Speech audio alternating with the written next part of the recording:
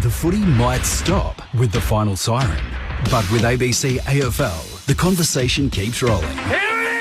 Get ABC AFL Daily Podcast with Premiership coach Paul Roos alongside Corbin Middlemass, Ben Cameron and Poppy Penny. From walking on thin ice to dancing on the mountaintop. It's your daily footy conversation. Find it on the ABC Listen app. ABC Sport. We begin this broadcast by acknowledging the traditional custodians of the land on which this match will be played today and pay our respects to their elders past, present and emerging. We extend that respect to Aboriginal and Torres Strait Islander peoples listening. One state. And they will come from everywhere. 4 days. This will be special. 9 matches. The umpire holds the footy up. And all 18 clubs. For a once-a-year festival of footy. Just cannot take your ears off this game. Oh, there's a bit to get excited about. I wouldn't want to be anywhere else on earth. On ABC Sport, this is the 2025 AFL Gather Round, live from South Australia. The celebrations as they come from everywhere. Gathers bursts away, kicks the goal, and the party continues. This is Gather Round. Sit back, relax, witness the greatest. It don't get better than this. He's pulled the through for a magnificent goal. Comes out, gathers, snaps, goal. An extra bit of class. He smashed that through. What a kick. Goes bang with everything he's got. They are leaving nothing out there. Listen to the roar. The drop punt. He's gone. And the building is jumping. We know he's a big shot taker. He's a big shot maker. Leans back on the kick. Game on. Like camera action, baby. Countdown to contact. From the right forward. On it. Oh, he's a sharpshooter, all right. Step up in the big moment. Close to the man on the mark. Drop punt. He's there. Gathers. Snaps. He'll bring the house down. Sit back, relax, witness the greatest. It don't get better than this. We'll put it on the boot. Kick up towards the logo. You take a seat, cause it don't get better than He this. defies the laws of gravity. He runs onto it 50 from goal. He's in Dusty's pocket. He shoots. Oh, he's as bloody good as Dusty. Oh, yeah. Rose snaps goal. The drop punt. It's good. And you can hear that mighty roar. Walks one way and the next and the snap. There's the finish. 60 out. Oh, my goodness. That's a massive kick. Big time spot. Big time goal kicker. That's why we love football. Brilliant to watch. From the centre wicket, whacks it for 6, scores level, running pass, throws it on the left, could that be the sealer? Seconds ticking down, we're not done yet, what a finish! Welcome to AFL Gather Round 2025 on ABC Sport. On radio, on digital, and on the ABC Listen app. You take a seat, cause it don't get better than this. Gather round tape 3 for season 2025. We are one game down and boy, what a way to start. 119 beat 100 last night. Triple figures for both the Cats and the Crows, but the all-important 4 points going the way of the Cats, which brings us to Friday night footy again at the famed Adelaide Oval. It is the Collingwood Football Club who rarely travel, but when they do, they travel well, and that is the case in these parts. They have won their last 9 at Adelaide Oval, while the Sydney Swans, the last time they were here, speaking of 3 figures, they lost to Port Adelaide by 112 points, hoping to try and put that nightmare long past them tonight and claim a scalp in Collingwood to get their season up and about under first-year coach Dean Cox. It's a great game in prospect, despite the list of outs for both teams. Corbin Middlemass with you in commentary, Friday night footy and Gather Round right here on ABC Sport. The weather has turned it on, as you would have been hearing all week, with the forecast tops in Adelaide. Today it got to 28 degrees. It is still currently 22 in the city and not expected to fall below 16 tonight. So a gorgeous night for footy, and there is no late change with the subs in. Ed Allen for Collingwood, the son of Ben Allen, and Angus Sheldrick is going to start as the sub for the Sydney Swans. Matt Clinch is here to join me in commentary.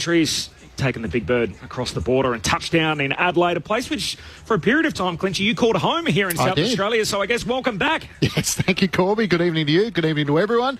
It's nice to be back, and probably the best vibe, or way to describe the vibe here for those that aren't a part of it, is it's somewhere between sort of the carnivals come to town and a lightning premiership with all the different club colours on display. Jumped on the tram, bumped into someone I hadn't seen for multiple years, so just felt like you're back in the old environment here, and yet it feels like we come to the Adelaide Oval where they're hoping to get a crowd of around 40,000. Great attendance, but there's a lot on the line. Collingwood looking to try and move to 4-1. They've had a good record when it comes to here at the Adelaide Oval. They won their last 9. Their last 2 in gather round have been their last 6 have all been decided by single-digit margins under a goal. And yet the Sydney Swans have had the bragging rights over the Pies over the last few years. So Collingwood with just the one win so far in recent history. So either way, it feels like we'll get something to talk about tonight. I get to hang out with these guys on Saturday afternoon, and now they're with us again on Friday night. So it feels like the next 24 hours will be all together. We've got to be quick because the Swans are waiting for us. But Luke Ball's here, the Premiership Pie. Hello, Bally. Corby, great to be here. Thanks for having me. It's become a great little tradition walking down to the ground, hasn't it, from the Quest there in the south of the city. And, the colours. And Matty Clinchy's right. There's jumpers out there with the colours of every team on them. So the AFL have come up with something new, and they're everywhere. They're probably $90 a pop too, so it's a nice little spinner for them. But it's a great feeling out there. It's terrific. Essendon Premiership player Adam Rabanaskas. Hello, Ram. Hello, and it's always great to be here at Gather Round. So this is my third, so very lucky. And at the Adelaide Oval, and we just see the Swans run out for their warm up, and it looks like they're coming to play cricket tonight. So they're in the full whites tonight. So, but look, it's going to be a great night. It's a sold out Adelaide Oval again tonight. So the place should be absolutely jumping. Speaking of other sports, how were the Lynx? The Lynx were great. Glenelg Golf Course this morning, which was absolutely stunning. See, it's got plenty to offer South Australia, and Adam Ramanaskas, he's been out and about sampling all of it. Let's get down to Aaron Bryans, who is our resident man here in South Australia. He's inside the Swans camp. Az. Thanks, Corby. Glorious conditions down at ground level, as you touched on, and from a couple of premiership players to another, I've got Ben Matthews here, the assistant coach of the Swans. A beautiful night for it, Ben. How have you found the week so far? Oh, it's been beautiful over here, to be honest. I mean, we flew in yesterday afternoon. We had a captain's run at Unley Oval, so that was great. The fans were out there. The guys spoke about the vibe in the city. It's incredible. All the people around last night.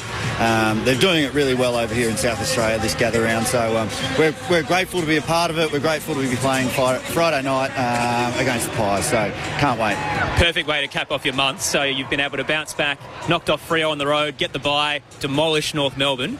What's been the key to the turnaround? Oh, look, we started to get our turnover game going a little bit more. Keeping the ball in our front half has been beneficial for us. We didn't score from the source a lot against Freo, but last week we were able to do that a lot better against North Melbourne. So, obviously we want to get the ball in our front half from contest and stoppage and lock it in. And I envisage Collingwood want to do the same. They did it particularly well against Carlton last week. So, that's our opportunity. Hopefully we can bring that again. I think one of the newer roles we've seen as well, Chad Warner floating forward a fair bit. When you talk about scoring from stoppage, someone who's so deadly in the centre bounce, what's triggered the move to go up forward? Oh, look, his prowess as a forward is very, very good. He's a forward of contest player. We all know that. And a lot of those very, very damaging players are that style of player. You think of Martin and Dangerfield when he's a mid. A lot of those really powerful guys are forward of contest players. You just got to make sure you support the defensive side of contest and stoppage well enough with others. So Chad's been able to hit the scoreboard a little bit. His score involvements are really, really high, and we think it helps him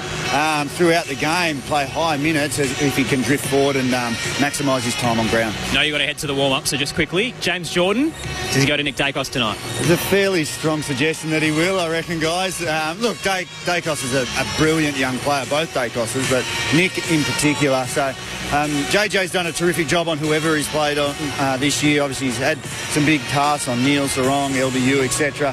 He doesn't get too flustered, but this is a really, really big challenge for JJ, but also our team. And how's Big Peter Laddams after his shank last week? Did the boys get around him? They got right around him. And admittedly, he even said, that's probably the worst kick I've ever seen. So, let alone myself doing it. He's a bit of a happy-go-lucky fella, Pete. But the boys got around him. He's played an important role, allowing Brodie to have a bit more of a spell in middle of quarters. And he's doing the job when he's forward. He's kicked a goal a week. So, hopefully he can bring that again. Hopefully a couple of better ones tonight. Thanks for your patience, Ben, and good luck tonight. Thanks, guys.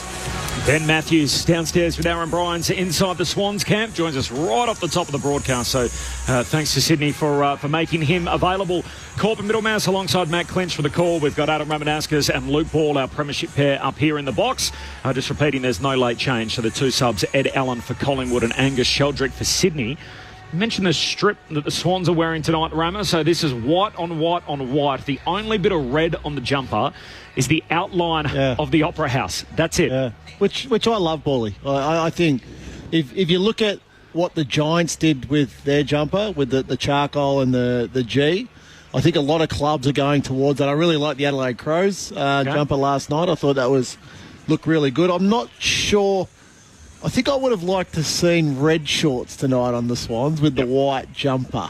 Wow. Very white. There's a lot of white. Are you going to claim a bit of a win here? You were strong on the campaign trail during the week on your new platform, which is going beautifully. Are you going to claim a bit of a win? You've got to add an S on the platform. Platforms. Yeah. Once upon a time, our biggest fear was not where we would go, but to the AFL to try and do these retro jumpers and the alternative strips. I feel like this is in my wheelhouse, but we will see two very different looking teams tonight. So Collingwood will be mainly black with the white stripes. And instead of being red and white, the Swans will be white and red. I think they'll be mainly white with just the very faint red trim. I got an answer on all of that, by the way, and a certain former president got in touch with me to clarify. You might get a text from the Express. To clarify exactly what had gone on there. But this is basically that they don't know what happened last week, and they hope that going forward, Collingwood and Carlton, their Pies will be wearing the predominantly white jumper with the white shorts, which makes sense. And obviously, as a result, the Blues will all be in the navy. So we've got one light team, one dark team. It's not that difficult, is it? No, that's right. Or it shouldn't be. Common sense. It shouldn't be. It's been an interesting news day. So I don't know if you saw the game last night. I'm sure everyone saw the game, I'm sure, last night with Geelong and Adelaide. What a high-scoring thriller that it was. And the Cats coming from 5 goals down to win it.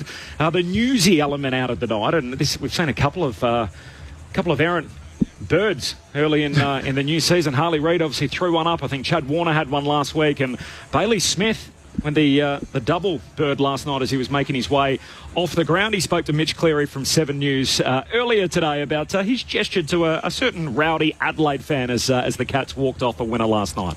I was just walking off, getting around the fans, and then, someone just getting stuck into danger a bit more than he should have. But, we're in enemy territory, so I kind of love that sort of stuff. I love the back and forth between the fans. I've had my time again. Probably shouldn't have done, the double bird, but it's just all part of it. There's only so much you can cop. But I'll expect probably a fine or something. But don't talk shit to the skipper, I guess.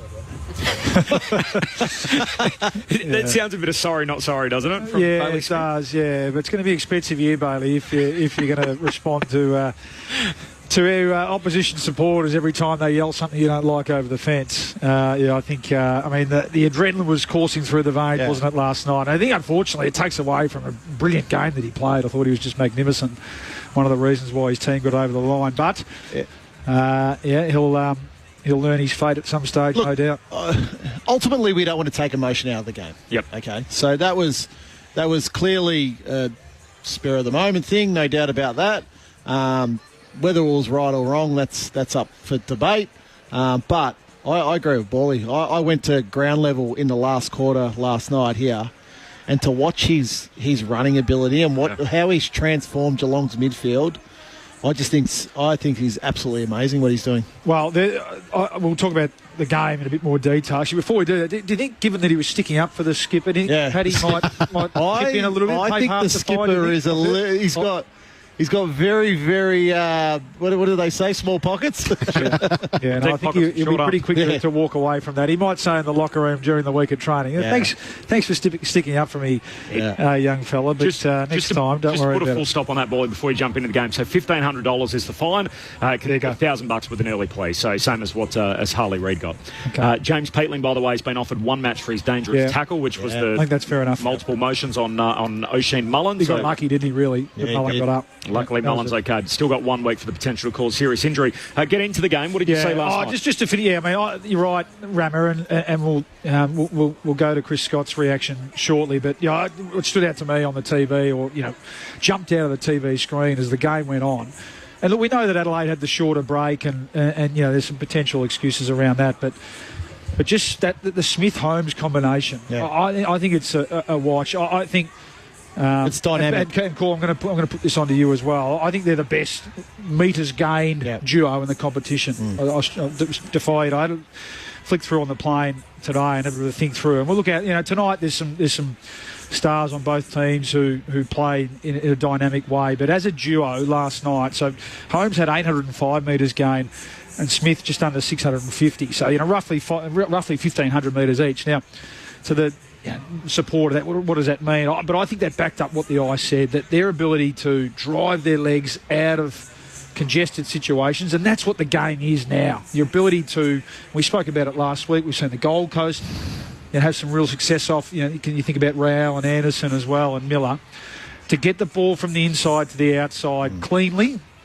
So there's a skill element to it as well. But when you've got two players like this who are tough and go and win their own ball when they have to, but ideally playing like they were last night with the ability to break out into space with their legs and then pump the ball inside 50, which they did, I think, on 15 times between them. I thought in the end that was a big part of the difference and what Adelaide really struggled to combat. I mean, Jordan Dawson had a quieter night. And I think, that probably exposed a little bit of a weakness through the midfield, especially with Rankin down a little bit. Against the top-tier teams, the Crows, there's still a bit of work to do there. But, we knew that, I guess coming off the ACL, he was a little bit out of sight, out of mind last year, Smith, wasn't he? But we know that at his best, he's that sort of player, and with Holmes as well. And I know you're going to throw to Chris Scott in the middle. The beauty of it is that it allows Tom Atkins and Dangerfield when he's in there and Bruno and one or two others and Bowes when they're in there, they go in and do the grunt work. So Smith and Holmes, you win your own footy when you have to, but you're the ones that we feed the ball to and you're the ones who break the lines and cover the ground. I think it really stood out last night. They were superb. Before I hear from you, Rama, this is what Chris Scott had to say last night as we were all sitting here talking about Holmes or as they say around here, Holmes. and Smith, plus, of course, Dangerfield and Cameron up front. This is who Chris Scott was focused on last night. I don't normally do this. We really like Bailey and Max was good as well, but they weren't as good as Tom Atkins. That was a really special game, especially when the heat was on and we were being outplayed. We thought that he was the one that stood up. And I only say it because the high-profile players always get the plaudits, and I'm not sure that that's appropriate in this situation. So there he was last night. Yeah, It's unusual, isn't it, that you hear a coach basically go, look, I know you guys are all talking about these stars. I want to put the light on this guy. Yeah, I like it. And you can just tell. I mean, you can tell that he'd be a favourite. He'd be, one of the first magnets on the board week in, week out. But he complements him perfectly. Yeah, but I thought he's ball winning last night. So he's usually a 14 to 15 possession, 10 tackle guy. He has been for the first month. His ability when the heat was on. And the 20-minute mark of that second quarter, they looked on, didn't they? The Crows. Well, that's what I was going to say. They got out to about 30. It was 30 points. His ability. But Geelong kicked those last couple of goals of that second quarter. Yeah, and they just hung in there. There was a couple of contests that he actually just screwed his guts up and went and won the footy and fed it out. And then it was a bit of brilliance from Cameron and Dangerfield forward of the ball. But when Chris Scott, how measured he is usually after a game, so you could tell that he had that one ready to go. In the emotion of the aftermath, and I loved it because you can just say you can sense that he's the sort of player that would get all the plaudits internally at the club during the week, but we overlook him a lot of the time externally. I thought he was brilliant last night. As you said, man, it complemented the games of those line breakers. So I think there's a watch on the Crows now. Okay, they're getting scored. They're getting scored on heavily, which their attacking game is sound. There's no doubt about that, but in terms of what teams are able to do offensively against the Crows, that has to worry Matty Nicks. So it's almost back to the Malcolm Blight theory. If you kick 120 points, we'll kick 121 points. But I just, particularly that last quarter, like how they were opened up in that last quarter when the game was meant to be tight. Yeah. And then you look at going into Geelong's forward line, and it was basically Cameron and Dangerfield inside forward 50 against two Crows defenders. You need four Crows defenders back there. You've got to be rolling back. And again, standing at ground level last night, I was watching particularly where the Crows midfielders were, and they would get to half back, but they wouldn't then get inside that defensive 50 and really help out and really outnumber Geelong. So it's a watch for Matthew Nicks, and I think if he can get that part of the game right, look, there's no doubt in my mind they can play finals, the Crows. Yep. But can they be a real competitive team without that defensive element? I think there's a leadership element to it as well, Ronnie. We're recognising those game situations. So, okay, they go to 5 goals up, heading into half-time, and you look at Collingwood now, and okay, it's probably unfair to compare them with a Pendlebury and a Sidebottom, but what do Collingwood do when they recognise that it's time just to shut down the quarter and not allow the opposition to get any sort of momentum coming to the break? It's the leaders that get involved and just know when it's time to do that. And Dawson was quiet tonight, and when he's quiet, there's a bit of a drop-off, I think, across the board. Taylor Walker, he's been solid, a forward of the ball, but who were the people through the middle part of the ground that recognise that, okay, this is the time just to take the heat out of the game. It's not the time to keep flying. That's right. To keep and that's playing the point. And that's the point of it, what you're saying is, okay, so 30 points up, they kick the next one, they kick the next one, so it's then 3 goals. It's like, okay, let's just shut the quarter down. Let's shut the half down now. Let's just lock it down. But I love the mentality to attack. But to be a really, really good team, you've got to know when to just shut it down. So do you think it's a maturity thing for Adelaide? You touched on the trends of the game and speed of ball, by foot, by leg speed, Bailey Smith, Max Holmes. Goals conceded from turnover seems like such a trend in the game. Yeah. If you don't have that maturity in your back 50, is that where Matthew Nicks need to think, do we drop a Jordan Dawson back across half back? Do we put a Rory Laird there? Yeah. Just in those moments, like Patrick Dangerfield can go into the middle when things start to get out of control from Geelong. Do they need that lever they can pull when all of a sudden the game is slipping away from them? Yeah, I think so. I think, and they were electric. Let's not take anything away from for the first quarter and a half. They were brilliant. But it is just, I think it's a bit of a personnel thing, and Nicks was questioned about that after the game. A little bit of a personnel thing still behind the footy, but some of the mistakes that were made by players who don't usually make them, like Mitch Hinge, he had a bit of the footy, but he had a really poor night, didn't he, in terms of decision making and ball use in critical moments late in quarters. And Nicks is right. No one can defend that. The greatest fullback of all time or the greatest back 6 of all time aren't going to be able to defend those two. So it's a bit of a combination of both, I think. I just don't think Adelaide's back 6, 7 have played together enough yet.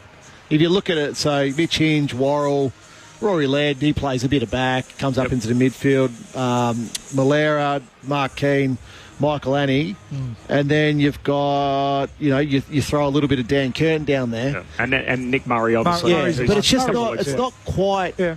So experience and. Yeah. So it's like you look at the really good teams, okay, and then you go to a premiership team, and you go, okay, that line, that defensive unit, or that midfield unit, or that forward unit have played 100+ games together, and they can trust each other and they can work together. I just don't think the Crows have played enough together to get that leadership to go, okay, we're going to lock this down here. It was a huge stage in the game. You guys have referenced it already. Time on in the second quarter, 30 points up Adelaide. And from the moment we hit time on, the Cats kicked 4 goals. And instead of being 30 points down at halftime, they trailed by just 12 at the long break. We asked Jeremy Cameron about it last night on ABC Sport.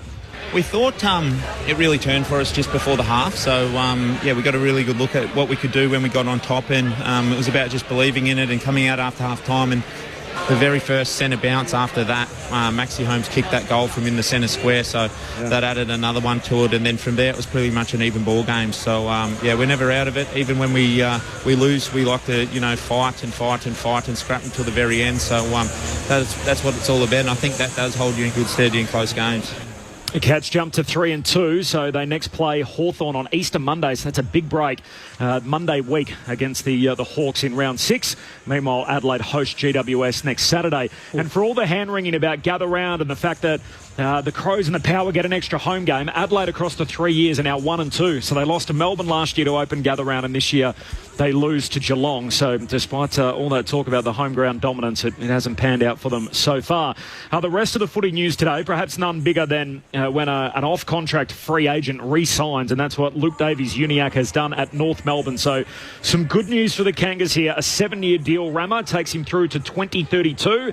So their number 9 is going nowhere. Luke Davies-Uniacke signs on at Arden Street. Which is great.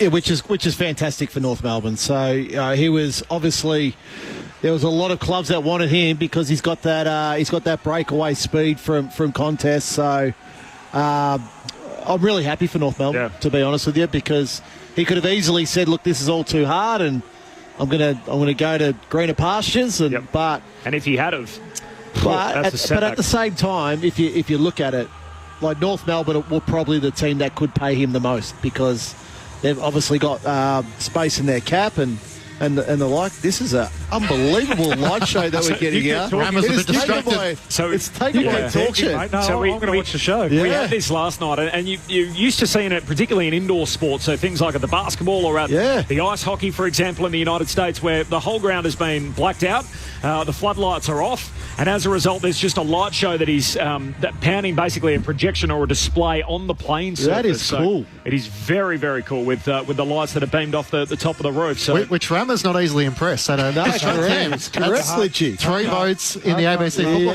to the Adelaide Oval staff. Just back to David Uniacke, it's interesting. He hasn't had a great start to the year, and I wonder whether it's got to a point, a month in, and the team's performance has been a little bit reflective. We know he can be a bit of a barometer, where it's got to the point where him and his team have thought, it's a distraction now. So time to make a decision. Let's make the call.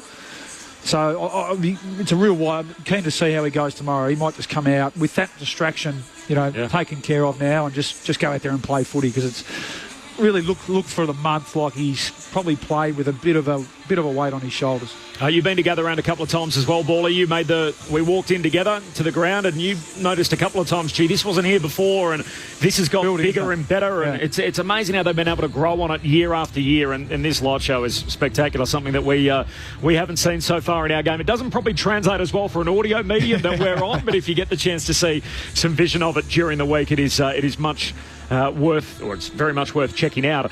Sunday teams are in, so of course these squads trimmed down later today from earlier today from the squads that were released yesterday. Now the game at the Barossa to kick us off, Richmond and Fremantle. So Morris Rioli's back, Hugo Ralphsmith, and Jonty Fall is going to make his debut. So he's from the Greater Western Victorian Rebels, kicked 27 goals in 11 games last year. The Fall is a famous family name in Ballarat, so Fall Shoes, which is sort of on Bridge Mall there, which a lot of people know it's an institution basically in the Ballarat area. So he comes from the Fall family, and that's spelled F-A-U-L-L, so he'll get to make his debut for Richmond as one of their top picks from last year. Out goes Lawler, Armstrong, and Smith loses his place. Lawler is hurt, so that's why he's not playing. The Dockers, the big question here was, would they rush back Sean Darcy, given the fact Jackson's injured? They have, so this is ahead of schedule. Darcy, Young and Switkowski all come in, so 3 senior ins for the Dockers. Wagner, O'Driscoll and Jackson miss out. The game at the Parade on Sunday is St Kilda and GWS. Harvey Thomas, who was one of the suspended few at the start of the year from the dress-up party late last year, he takes the place of Brent Daniels. And Jack Steele is back for the Saints, so they get their captain back. Isaac Keeler is the man that misses out. And then the big blockbuster to finish, the main event of Gather Round, Port Adelaide up against the Hawks. I heard Patrick Stack describe it today as the plane game to see if Jack Ginnivan perhaps will pull out the celebration against Ken Hinckley's team. Well, we've got Tom Cochrane returning and Travis Boak for the home team. Burn Jones and Evans, the 2 out. Burn Jones, of course, suspended. And it's James Warple who's going to get the call-up ram, so he comes in for Will Day. So Day missing, but Warple back. I've got to be honest with you, Corbs. You weren't listening to a word. You were watching very this. Little. Yes. Very little. I am mesmerised at the moment. That is one of the better light shows that I've ever seen. So hopefully they do it again tomorrow night for Essendon and Melbourne. But that was really, really special what they did there. I was lucky enough to see one at Madison Square Garden a few years ago before a Rangers game, and they do the light projections, and it looks like the ice is cracking and melting, and then it's very, very cool how they do it with the lights, and the same thing here, and the forward 50s are lit up with the neon lights, and it's very, very impressive if you get a chance to check it out. I did hear your Sean Darcy coming back, so that's an interesting one. That's an interesting one for me, Sean Darcy. So very little football, and he's a player that needs football. So to bring him back, they're an interesting spot, Fremantle. Can you hear that in the background? Yeah. Of course, here we go. Here's our man, This is Matt Sammett, who is the Adelaide Crows pre-game entertainment. which he's doing for Collingwood and Sydney. He's the saxophonist, but it's an AFL game, so he wasn't there last night. The Crows weren't happy, so in excess, of course, the Never Tear Us Apart track plays before the Port games. But this is the thing that the Crows have got on board this year. So he's one half of the Lunar Society. He's a saxophonist. This is on Corbyn's platform during the week. Up. This is what he went with. He didn't get the call up for the Crows. So why wasn't he there last night? It's a bit of a mix-up. The AFL booked him for the Friday night, and the Crows were basically like, well, he's meant to be our guy, and now all of a sudden he wasn't on the right night, but he's here tonight. So he plays levels by Avicii leading up to the bounce for Adelaide home games. Yeah. So when they play the Giants next Saturday, he'll be there for that. But keep an eye out for him. I actually think... I know they like the NXS thing and everything else. I think the Crows have taken over with the levels before the bounce from our man Matt. So he does a wonderful job. We'll go inside the Pies camp next. Matt Boyd's going to join us. This is Gather Round on ABC Sport, the countdown to the bounce. The Raw told the story. Did you know you can now listen to the footy on your smart speaker? Play ABC AFL. ABC Sport, your home for footy. ABC Sport. This is the 2025 AFL Gather Round, live from South Australia. On your radio, Sport Digital, and on the ABC Listen app. Both teams had a little hurdle out of the gates, Collingwood and Sydney. The Swans losing their first two under their first-year coach, Dean Cox, but they've steadied up to go back-to-back wins from that point on, while Collingwood, of course, they were humiliated by the Giants in opening round, but since then they've won 3 on the bounce. So two teams with multi-game winning streaks early in the season. They meet Friday night footy here on ABC Sport. It is the Friday night of Gather Round. The whole competition's in town, and the Collingwood Football Club bring plenty of support with them. Corbin Middlemass and Matt Clinch to call the footy. Aaron Bryans on the boundary, and our premiership pair, Luke Ball and Adam Ramanauskas. There is no late change. Ed Allen is the sub for Collingwood, the son of Hawthorn premiership player Ben Allen, and Angus Sheldrick, the lefty, is going to start as the sub for the Swans. It is a glorious night. If you're just joining us for the first time, 22 degrees and fine conditions outside. Barely a zephyr of breeze out there. Got to 28 today here in Adelaide. We might just head straight into the Pies camp, I think, and catch up with one of their assistant coaches who's downstairs with our own Aaron Bryans. Thanks, Corby. Downstairs with Premiership Bulldog, now assistant coach at Collingwood, Matty Boyd. Matty, a couple of big injury news through the week. No Lockie Schultz, no Dan Houston, Jordan De Goey's not out there. A little bit of carnage, but how do you manage it tonight? Yeah, it's a little bit. Obviously, a couple of those guys have been in pretty good form, particularly Shooter, who's had a really good start to the year for us. But that's just the unfortunate part of footy, and it's unfortunate for those three, but it's fortunate for three others who get their opportunity tonight. And we got some ins who come into the team off really good form in the VFL, so that's exciting for them. One of the boys who's been catching in on a bit of midfield opportunity is Ned Long. It feels like he's really at home now when he's getting full minutes. Yeah, I mean, we've been trying to squeeze him into the starting lineup for a number of weeks now, and it's just been hard with with the personnel we've got in there. So it's great to see him get an opportunity of the full game, and he's been fantastic for us, and his attitude's just been first class with how he's accepted the role. And when you're the sub, you've just got to be ready whenever your time comes, because we saw a couple of weeks ago he was on within 5-6 minutes. So he's done a great job. Love coaching him, love his pressure, and the boys really enjoy playing with him. Star of the midfield, Nick Dacos, always gets a fair bit of attention, and I imagine you're probably used to that by now, Matty, but James Jordan's out there tonight. He loves to run with him. Are you expecting a tag to come? Well, we're probably expecting it, and the form line would suggest that Jordan's been going to the best mid of the opposition, so it's something we're expecting and planning for. But Nick's got great support. He's got great support with his teammates around him. Everyone understands the pressure that sometimes he can be under in the midfield. So everyone just does their bit to chop him out and help him out where he can. But it's also really important for Nick to play his role and make sure he's helping his teammates as well. So that's something we'll certainly keep our eye on. His biggest supporter would be his senior leader as well, and Scott Penderbury. Game 408 tonight, moves to third of all time, and doesn't look like he's slowing down anytime soon. No, and I think he's like one of those Barossa Valley wines, isn't he? He just keeps getting better as he ages. But no, he's remarkable, really. It's unbelievable to think he's played that amount of games at the level he's played them at. I mean, we're talking about 408 games at the 407 so far, but at an extremely high level. So it takes a remarkable character to be able to play at that consistency. And, you know, when you're up close and personal with these guys, and with Scott in particular, you understand why he's such a consistent performer, because of the work that he puts in, the thought he actually puts into his game.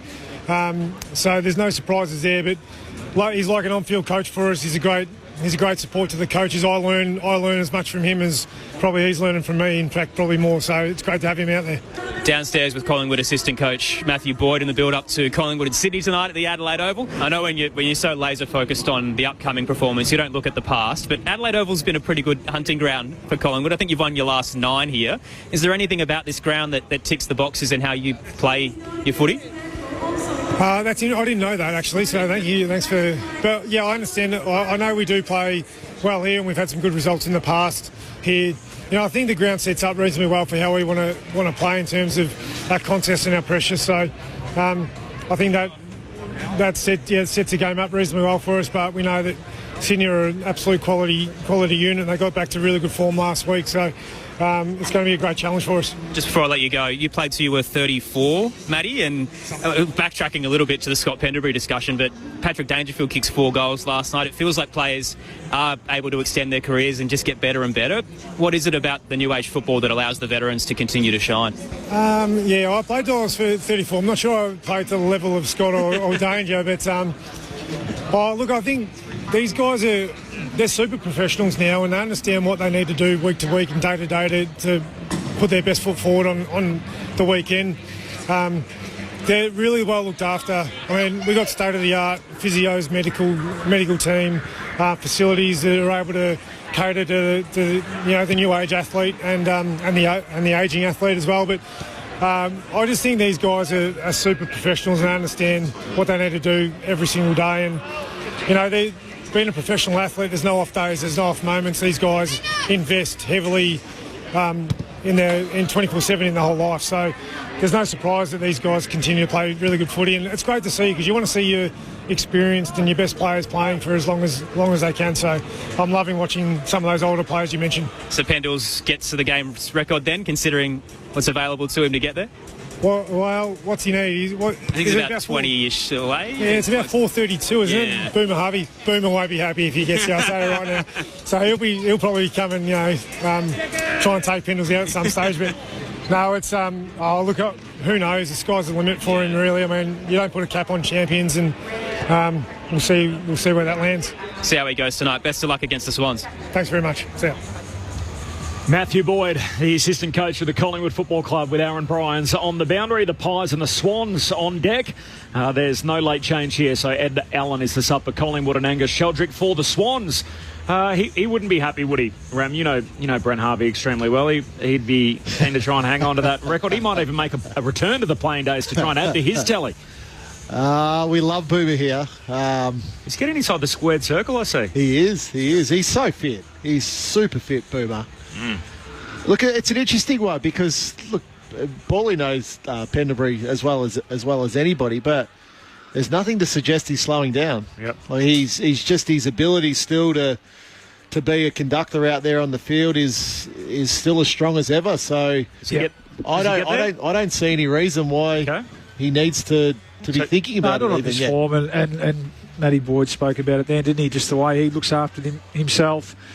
The modern player does, and it starts really in the off season and from his point of view. And I think the other thing is he's in a really good place with family and kids, and the club working with him really closely with that, and allow him to dictate the program a little bit. So he'll have one eye on it. There's no doubt about it. That basketball element to him too. The records are always sort of in their sights, but he also won't play on if it's not the right thing. He's got such pride in his performance and has played to such a high level that yes, it's early in the year and there's no need to make a decision now, is there? But yeah, you're right. He's still one of their most important players. Well, the other part too is Collingwood are never a rebuilding team. They're a performance team.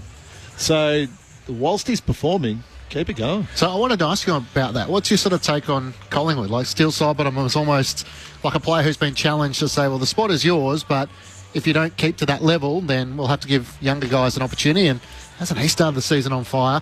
Jordan De Goey and Lockie Schultz were their multiple goal kickers last week against the Blues, and yet if you take out that big win over Port Adelaide, they've sort of averaged 8 goals 16, so they haven't been very accurate in front of goal, and the stat doing the rounds last week where they're the oldest side in AFL history to take to the field. So eventually time has to catch up with them at some stage, doesn't it? But I think that's a conversation with any older player in the competition. Now, the competitor within an older player goes, well, he's not taking my position. That's just as simple as that. Now, we all get to the end at some stage, unfortunately.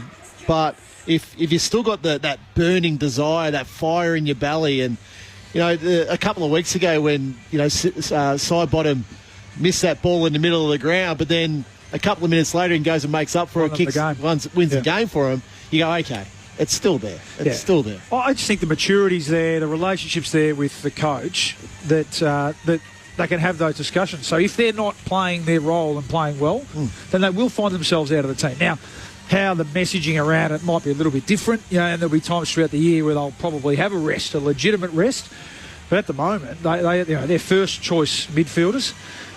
We saw Pendle start as a sub, didn't we, a couple of weeks ago? So there'll be a bit of that throughout the season as well. But at the moment, they're absolutely earning their spot, you know, in the starting 18. And until that's not the case, then good luck to them. But I mean, just with an eye to tonight, it's going to be such a crucial battle for me. And I'll probably say it every week, but the midfield battle tonight, determines the game from my point of view. 0437 774 774, the SMS number. The Malcolm Blight theory had Gary Ablett at full forward. Talking about, of course, the high-scoring shootouts the way Malcolm Blight loved to play. That's a fair comment. And from Brett in Canberra off the SMS, hi Corby, are the Crows playing Bazball?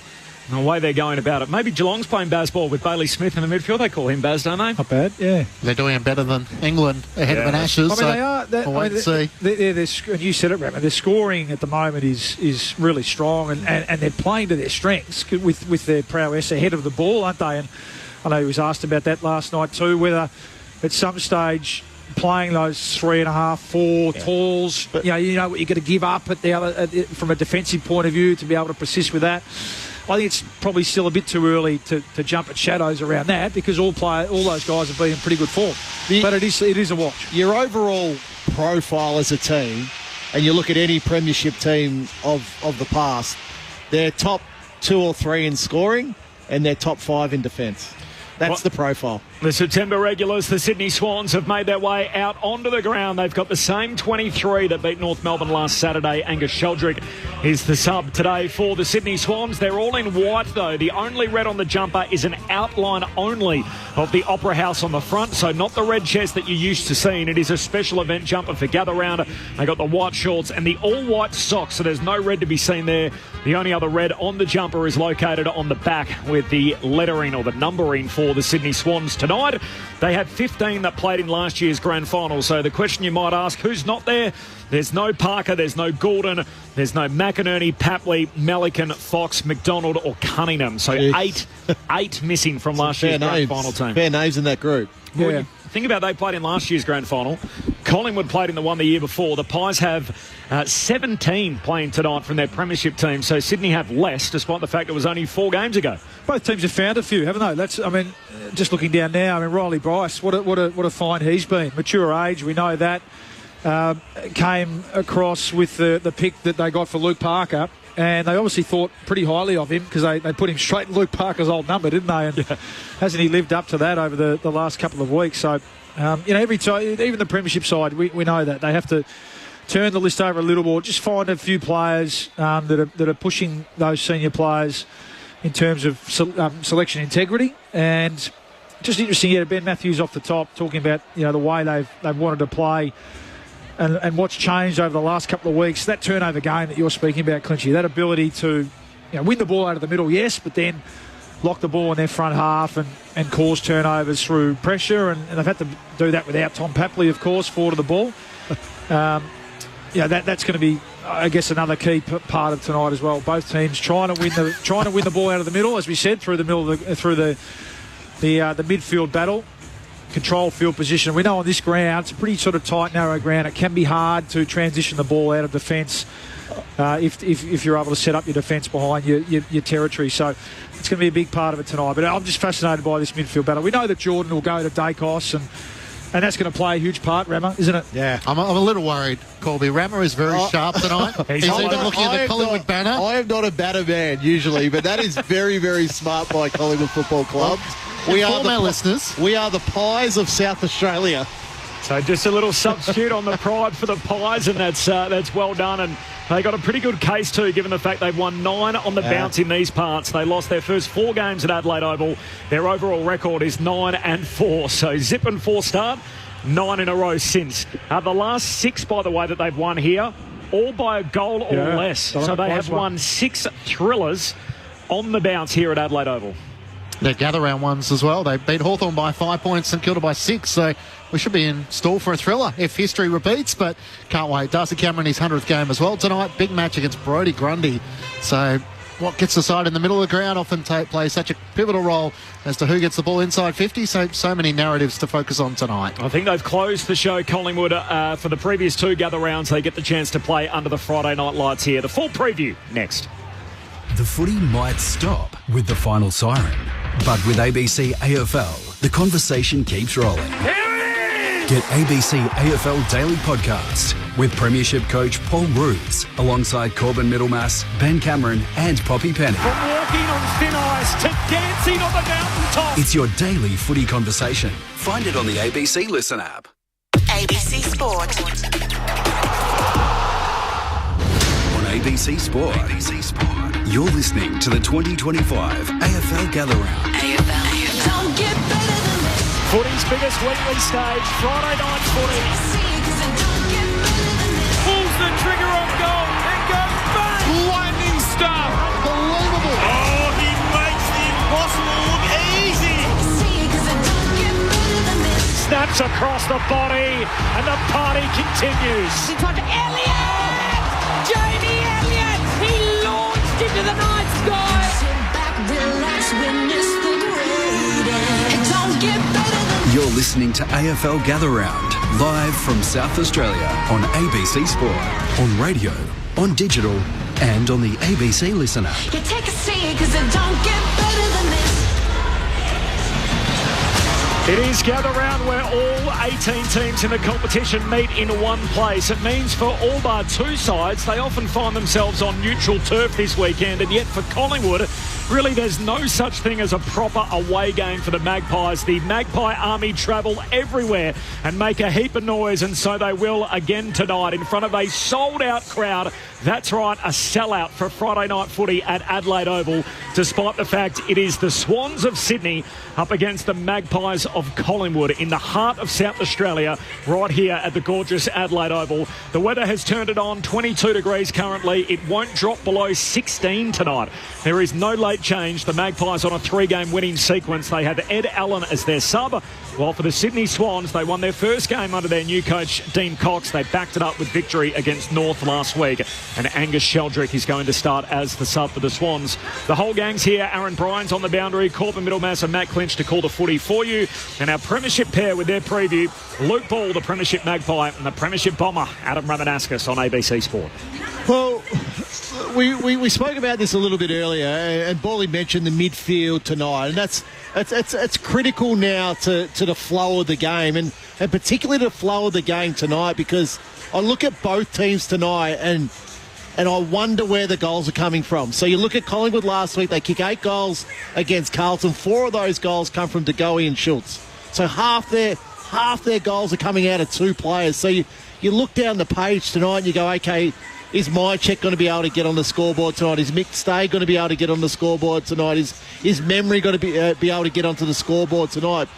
They haven't been this free-flowing, high-scoring team yet, Collingwood, to start the season. So I know Craig McRae likes to play that up-tempo style of football, score, move the ball freely, but it's just not happening at the moment for the Pies. So I think to Bally's point around the midfield, well, what do we got to get out of the midfield tonight? You take De Goey out of that midfield, so that dynamic player comes back out of that midfield.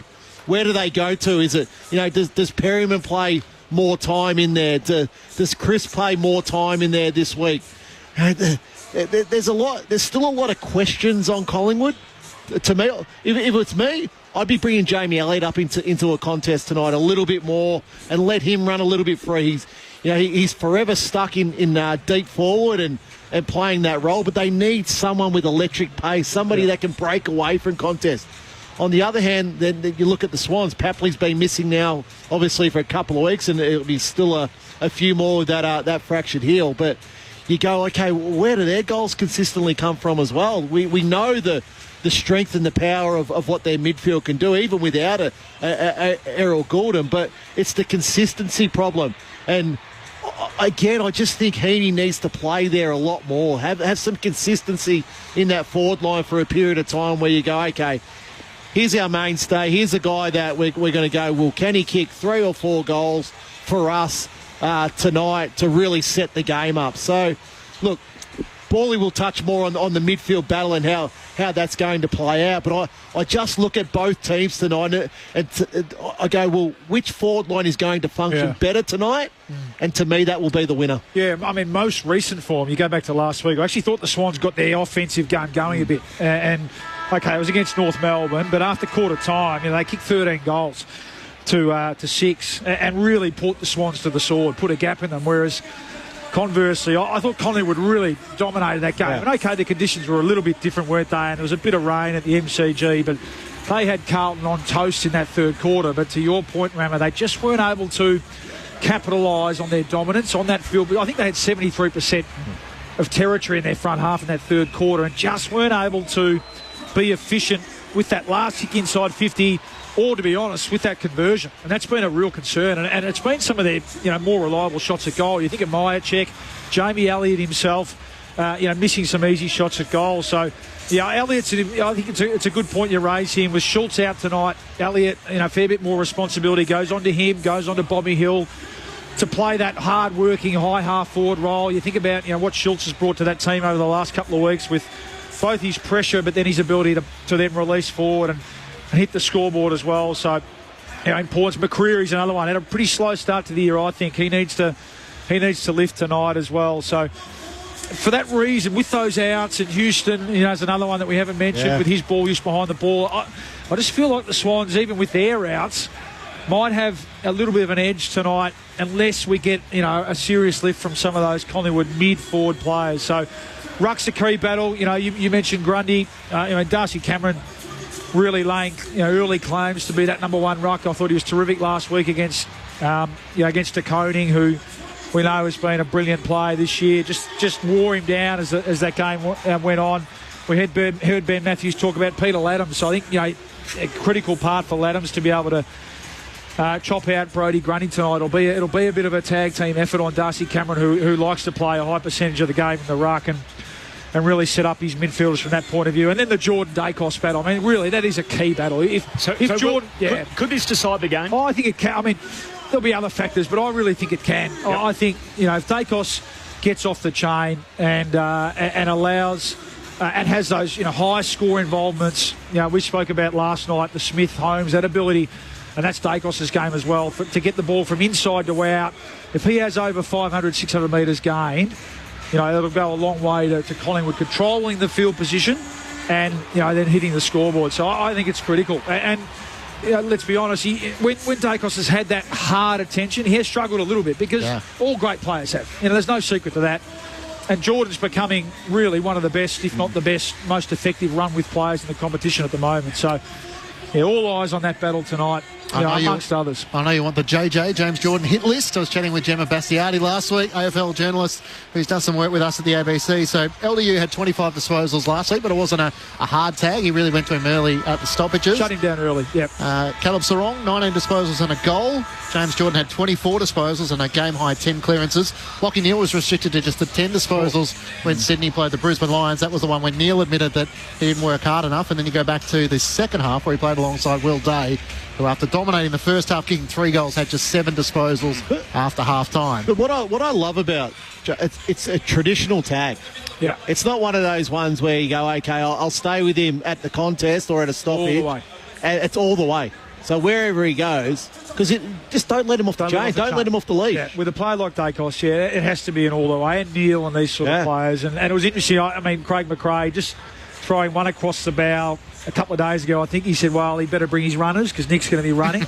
We know that Jordan's got a big tank, so it's going to be a fascinating battle tonight. There's only 6 teams that are undefeated in Gather Round if we're keeping such stats. So Geelong are now 3-0. These are 2 of them. Both the Swans and the Magpies have won their 2 encounters so far. James Rowbottom attending the coin toss in the absence of Callum Mills with Darcy Moore. Aaron Bryans is with us on the boundary tonight. Good evening, Az. Evening, Corby. I cannot overstate how glorious it is tonight in Adelaide. 22 degrees, clear skies, nearly a full moon as well. Just beautiful conditions, barely a breeze in the house. You touched on it before. James Rowbottom out in the middle has won the coin toss against Darcy Moore. So Sydney will be kicking to the right-hand side of your radio dial, the Riverbank Southern Stand end. It's been a magnificent turnout as well, Corby. So we had 50,000 last night. It is a Collingwood home game, and there's a lot of them here tonight. They've had 43,000 across their last 2 gather-round games, but I reckon we're pushing closer to 50 tonight, largely because there's a really good contingent of Swans fans here. They're absolutely everywhere, spread out across the ground. The subs, Angus Sheldrick for the Sydney. That's his 3rd time this season he dons the vest. Ed Allen playing his 4th game, the first-round pick from 2022 for the Pies, will start as sub for Collingwood, and we'll keep our eyes on James Jordan across the night to see what he does with Nick Dacos. Thanks, Az. Tip, Ram, who do you like? I like the Pies. Okay. I think I just think without Papley, it really worries me for Sydney against a better opposition. Give me a team, Bally. Well, I'll have a little bit of an emotional hedge. I'll go the Swans. No, I'll pick the Swans by under 2 goals. All right, it's a Friday night main event. As Gather Round rolls on, the 3rd edition, Matt Clinch on ABC Sport with Collingwood and Sydney to go at it. It's getting bigger and better each year as the city of Adelaide comes alive once more. The second match as Grundy wins down the opening tap against Cameron. It's long for Collingwood, who takes it. Gets a hand pass to side bottom to Nick Dacos. Hand pass back to Cameron. Drives Collingwood inside 50. Leading out. Crashing the back is McStay. There's a few players who are left in its wake. Tom McCartan is one. Rowbottom tackled by McCreary and Chris. Umpire circles. And we'll ball it up. Just 55 metres out. What an outstanding contest. McStay, Tom McCartan there, just bang. First contest, you make a statement there. Hamling was in there as well. Cameron wins down the tap, top of the 50 for the Pies. And he lays the tackle on Long, heading to the scoreboard end in this opening term, the Magpies. The Jordan padlock straight to Nick Dacos as expected from the ball up. Pies win it. Nice hand pass through all of that. Sullivan got it on. Lipinski, hand pass to Bobby Thrill. He's kicked the opener. In front of the scoreboard. Bobby Hill lights it up again for the Magpies. 1 straight 6. Sydney yet to score. We're just 60 seconds into the ball game. Gather Round on ABC Sport. Adam Ramadauskas and Luke Ball. It was just brilliant in tight work. We spoke before the game about getting the ball from the inside to the outside, and it's Ned Long who gets his opportunity. The perennial sub, he gets his opportunity to start in the centre bounce, and already he's gone to work. Already 3 hard ball gets, really genuinely hard ball gets, and some lovely hands out. I think it was to Sullivan. Again to Lipinski, and they just had the extra. A lovely finish from Bobby Hill. So, terrific start, Ned Long. You're right, all eyes on the Jordan-Dacos matchup. But Ned Long starts next to Isaac Heaney, inside bottom in the middle of the ground. It's got a feel about it, doesn't it, Clinchy? And Adam Ramadauskas, your experts. Gather Round on ABC Sport. Bounce back in the middle. Grundy wins down the tap. Looking for Rowbottom. Spins onto his right-hand side. High ball to centre half forward. Flying behind. McLean trying to bring it down. Campbell lays the tackle. Spills out to Sidebottom. Kicks out towards the broadcast wing. Foot races on. Florin will get there first to Sydney. 1-2 with Rampy. On his right-hand side gives the hand pass back to Rampy. Hemmed in against the boundary line to Grundy. Back to Florin. A hurried kick inside 50. Cameron was waiting for it. Had to try and deal with a half volley. Slapped it out to Maynard. Got it to Sidebottom. Hand passes back inside the defensive 50. Frampton wants to try and switch it to the right back pocket, and he finds Lipinski. Little trip to the States in the off-season with Isaac Quaynor. Did some work with a sprint coach over there.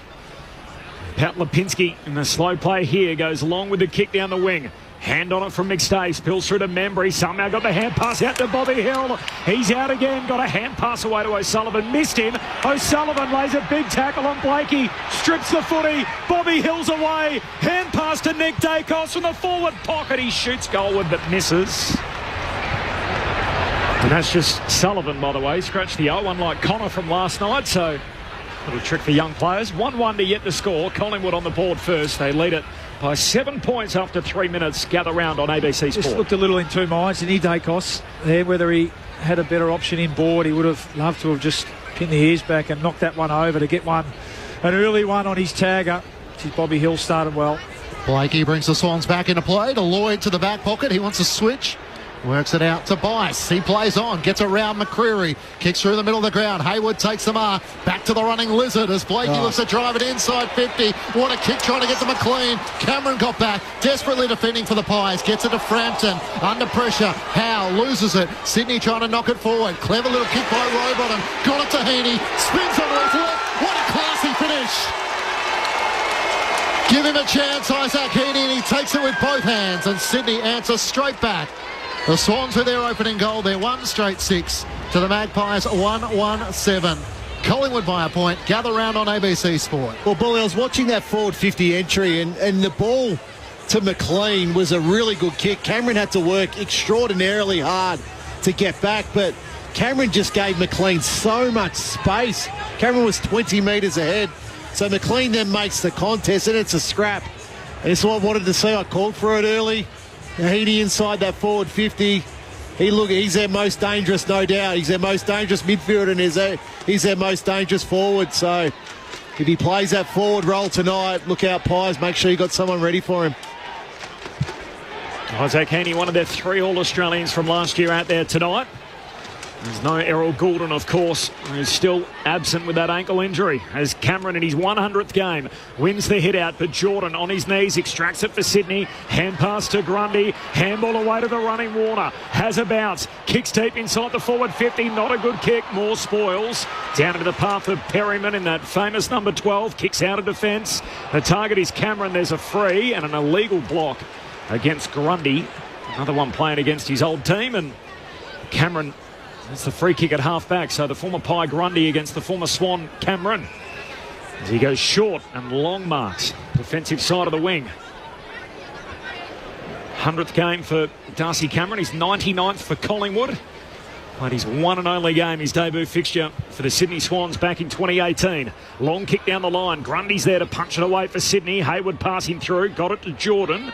He's locked up by Nick Dacos as Dacos plays the role of the defender here and leans into him on the ground. Ball up on the wing. Collingwood by a point. 5.5 in. Looks like Quayne has got the match up on Will Hayward, coming off a best on ground performance last week. Gather round on ABC Sport. Brodie Grundy wins down the tap, but long roved it superbly for Collingwood. Gains territory with a kick up towards half forward. McStay caught behind Hamling and sees him across the boundary line. A throw in at left half forward. The ground just looking spectacular tonight with the old scoreboard lit up.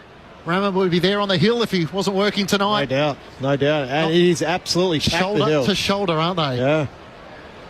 Thrown back in. Magpies leading by a point. Grundy works his way to the front, trying to knock it down to Jordan. Gets the hand pass to Campbell across half back. Links up with Rampy. Switches out onto the western side. It's a good kick, and Cleary takes the mark. He has to wait for players to lead into space, in which McLean does that. He ignores him, though. Wants to try and come back inboard. Heaney, the target. He takes the mark in front of Perryman, and he's away. Isaac Heaney with a lace-out pass. What a delivery. And finds Tom Hanley. Well, just... Collingwood's defensive transition running at the moment is leaving a lot to the imagination, because I mentioned McLean in that first goal with Heaney. He had so much space. And now again, just so much space here. Tom Hanley, the mid-season pickup last year from Gippsland. Kicked a couple of goals last week against the Kangaroos. From 50, Hanley comes in. What a kick.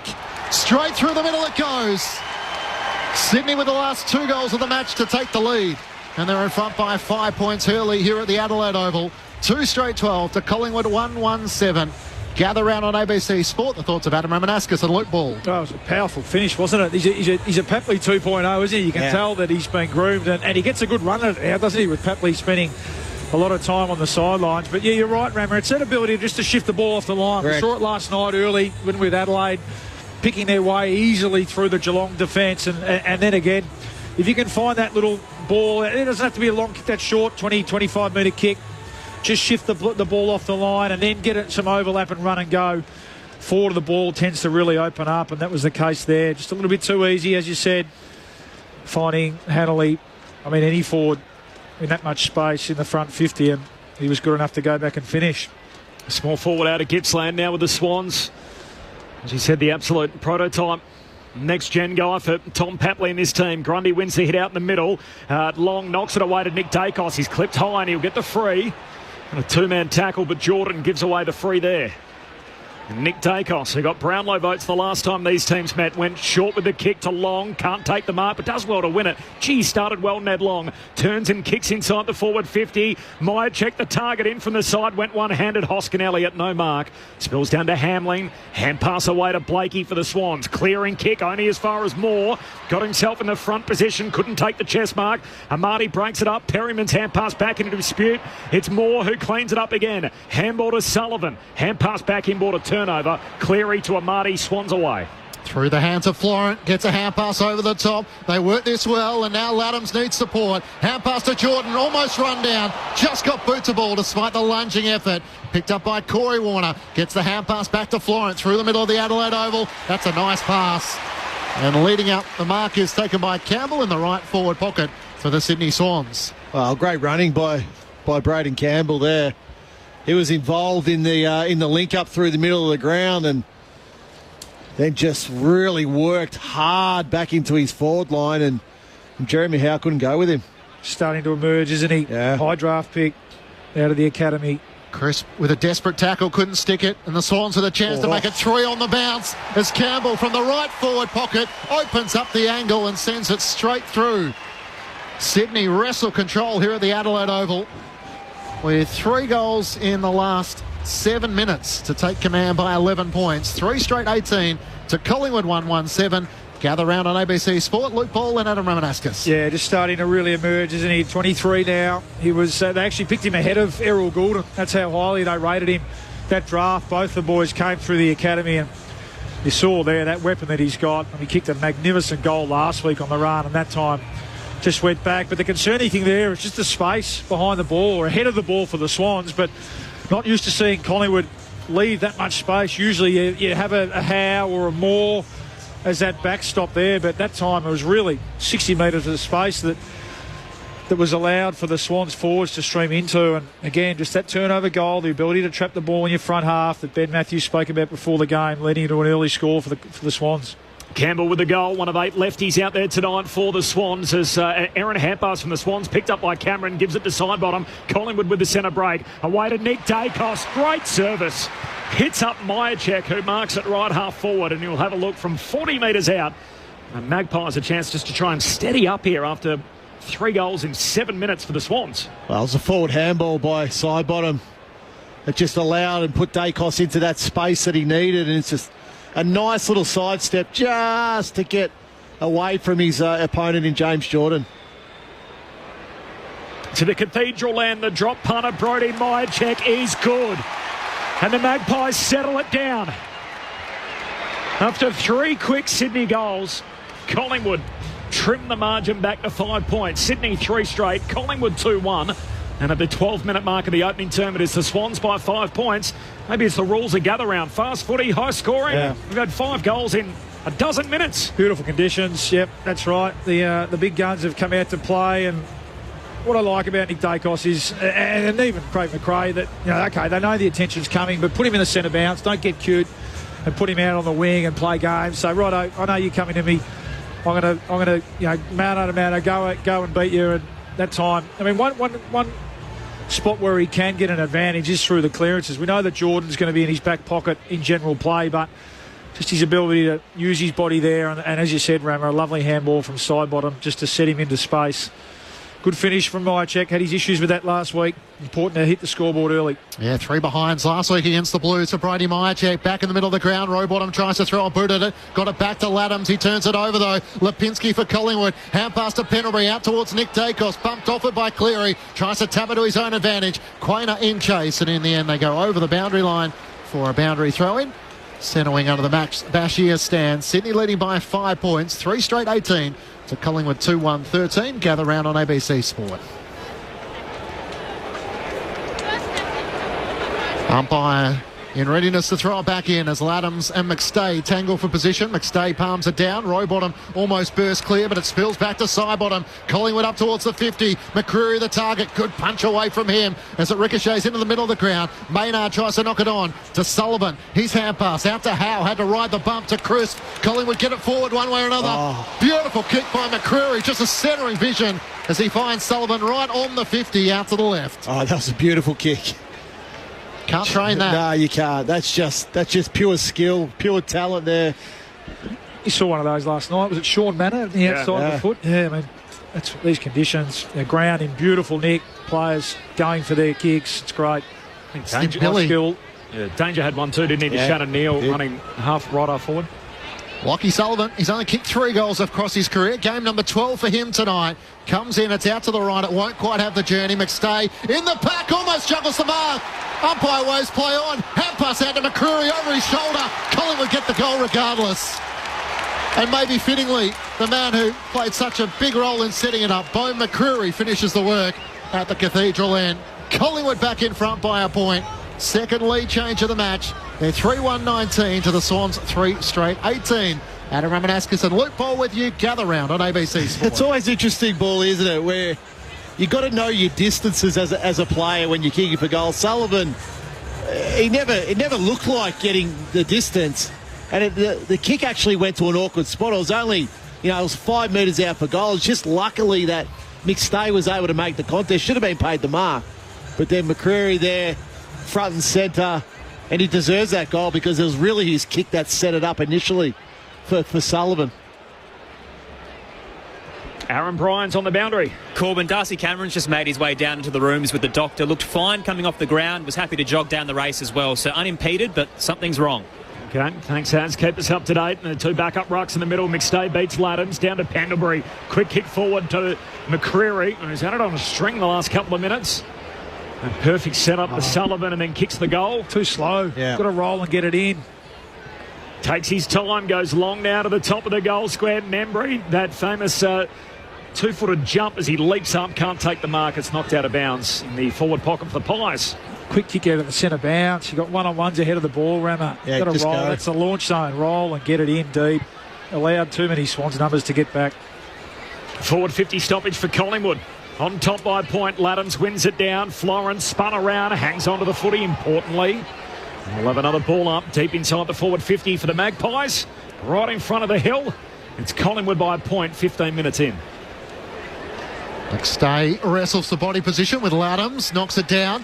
A chance for Roberts. It spills out the way of Rowbottom. Hand pass away to Florent. Kicks out into the path of Jake Lloyd. Has to deal with Lipinski. Tries to tap it on to Cleary in the end. Lipinski got there first but overran the footy. Lloyd's hand pass too slick for Blakey. Here's a chance for Long of Collingwood. Hand pass to Sullivan. To Pendlebury. He's normally cool and calm. Kicks out in front of Jamie Elliott. On the bounce. It trickles away from him.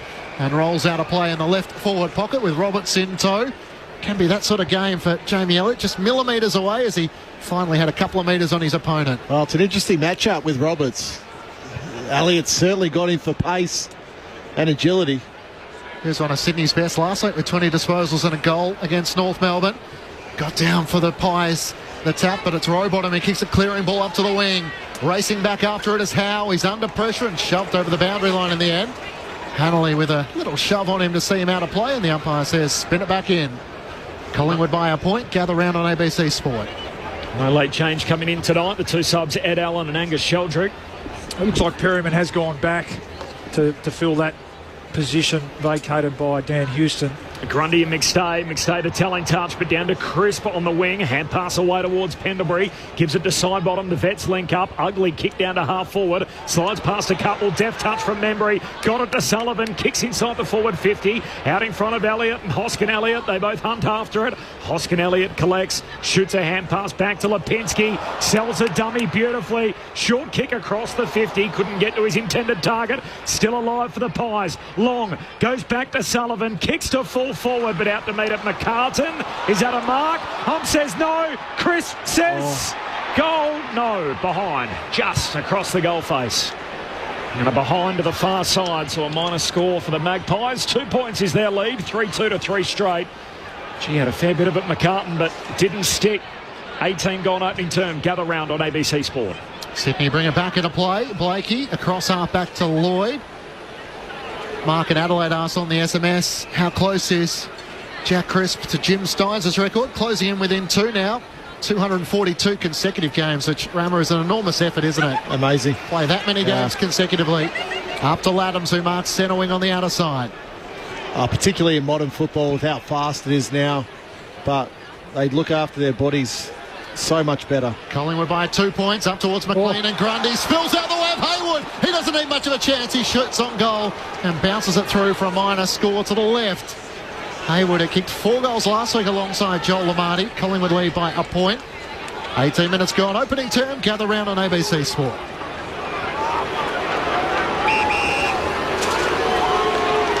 Braden Maynard with the kick-out duties. Runs to the back pocket and then goes long down the line. Meyer checked the target. In the end, punched it back inboard to the advantage of McCreary. He left it behind. Side bottom passing through court, holding the ball. A free kick for the Swans, and Corey Warner's going to take it here. 60 out, right half forward. It's another young player that gets his opportunity with some injuries. Corey Warner, stringing some games together. Left footer, he lays it up to the hot spot. Big leap from McLean, couldn't quite rip it down. Front and centre Grundy, got a hand pass away to Hanley. Handball to the pocket for the Swans, to Laddams, trying to get back on his left side. Handball a little too hot for Cleary. Collingwood win it back. Quainer to Pendlebury, now to Lipinski, kicks wide to Elliott, who marks it right half back for Collingwood. Pies leading by a point. Elliott waits for players to stream past. Looks for options long around the eastern side. Runs the boundary line as he kicks as far as he can in the direction towards Membry. Trying to get rid of Blakey to clean a path. He might have done it successfully. Wins it against Rampy. Hand pass to Lipinski inside 50. Would sit for McCreary. He tries to knock it on to Sullivan. Sydney players come racing back. Sam Wicks with a great tackle. It spills out to the left back pocket for the Sydney Swans and goes out of play. A throw in under the old scoreboard at the Cathedral end. Collingwood by a point. Aaron Bryant's on the boundary. Clinchy Darcy Cameron's return from the rooms looks unfazed. I believe it might have been a cut above his left eye that the doctor was checking out. Never a sign of movement from Ed Allen. So Collingwood to proceed as planned. Thanks, Az. Boundary throw in forward pocket here for the Pies. Grundy knocks it down to Warner, trying to get a kick away. Trickles towards Lipinski. His hand pass over for the Magpies ends up out of bounds, and we'll have a throw in here. 55 out from the Collingwood goal. Your thoughts on the SMS 0437 774 774. Adam Rabanauskas, Luke Ball in the box tonight. Our premiership pair, Corbin Middlemass and Matt Clinch calling the footy. Aaron Bryant's on the boundary. Boundary throw in. Grundy wins it down. Still half forward for the Pies. Pendlebury's got it. He's tackled. Holding the ball. Says he took on the tackler. Yeah. I think they've Happy seen with that? Yeah, well, I think they've seen Scott feed the ball out with far less time and space than that over 400 games, so no benefit of the doubt there. I mean, they get the ball back there, but Collingwood in this first 15 or so minutes. Oh gosh. Gee, kicking around the back 50. Wicks missed his intended target, invited Collingwood back in. Sydney with the numbers, work it out. Grundy, handball along the ground to Warner.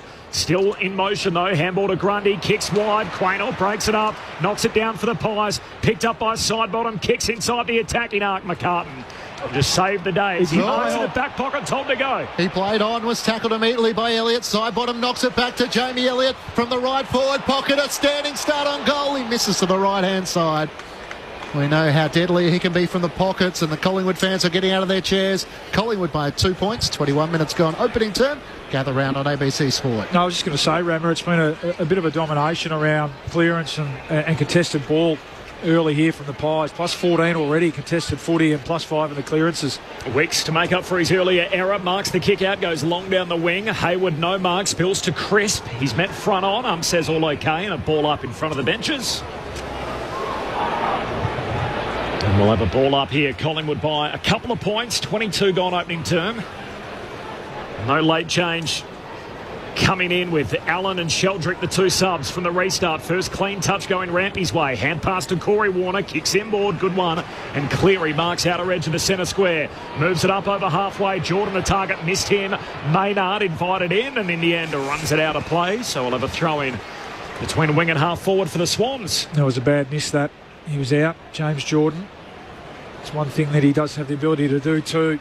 It's not just a complete shutdown tag to work off and find some of his own footy. Missed opportunity there. Luke Ball with you on ABC Sport. The throw-in clears both rucks, McStay and Grundy. It's a chance for Collingwood. Lipinski's hand pass, chopped off by Roberts, kicks inside 50. Perryman getting back for the Magpies, takes the mark. He chips it out to Quainer. He marks it right half back and he's away. Takes a bounce as well as Cleary offers chase. He drives a long kick up the wing looking for Membry. He lost his opponent well in the end and takes the mark in front of Bryce. Tim Membry has Hill shorter across half forward. And McStay is trying to make position now deep inside the 50. Membry heads it in that direction as far as he can. McStay flies to the back and comes down with an impressive mark. In the end, he was the tallest timber in the pack and showed every reason why.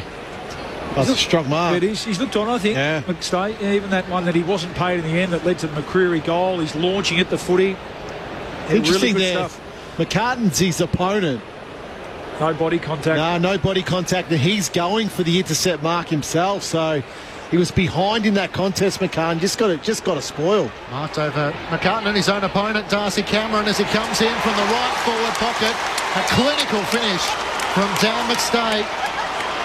And after Sydney booted 3 goals on the bounce, all of a sudden Collingwood have answered back and kicked 3 goals on the trot. An 8-point lead the Magpies' way.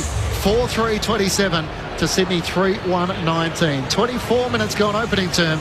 Gather round on ABC Sport. Goal for Dan McStay here in the opening term. Yeah, I like the look of him early. I mean, he's only had the 2 possessions on the stat sheet, but it feels like he's having more of an impact. And I think having a run in the ruck, even early in the game, for a confidence player like Dan McStay is a good thing. Now, it was through necessity with Cameron having to go down to the rooms, but just that 5-10 minutes in the ruck for Dan McStay gets him into the game, makes him feel like he's part of the game. Sometimes when he can go missing a little bit, he's stuck down there, deep in the forward pocket. As I said, hasn't had a heap of the footy, but like the way he's launching at the ball and could have had a couple of more opportunities already. 8-point lead for the Pies after trailing earlier in the quarter by 11. So whacked forward here by Collingwood, or picked up by Rowbottom. Was that a high fend-off? Yes. Free kick for Sullivan. Lockie Sullivan, one of the 3 inclusions for the unavailable 3 for the Magpies, gets the free, takes it by hand to Nick Dacos, kicks to full forward. McStay climbs, no mark, falls down towards Roberts, kicks out of the defensive 50, comes wide with a kick, wanted McLean. Moore knocks it away for the Magpies, scoops it up, sweeping Polyfarmer, hand pass back inboard, got it to Cameron, he's tackled, lost it, Sydney away. Jordan to Rowbottom by hand to Warner, that's Chad, hand pass to Campbell, high up and under inside 50, chase on, kind bounce for Quaynor, scoops up in the back pocket, kicks the Magpies out of defence and finds Hoskin Elliott, who marks it right half back. It is an 8-point lead for the Pies, 26 gone opening term on ABC Sport. Gee, that was good for Quaynor. It was really good. A good one-on-one player. Just composure. One of 3 inclusions of Collingwood and Nick Dacos, who threads the needle through the middle of the ground. Found Maynard, and now they're out. Pendlebury takes the mark, shorter centre half forward. He plays onto his left-hand side, always a good user. Finds Bobby Hill, he can't hang on to the mark. Had a couple of metres in the end in front of Wicks. Couldn't complete the mark. It spills out to Roberts. Long gathers to Collingwood. Shovels a hand pass inside 50. Grundy was waiting for that. Gathers to the Magpies. Works it back to Bice. He kicks out of defence and Cleary hugs it to his chest. Taking the mark in front of Quaynor across half back. Cleary heads laterally with the kick. Finds Florent back flank. Short pass further afield to Bice. He's a great user, and that's another dart back inboard to Chad Warner, and he's off to the races. Josh Dacos in pursuit, kicks to full forward. McLean unmarked, can roll in and bang it up into the second deck. The Swans punish the Pies on the turnover. 27 gone in the opening term. Collingwood's lead cut to 2. 1 back for the Swans. Collingwood 4-3-27. Sydney 4-1-25. Gather round on ABC Sport with Adam Ramanaskas and Luke Ball. Well, it's just the kick coming into the corridor. It just breaks the game completely open there. Chad Warner takes that ball and then takes the space in front of him, has a look. Josh Dacos trying to get to him, but then McLean's just out the back there. But it's the kick out of Sydney's back line, out of their defence. Rather than going long down the line to contest, they find Chad Warner right on the edge of the centre square, and it's open game from there. That was a D50 to goal, wasn't it? So they're just a bit all at sea at the moment, this Collingwood team defence. Their transition running has been ordinary in this first quarter.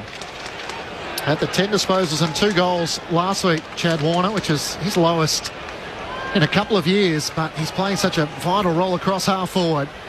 Sydney gets some breathing space as it's back within 2 points Collingwood's way. Gathered by Heaney on cue. Gets the clearance, kicks it up to Chad Warner. He marks inside the centre square. A worm burner inside 50. Amati comes out to meet it. Clean pickup. Hand pass back to Heaney. Trying to spin through. Traffic. A couple of Magpies tackle him. Frampton gathers for Collingwood. Hand pass to Perryman. In the end, Long has to wear the tackle. He turns it over. Heaney for Sydney. Hand pass to McLean. Into the middle of the ground. Rampy off a couple of steps. Goes whack. He won't have the journey. And getting back, Darcy Cameron. He marks against the right behind line as he goes short to Nick Dacos. He's the old school ruckman, Darcy Cameron. He does it so well, doesn't he? He gets behind the ball. He takes so many intercept marks, getting back behind the ball for the Pies. And Dacos to half-back to Elliott. Chips the kick to the centre square. Finds side bottom. Back edge of the square. Collingwood by 2 late in the opening quarter. Kicks out in front of Josh Dacos. Plays on immediately. Under pressure from Rampy. Got a hand pass away. Myercheck keeps it in front of him. Paddles it once, twice, and then Wayne Harmslike just whacks it out further wide to Hoskin Elliott. Kicks inside 50. Hang on, there's a whistle. No, he's been picked for a throw. It's a throw against Myercheck. So coming back to Campbell, who'll take the free for Sydney on the back flank. Oh, Collingwood by 2. Sorry, Corby, actually was contact below the knees. Right. Interesting.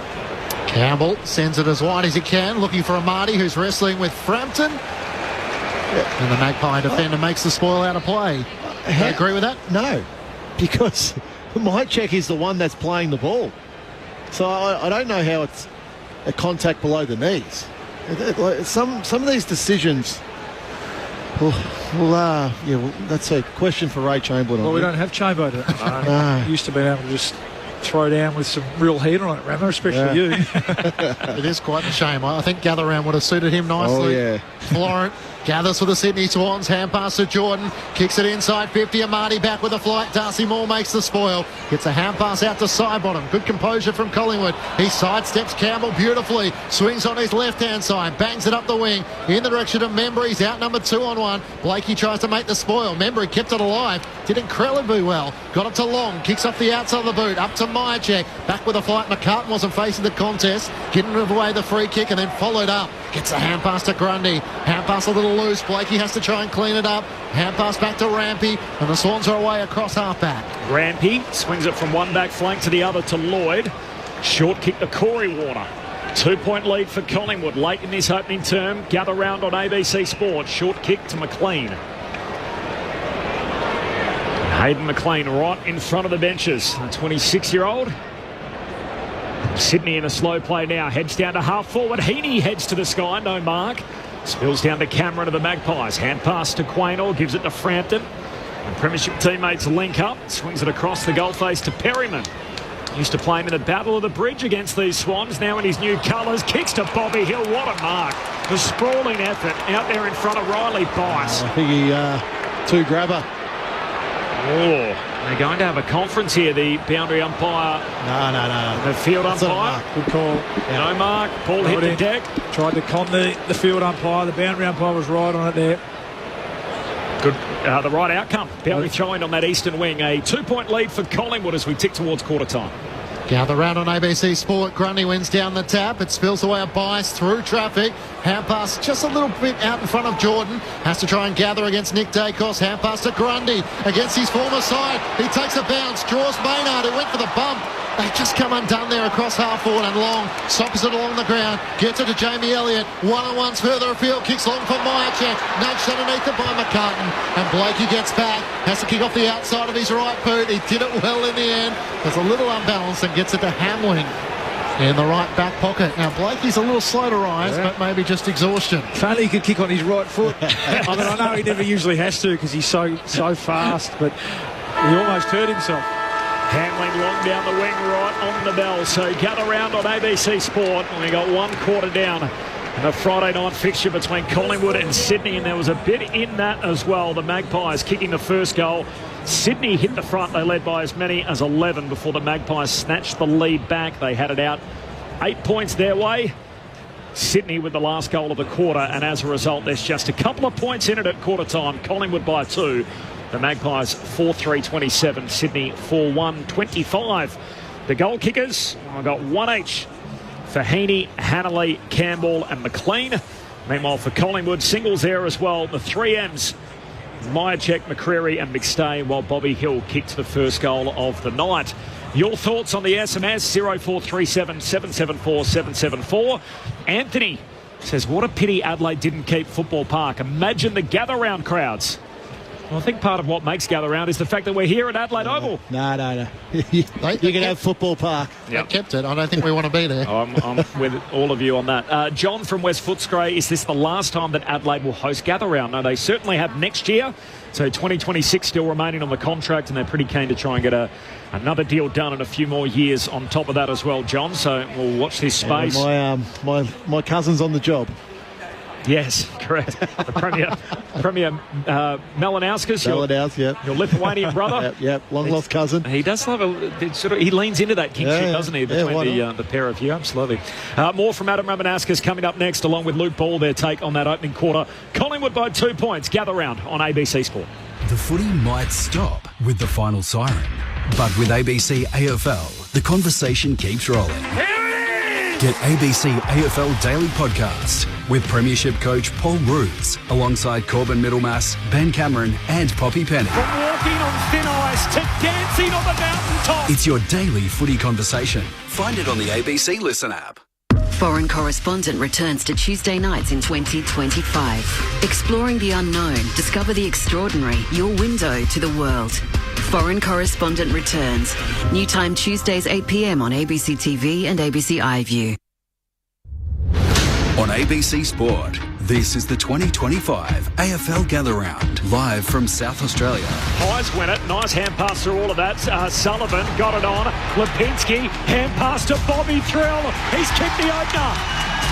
In front of the scoreboard. Bobby Hill lights it up again for the Magpies. Frampton under pressure. Howe loses it. Sydney trying to knock it forward. Clever little kick by Rowbottom. Got it to Heaney. Spins on the foot. What a classy finish. Hanley comes in. What a kick. Straight through the middle it goes. Sydney with the last 2 goals of the match to take the lead. And they're in front by 5 points early here at the Adelaide Oval. Lockie Sullivan comes in. It's out to the right. It won't quite have the journey. McStay in the pack. Almost juggles the bar. Umpire waves play on. Hand pass out to McCreary over his shoulder. Collingwood get the goal regardless. Collingwood back in front by a point. Short pass further afield to Bice. He's a great user, and that's another dart back inboard to Chad Warner. And he's off to the races. Josh Dacos in pursuit. Kicks to full forward. McLean unmarked. Can roll in and bang it up into the second deck. The Swans punish the Pies on the turnover. This is the 2025 AFL Gather Round on ABC Sport. On your radio. ABC Sport Digital. And on the ABC Listen app. Sounds there from the opening quarter. The Magpies by 2 points over Sydney. A standalone Friday night fixture in Gather Round. It's a joy to be in the city of churches. And what an entertaining opening quarter. We've had 5 good ones so far. Adam Ramanauskas and Luke Ball. Collingwood by 2 at quarter time. Yeah, and it was entertaining, Bally, that quarter. It looked like Sydney kicked those 3 goals in the early part of that first quarter and looked like they were going to run away with the game. I had a real question mark on Collingwood's defensive transition running in that quarter, and it really didn't improve as the quarter wore on. So that's something that I think Craig McRae and his coaches will need to address at this quarter time break. It's simply the midfield is just not working hard enough back to add to the numbers in defence. You know, it's been a little bit of individual brilliance by a Quain or even a Darcy Cameron rolling all the way back deep in defence there, just to clog up and make some numbers, but. I thought Collingwood, where they really wrestled that game back through the middle of that quarter, ground ball gets their plus 11, and then contested possession, they're plus 14 for the quarter. So that will be a real worry for Sydney and their coaching staff around. Well, that's really just territory and tempo then of the game that Collingwood were really able to control through the middle and were able to capitalise on the scoreboard. So Collingwood improvements. Let's get some numbers back. Let's help out our defence. Sydney, hey, let's get our hands dirty here. Let's get the fingers on the ground. Let's get our head in the hole there, and let's start winning some contested footy. Yeah, it was Ned Long, wasn't it? I mean, he's been sitting there with the green vest on for the first 4 weeks of the season, and given an opportunity, he was like a dog off a chain, wasn't he? He was magnificent early, 10 possessions, 7 of those contested. He's a big, strong boy. We know that. And for the majority of those stoppages, he was standing Isaac Keaney too. So He was terrific early. 3 clearances himself, still side bottom. He just continues to turn the clock back. He's had 10 possessions himself, 4 contested, and he's had 5 score involvements.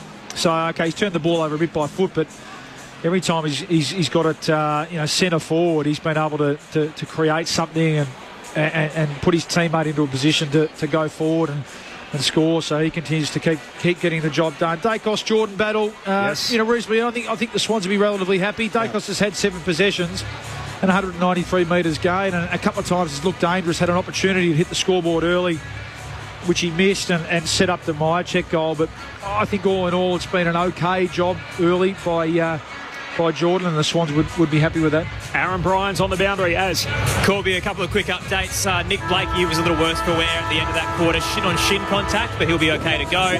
Dane Rampy had a big cut between his eyes that took the large majority of the attention of the doctors during that break, but he's also set to go out there as well.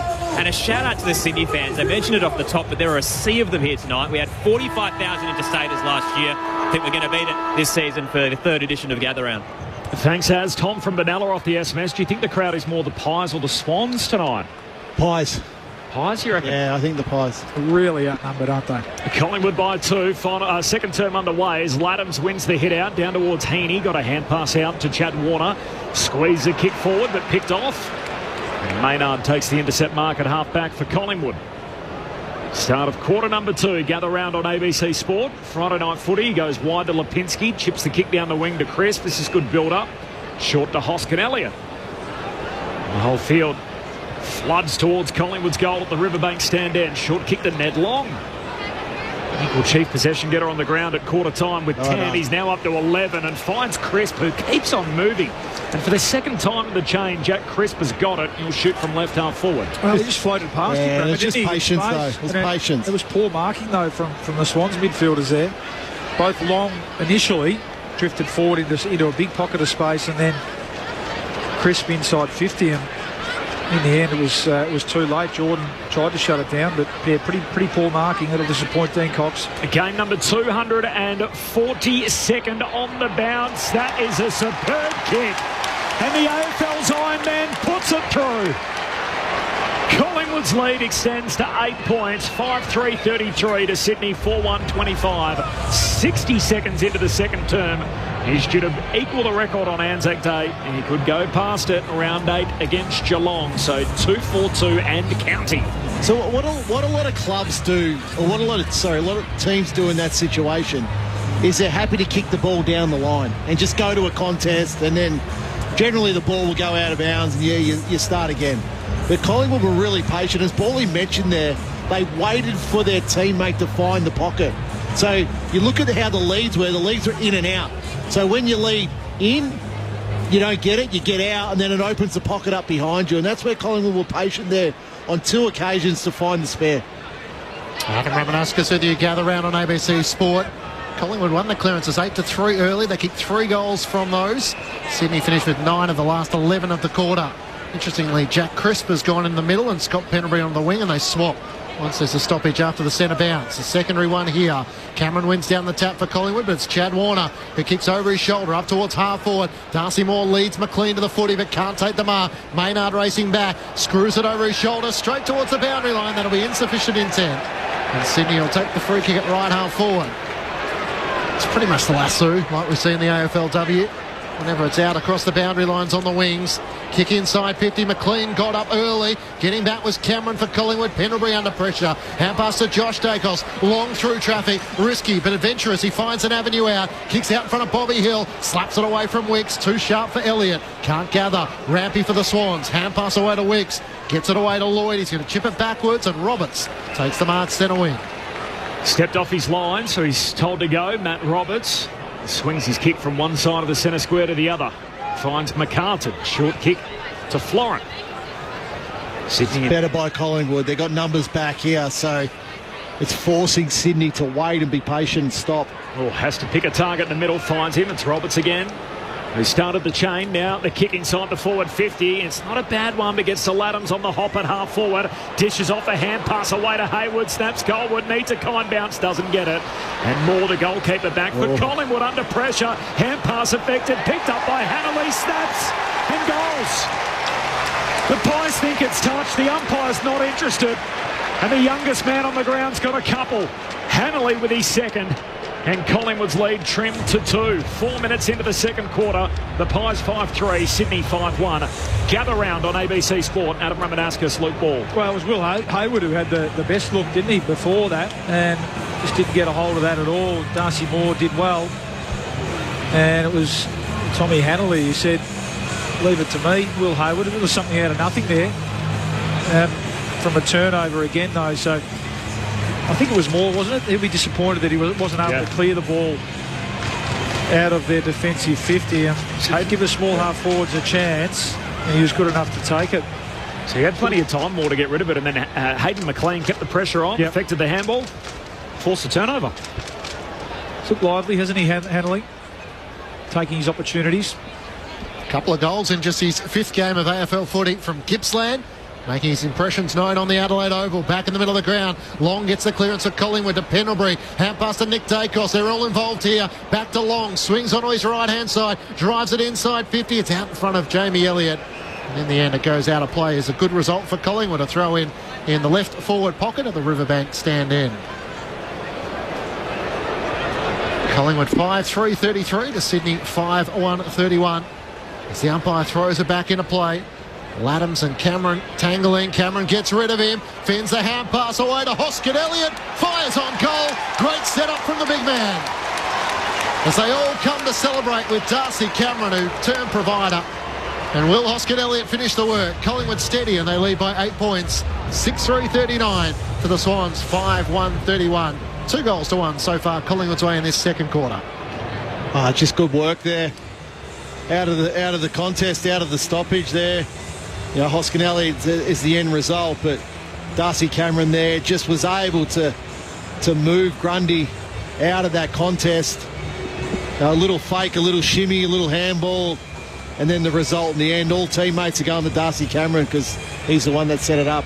Good goal, aren't they? The 450 stoppage goals. Sorry, that was against Laddams, sorry. Yeah. He was out of the team, wasn't he, Will Hoskin Elliott? So yeah, he's come in. Played opening round, kicked 3 behinds, had to wait to get the recall. Premiership Magpies back today, got a goal. Back to 8 points. Back in the middle of the ground. Collingwood lead it. Out in front of Nick Dacos. He collects. Shucks the would-be tackle from Chad Warner. And then turns Jordan inside out. Hand pass for Collingwood out the side bottom. Warner trying to pick his pocket. Had it, lost it. Side bottom goes and gets it again. Handball out in front of Pendlebury. Over his shoulder, Lipinski. Hand pass back to Nick Dacos. Shoots goalward but misses. Near side or behind the young champ. He's always involved. Behind for Collingwood, a 9-point lead for the Magpies. I make that their biggest advantage of the night at the 7-minute mark of the second term. Gather round on ABC Sport. Collingwood on top, 7 gone second quarter. Couple of behinds for Nick Dacos as Bice brings Sydney back into play. Tom McCartan takes the mark. Hemmed into the left back pocket of the Adelaide Oval. Looks up towards the wing. Grundy's the target. And Cameron tangled. Cameron spoils it down. Quain is tackled by Hanley and the umpire will ball it up.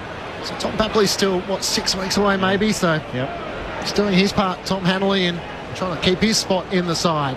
Chad Warner's clearing kick, smothered. Pendlebury, hand pass to Perryman, to McCreary from 50. Kicks long, looking for McStay. One-on-one with McCartan. McStay just couldn't hang on. They tangle at the top of the goal square. Desperation from the Collingwood forward, trying to tap it out. Rampy got back, stripped in the tackle. Umpire says holding the ball. Collingwood will get the shot on goal in the right forward pocket. And some desperate pressure in the forward 50.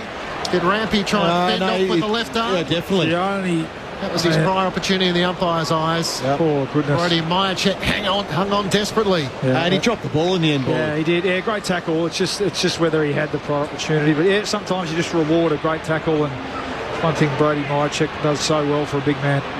In the right forward pocket, only around 20 metres out. Kicked one in the first quarter. Myercheck comes in and he now has 2.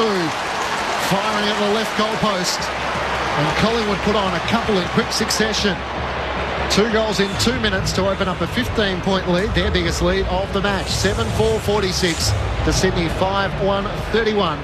3 goals to 1 in this second quarter. Gather round on ABC Sport. Yeah, it's the pressure in the tackle that causes the goal, but you come back to half forward here. Just brilliant chain of hands out of the clearance. It was actually Chad Warner who had first possession, just didn't get enough on the kick forward and went straight to Pendlebury, who was playing that sweeper role. handball inside, and then a couple of quick handballs. McCreary involved again. He's having a good night. Put it on him before the game as a player who needed to lift without the likes of Schultz, and he's having a real impact on this game in terms of score involvements. Tom McCartan did well out of position to at least make a contest. It looked like Dan McStay was going to take the mark, but well done by Brody Myercheck. Crooked bounce back in the middle from umpire Roger. That'll be recalled. Brett from Canberra off the SMS. Swans speed on the ball when they bring it back into the corridor. Have the Pies worried? Simon from Adelaide said twice Sydney Rucks think they are skilled. Twice they turn it over. Ruckman in the gun. It's just like Mix here on a Friday night as Grundy palms it down towards Heaney. Kicks inside the forward 50. Hands on it from Hayward. No mark though. Collingwood rebound. Moore to Perryman. Handball missed the target. Corey Warner's onto it. Handball away towards Hayward. He's got it on the 50. Kicks it wide. Finds Chad Warner, who's all alone. Right foot against the boundary line. He misses near side. And behind for Chad Warner. Long gone are the days of the peroxide blonde locks, so he's fair to say he's just a brown head footballer nowadays, Chad Warner. Well, he's replaced him with a fluoro green boots, though, isn't he? 14 points, Collingwood's lead, 10 gone in the second. And his footy is eye-catching at most occasions. Howe with the clearing kick for Collingwood, out of defence. Cameron spoiled it down. Lloyd's hand pass chopped off by Collingwood, and McCreary is off and running. Takes a bounce as he runs the western wing up towards Jamie Elliott. Has to try and spoil it in the end as he can't hang on to the mark. It may work. Spills out to Bobby Hill. Hand pass to Sullivan from 45. Fires on goal and puts through another one for Collingwood. 3 goals on the bounce for the black and white. All of a sudden they've kicked 4 of the last 5 of the match to open up a 20-point advantage here at the Adelaide Oval. 8-4-52 to Sydney 5-2-32. It's proving a handy inclusion. Sullivan as he puts through his first of the night. Well, that's just simply transition there from Collingwood. You know, the contest by Elliott, then inside forward 50. Bobby Hill with a little handball to Sullivan and then a goal, but you know, the ball basically goes from one end of the ground to the other without Sydney touching the ball. So really good transition running, really good transition movement by Collingwood with their ball. Such a dangerous team, aren't they, with the chaos ball inside 50. Collingwood. Creary involved again. Elliott having an involvement. Bobby Hill with a look-away handball, wasn't it? Yeah. Goal assist. Sullivan's taking his chance. Sorry, Cook. 7 of the last 9 goals in the game as Ned Long gets a centre clearance here as he was being tackled. Kicks it onto the chest of Sidebottom, who marks at centre half forward, 70 out. Slow play again as Collingwood wait for the right option inside 50. Pendlebury wants it short. Sidebottom goes a little longer. Elliott leaps up. No mark. Front and centre. Bobby Hill where he should be. Where he always is. Bobby Thrill's got a couple. Hot pies at Adelaide Oval. Collingwood by a game high 26 points. 12 minutes into this second term. Collingwood 9-4-58. Sydney 5-2-32. This is Gather Round on ABC Sport. Oh, it's been a centre bounce demolition this quarter. It's a good call. Hot pies. Just looking around at the Swans players now. Where are the leaders? I mean, they're right under the pump here. A lot of hands on hips. Not many, looking like they've got any answers at the moment. But again, just out of the centre, Ned Long. He's just brought his own footy tonight. What's he up to? 16, 17 possessions. Just a scrubby quick forward and side bottom in front. 4 goals in 6 minutes, Paulie. Yeah, it's red alert time here for the Swans. So you're looking at the centre bounce now. It's Heaney, Rowbottom, Grundy. Someone's got to stand up here and be counted. Grundy wins down the tap, back in the middle of the ground, trying to link up with Heaney. Can't get a disposal away. Grundy tries to knock it out to Rowbottom. It's desperation for Sydney as he's on all fours trying to knock it clear. The umpire will board up on the outer of the centre circles. Gather Round on ABC Sport. Collingwood by 26 points. Jordan trying to knock it clear from the tap down. Long lays the tackle, and on the very bottom of the pack is Matt Roberts. What's interesting, Sydney aren't dropping one behind the ball yet. Usually, teams kick the last 4 goals. It's, as Paulie mentioned, it's red alert. It's got to be, let's shut this game down for the next 10 minutes now. Grundy and Cameron dragged each other down. Cameron got the free kick. Hand pass to Josh Dacos inside 50. Blakey gets the spoil away from Membry, and it rushes through for a minor score. 27 points is Collingwood's lead. 9-5-59 for the Swans. 5-2-32 They are having a quarter. 5-1 so far in this second term. Yeah, and the test is here. Can they keep the foot on the throat here, the Pies? So they're all over the Swans, and like they were last week against the Blues, but weren't able to really capitalise and put a big gap on them. Can they keep the foot on the throat? Blakey marks the kick out, goes long down the line. There's a free kick here. Infringement of the marking contest. It's going Collingwood's way, and Cameron to take it. Been a good battle. Cameron, largely Grundy, of course, with a bit of support cast. Grundy's had plenty of the footy. He's had 10 possessions. Cameron working his way into the game. He's had 7. Feels like the game's in the balance right now, even though it's halfway through the second quarter as Cameron kicks to centre half forward. Grundy knocks it down, all scooping it up. Lloyd, pack forms on top of him. Sort of similar trimmings to last night where we had the seesawing opening quarter and one team has opened up what could be a game-winning lead. Last night Geelong hung around. Can Sydney do the same as Grundy just punches it to the boundary line? It rolls out. Ump's happy with that, and a boundary throw-in 60 metres out from the Magpies goal at the Riverbank stand end. Collingwood, if you draw it back, Rammer, 8 of the last 10 goals in the game. Yeah. They're certainly on top. Certainly on top, Collingwood. 24 possessions only for the Swans this quarter, and we're 15 minutes in. Grundy wins the tap against McStay, but it's Nick Dacos who gets the hand pass to Pendlebury inside 50. Elliott out with one arm. Can't take the mark with Blakey in tow. Roberts one direction, side bottom the other. Roberts in desperation gets a kick out towards the boundary line. Haywood and Perryman off a chase, and in the end it goes out of play. In the end, and insufficient intent. Pinned against Will Haywood. He can't believe that. Oh, I think it was pinned against. Who kicked it out there? Was it Roberts? Because Haywood didn't get to it before it crossed the line. Probably right. So against Roberts, a free kick Collingwood's way, inside 50. Myercheck flies in the pack. Beautifully crumbed by Sidebottom. Dragged down at the last moment. Got it to Myercheck. So who's touched as he fires off goal. Close to being penalised there in the end. Collingwood, they got away with one. It's a 28-point lead. Swans on the rebound as the kick out to Corey Warner. Quick transition to the wing, and Marty drops a mark he should have taken. Now tackled by Moore. Got a hand pass away.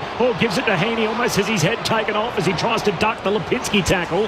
Hand pass to McCreary, and he's out of bounds. He's got to mark that ball, Marty. Has to. Yep. It's a beautiful kick by Corey Warner. Now he's sore too as he goes limping away towards the boundary. We'll check in with Az in a moment. He hasn't taken a mark yet. Joel Amartey, that's what can happen. Maybe it's worth giving him a run in the ruck just to see if they can get him into the game. Collingwood by game high 28. Game on the line halfway through the second term as Grundy wins it down. Nick Dacos, hand pass to Crisp. Handball to McStay, runs into traffic, lost it. Chad Warner, jinking run through traffic. Turns, kicks down to high half forward for Sydney. Heaney at the drop. Maynard outnumbered. 2-on-1, but finds the safety of the boundary line. And that trusty left fist. And a throw in between wing and half forward for the Swans. Collingwood by 28. Gather round on ABC Sport. Crowd involved. 17 gone in this second term. Corbin Middlemass, Matt Clench, Aaron Bryans on the boundary, and our premiership pair, Luke Ball and Adam Ramanauskas. Throwing back in, Grundy slaps it down. Chad Warner can't gather. A chance for Jordan. Nick Dacos, the tackler, drags him down and uses his body to fall on top of him. Aaron Bryans on the boundary. Clinchy, definitely more contact than soft tissue for Joel Amartey, just a hit to the right thigh, so he'll be back out there in no time. Thanks, Ads. Grundy tries to take another ruck. He's unable to get a boot to it. Nick Dacos going backwards. Can't get a hand pass away to Maynard in the end. Corey Warner sees it out of play for a boundary throw-in. So the Swans have got it inside 50. But just the one goal for them so far in this second quarter. The Pies have put on 5, including 4 in 6 minutes. A damaging burst to take control of this contest. Sydney did it last week against North Melbourne. They kicked 7-1 in the third term. They need a spark here. Grundy losing his footing, wins down the tap to Heaney, can't get a disposal away, spills out. Grundy on all fours, shovels a hand pass inside 50. Perryman over around the footy, Hanley bumped him off it. Corey Warner fires towards goal, it bounces through by any means necessary. Sydney will take it, and Corey Warner with a touch of class as he bounces it through. And in the end, Sydney get the response they desperately needed. Their second goal of the quarter. As Collingwood's leaders cut back to 22 points, 9-6-60 to Sydney, 6-2-38. Well, Paulie, we're 18 minutes into this quarter, and Sydney have only had 33 possessions for the quarter. So, yep, okay, Collingwood have kicked the 5 goals, but they just can't get their hands on it. So, as Clinchy said there, any means necessary to get on the scoreboard, really against the flow of the game. There where the Swans were able to pinch one back. So, you sort of... It's a bit similar to last night, really, isn't it? where Adelaide had all the momentum and, foot on the throat and could have killed the game. But you just don't now want Sydney with Collingwood. You just don't want them now getting the next goal. Back to 22 points. It ends the Collingwood run for the time being. Grundy down to Heaney. The All-Australian takes it out of the middle. Kicks to half forward. McLean the target. Trying to take the juggled mark. Josh Dacos breaks that up. Hand pass for Collingwood out to half back. Trying to link up with Howe. And he runs it over the boundary line. We'll have a throw in half forward for the Swans. We've spoken about it on Saturdays during the year, but they're saying that the Hawks have at the moment where we don't have to score now. We just have to score next. We need the next goal in the game. And proves to be the case there for Sydney after a 7-minute drought without a goal. It's Corey Warner. Was able to fashion one moments ago for Sydney as Grundy knocks it forward for the Swans, but straight to side bottom. His old teammate kicks down the wing. Hamling got separation on Membry, can't mark, but knocks it to the Lizard Blakey. Puts on the Jets, turns, kicks down to half forward. Grundy and Cameron both in the pack. Grundy knocks it down, picked up by Nick Dacos. Got his arms free for Collingwood. Hand pass to Hill, clever. Knocks it into the path of Jack Crisp. Hand pass inboard to Long. Runs into trouble, runs into a wall. He's caught holding the ball in the two-man tackle, and Rowbottom will be rewarded for Sydney. Just dialed up the pressure a bit here, the Swans. Sends it out towards Heaney, who takes the mark and a bounce. Now a second as he gets to right half forward, tries to pull his kick in the direction of Hayward, who claims it on the second bite in front of Maynard. It was a good kick in the end from Heaney, and Hayward had to make it stick. Needed to rush him more there, Nick Dacos. He sort of was trying to corral Heaney towards the boundary line, but it allowed him more time really than for the Sydney leads up ahead to get into space. So Dacos needed to rush him to make Heaney make the decision quicker. Will Hayward, the local South Australian from St Peters, Walkerville, North Adelaide, now in the Sydney Swans colours. They need a forward to stand up. Hayward comes in from the right forward pocket and meets the moment. Sydney trying to claw their way back as they put on 2 consecutive goals to get back within 16 points. Collingwood 9-6-60, the Swans 7-2-44. Ahead of Adam Ramanauskas and Luke Ball. Aaron Bryant's on the boundary. Clinchy, Joel Amati had a bit of work done on the physios on that corky to the right thigh and just wasn't happy with it. Ran down to the rooms, and in a couple of moments' time, Angus Sheldrick has started to warm up, done a bit of kick-to-kick. Amati's emerged and gone to the back of the bench, so I think the sub's about to be activated. Wow. Thanks, Az. Okay. But a good response, isn't it, Ramna?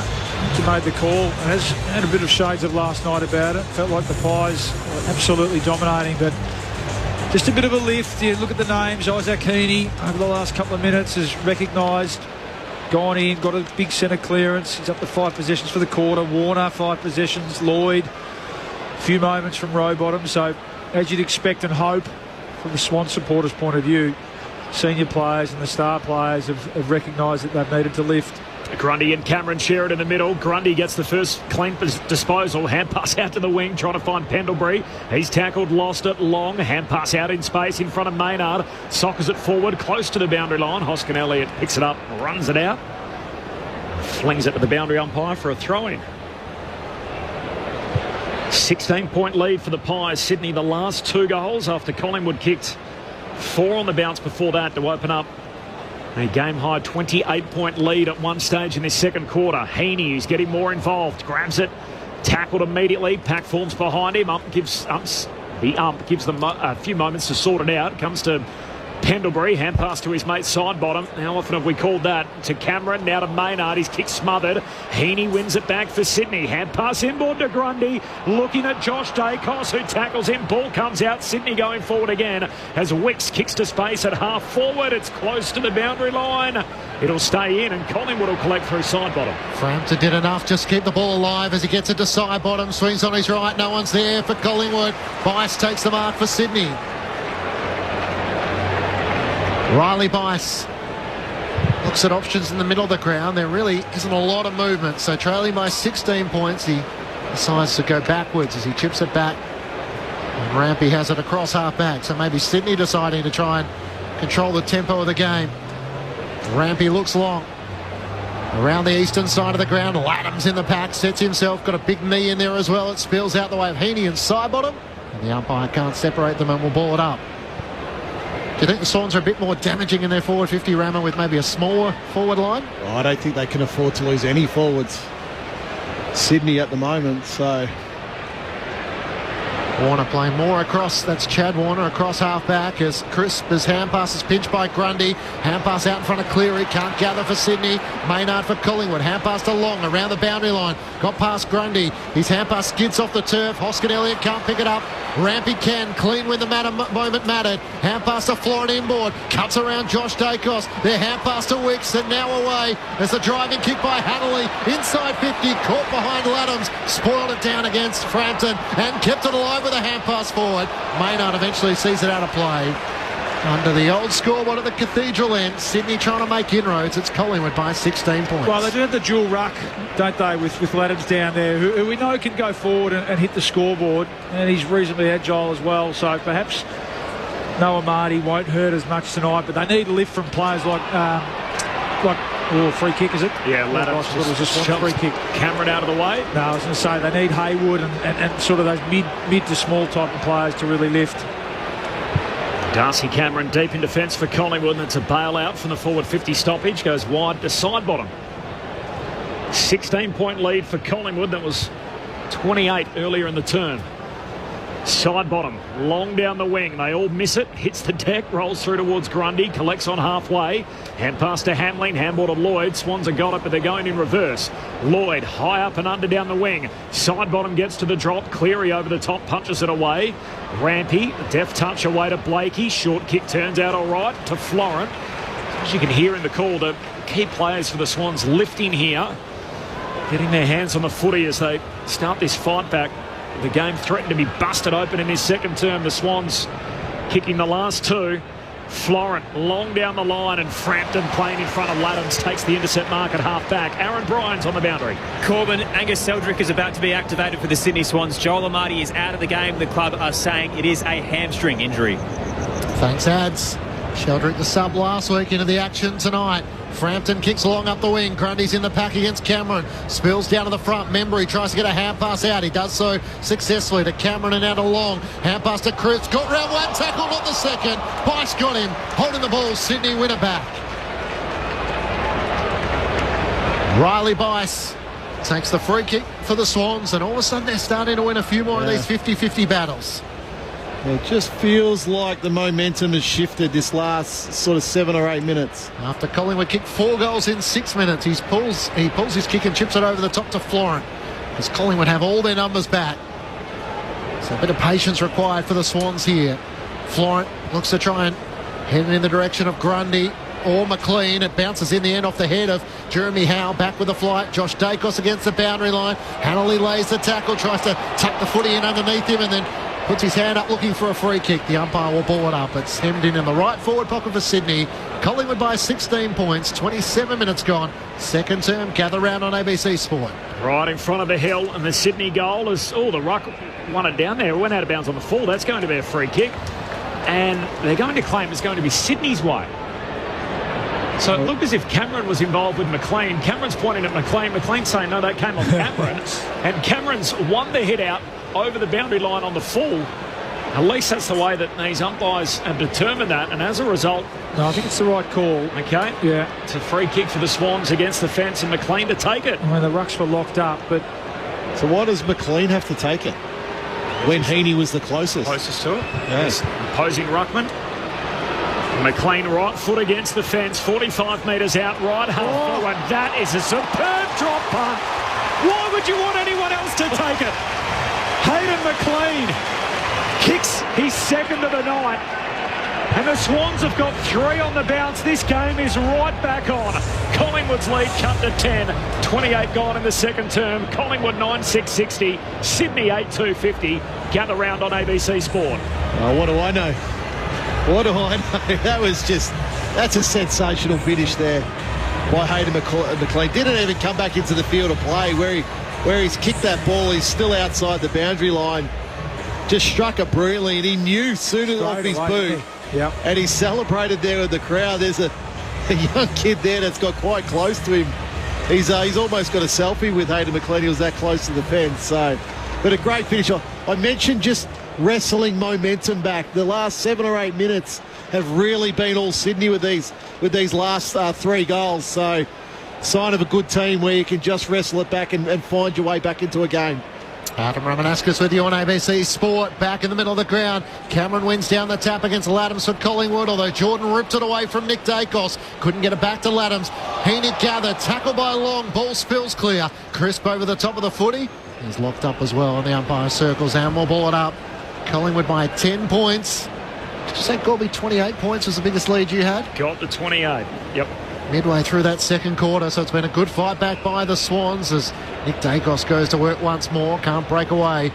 The footy stuck underneath him. James Jordan, no surprise, the close attention from James Jordan tonight. Umpire throws it up into the night sky. Cameron wins down the tap to Nick Dacos. Squeeze the kick forward. Blakey hit it with his chest and then kicked it, ricocheting into Darcy Cameron. Long stripped of it in the tackle. Sheldrick into the action, the sub for the Swans. Slapped it down to Blakey. Gets it to Heaney. Maynard lays the tackle. Collingwood's battering ram, trying to lock the ball up in the middle of the ground. Touched on a couple of times, eerily similar to last night. It was 11 goals to 9 at half-time. We had the Crows open up the game by 30. It was the Pies by 28 tonight, and yet Adelaide led by only 12 at half-time, and Collingwood lead by only 10 now. Repeat stoppage, still inside the centre square. Half hour gone, second quarter. Gather round on ABC Sport. As the Rucks miss it completely. Pendlebury puts his head over it, tackled, and then stripped of it in the end by Sheldrick. Fresh on the ground, got it to Heaney, kicks inside 50. Hands on it from Moore, no mark, feeds a hand pass back to Howe. He's under the pump, loose footy inside the forward 50 for the Swans. Still no clean pickup. Hanley makes it look clean. Handball away towards Chad Warner, kicks to a dangerous spot. Heaney, did he have his run blocked? Said no. Campbell at centre half forward. Hand pass away to McLean, who shoots goalward, but he's offline. Misses everything out to the left, so out on the full. Collingwood still by 10. It's no good directly in front, is he? He had more time. 31 minutes gone in this second quarter. Gather round on ABC Sport. Yeah, they've really got a sniff though, haven't they? That forward pressure here. The Swans, they've really just controlled field position. You can't remember the last time Collingwood had the ball inside 50. Poiner out of defence up towards Darcy Cameron, shoved out of it in the end by Laddams. Sheldrick, hand pass to Laddams, cuts through traffic. Well done by the big man. Hand pass away to Roberts. His kick is straight up in the air. Campbell's underneath it. Cameron lays the bump on him. Umpire says in the end it was a hold. Sydney free kick. It's one of those awkward ones for Darcy Cameron. He should have had him in height, but just trying to come in awkwardly late, and in the end the umpire deemed holding the man. So Campbell takes the free kick. Long inside 50. Frampton didn't complete the mark. Gets it down to Quainer. Hand pass to Lipinski. To Pendlebury in the back pocket. Risky kick out of defence into the middle of the ground. And it might be coming back, although Rampy dropped the mark. McStay tries to gather for Collingwood. Elliott clever. Slapped it over his head. Sullivan can't get it to Nick Dacos, and Warner's kick is turned over. Maynard takes it. Hang on, there's a whistle advantage. Maynard long out towards high half forward. Finds Hoskin Elliott hitting up Membry on the lead. Takes the mark right on the 50. Looking inside the forward arc for the Magpies. Up by 10, but Sydney have kicked the last 3. Gee, that drop mark from Dane Rampy just relieves the pressure, doesn't it? Had them trapped inside their front half, the Swans. The ump doesn't buy he's having a shot, so tells him to go. Membry from 55 kicks to full forward. Laddams leaping over the top, no mark. Down to Elliott. Elliott goals. And Collingwood calm it down. A critical answer back for the Magpies after leaking the last 3. And Collingwood restore a 16-point break. 33 gone second term. Collingwood 10-6. Sydney are 8-2. Gather round on ABC Sport with Adam Ramanauskas and Luke Ball. Off that front and square there, Bally. It's a good contest there. McStay in there. Laddams going to kill that ball. He'll kill it or mark it. There was a 3-on-1 in the air, and you just had to do better. At least you're right. Clear the area. And it was a soft drop in there, and Jamie Elliott in the right spot. It's a good small forward. But I come back here to half back. Dane Rampy. Again, the Swans just had him trapped inside their front half, and Rampy, who's been pretty good, just dropped the mark. And from that, the resulted turnover. The Pies were able to release the pressure and get the ball forward and stream forward into space. Just a critical moment late in this half. The fatigue's kicked in. 6-6 warning against the Sydney Swans. Jamie Elliott becomes the 8th individual goal kicker for the Magpies. A 16-point lead here closing in on half-time at the Adelaide Oval.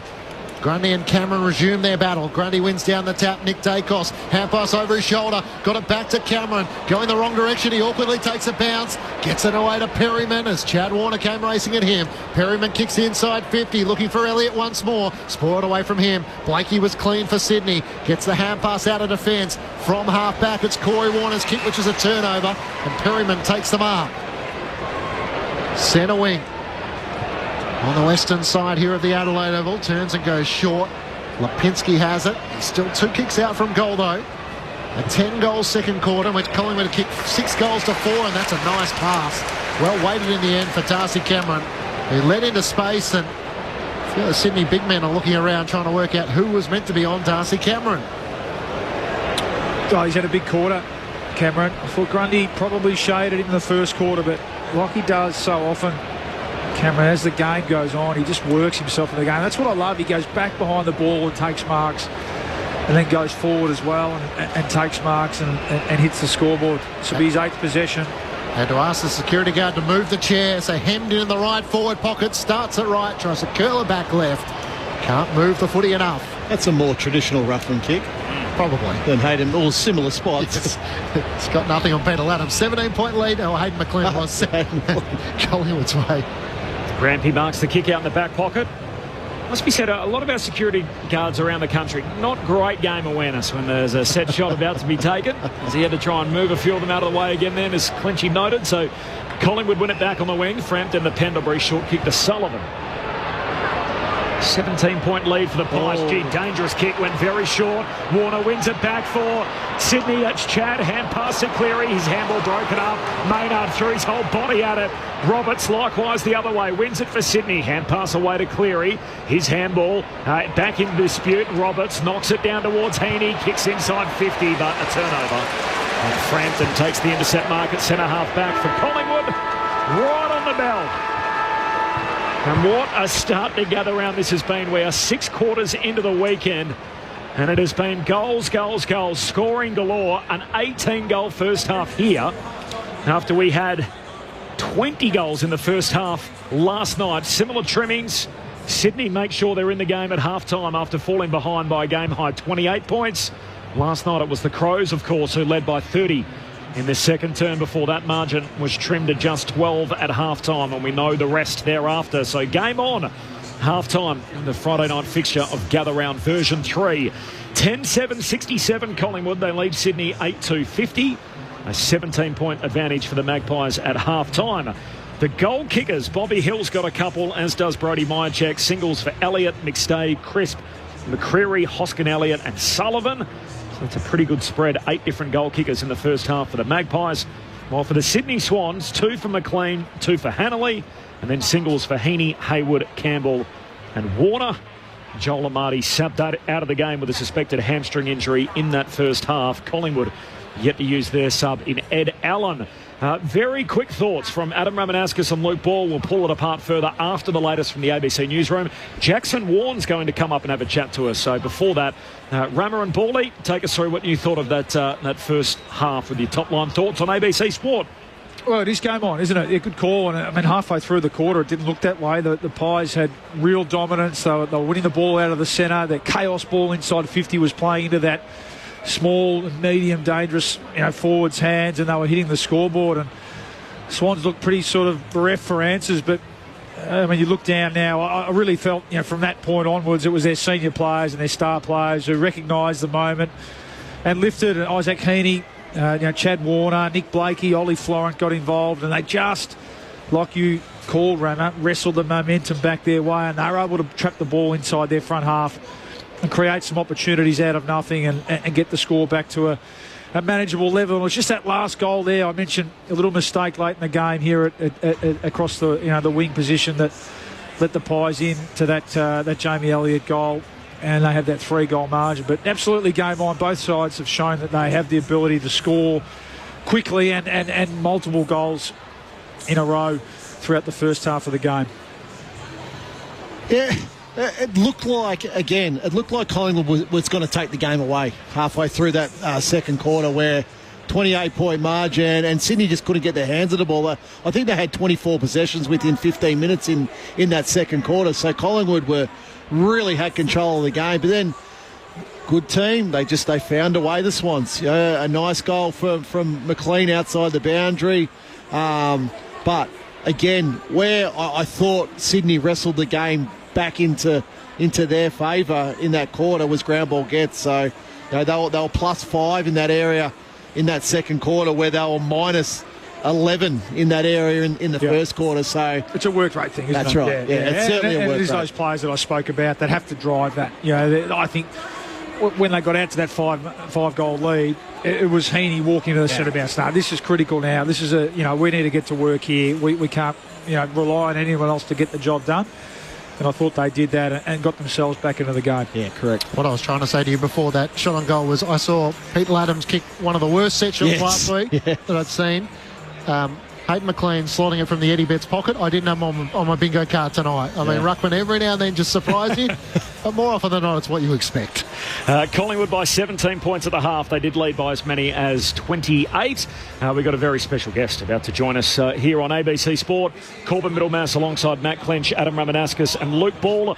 Of course, the Shane Warne legacy and the health checks that have been taking place in the Boxing Day Test match in the last couple of years, and we've had Jackson Warne in the box with us, of course, the son of the late great Shane Warne, and I'm very pleased to say he joins us in AFL season. I know how much your old man was a big AFL fan, as are you, Jackson. Appreciate your time. No, hello everybody, and thank you for having me. He was the biggest AFL fan, and I think that was actually his dream more than cricket.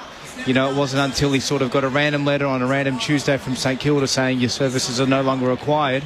That's when he went to the UK, started taking cricket seriously, put on over 20 kilos and came back and was like, I'm actually pretty good at this.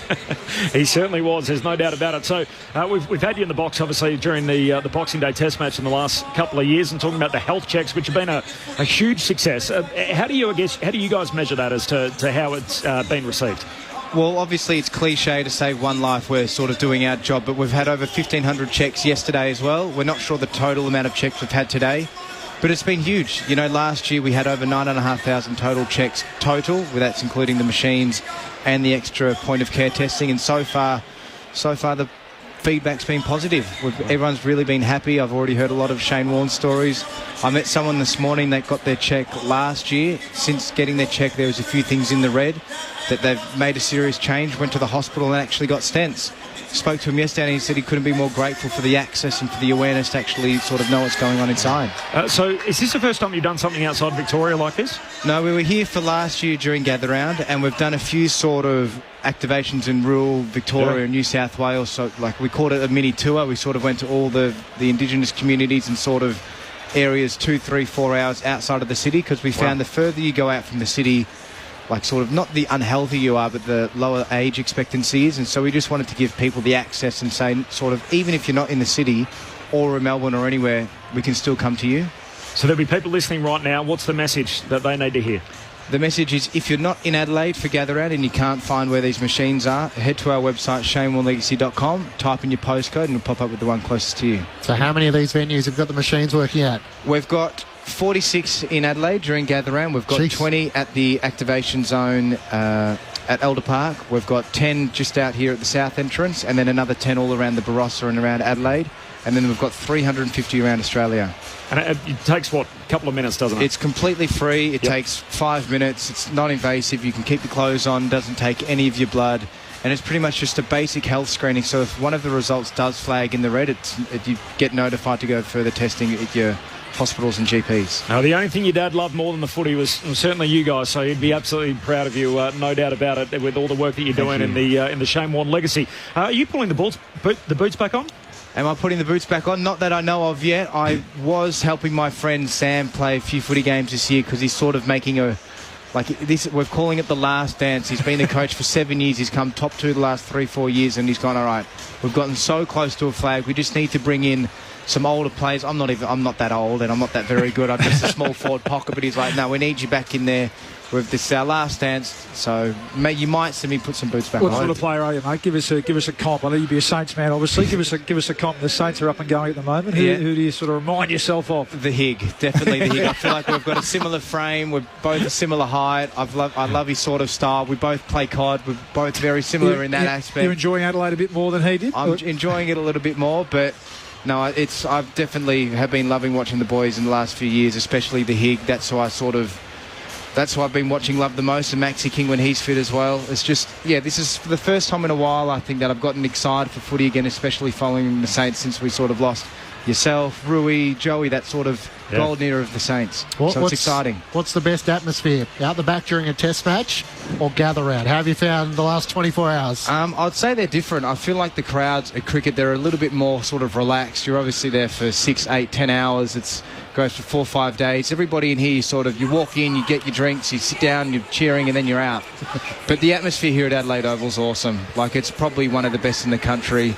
We've actually been having some breakfast and dinner as well at the restaurant here that's overlooking the Oval. Such a cool place to just be able to come and eat. You feel like it's so close to the Oval as well. But no, really enjoying being here. Go and get your health checked. Shane Warne Legacy, Jackson Warne, appreciate your time on ABC Sport. Awesome. Thank you guys for having me. Great to have him stop by, always on ABC Sport, and a great message that runs concurrently with Gather Rounder. Half-time in the Friday night fixture. Collingwood by 17 points. Second half not too far away. Let's get the latest from the ABC Newsroom.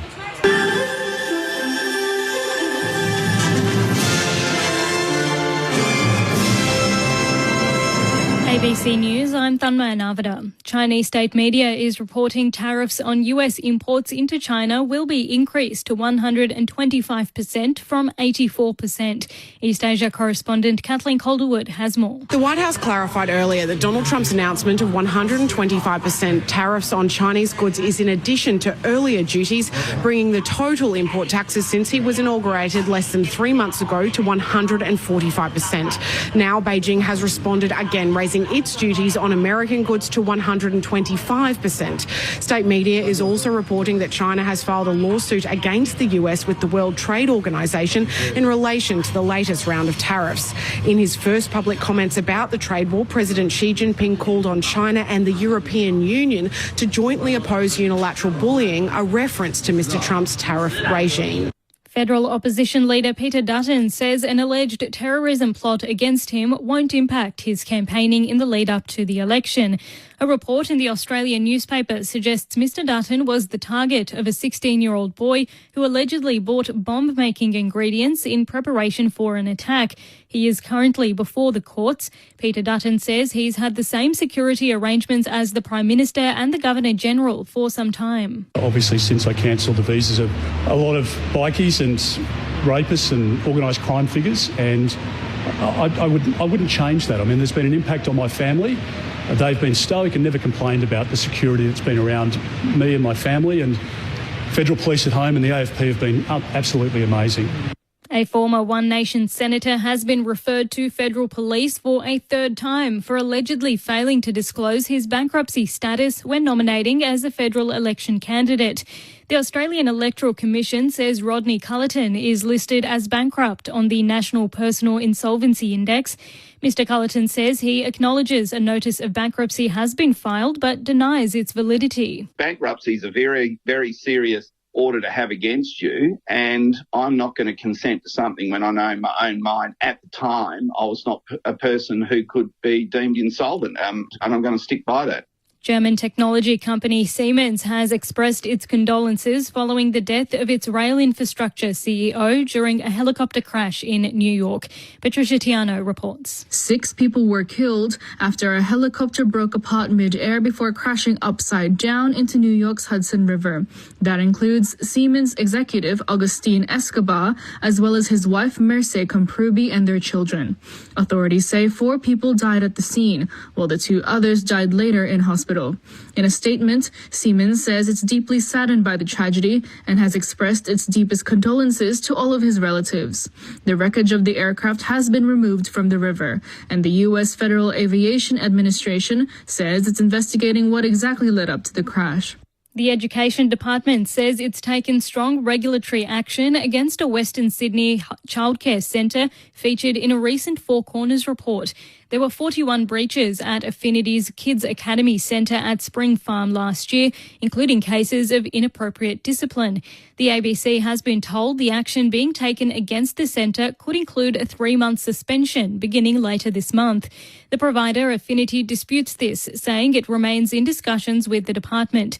The department won't confirm the suspension but has told parents to contact them for information on alternative services in the local area. The Australian film industry is welcoming the Academy Awards decision to add a Best Stunt category. Following years of impassioned calls, Oscar CEO Bill Kramer announced the trophy will be added to the roster in time for its 100th ceremony in 2027.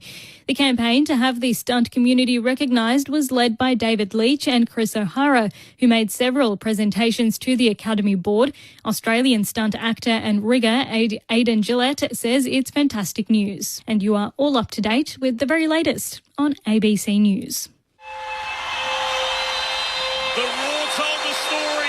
Did you know you can now listen to the footy on your smart speaker? Play ABC AFL. ABC Sport, your home for footy.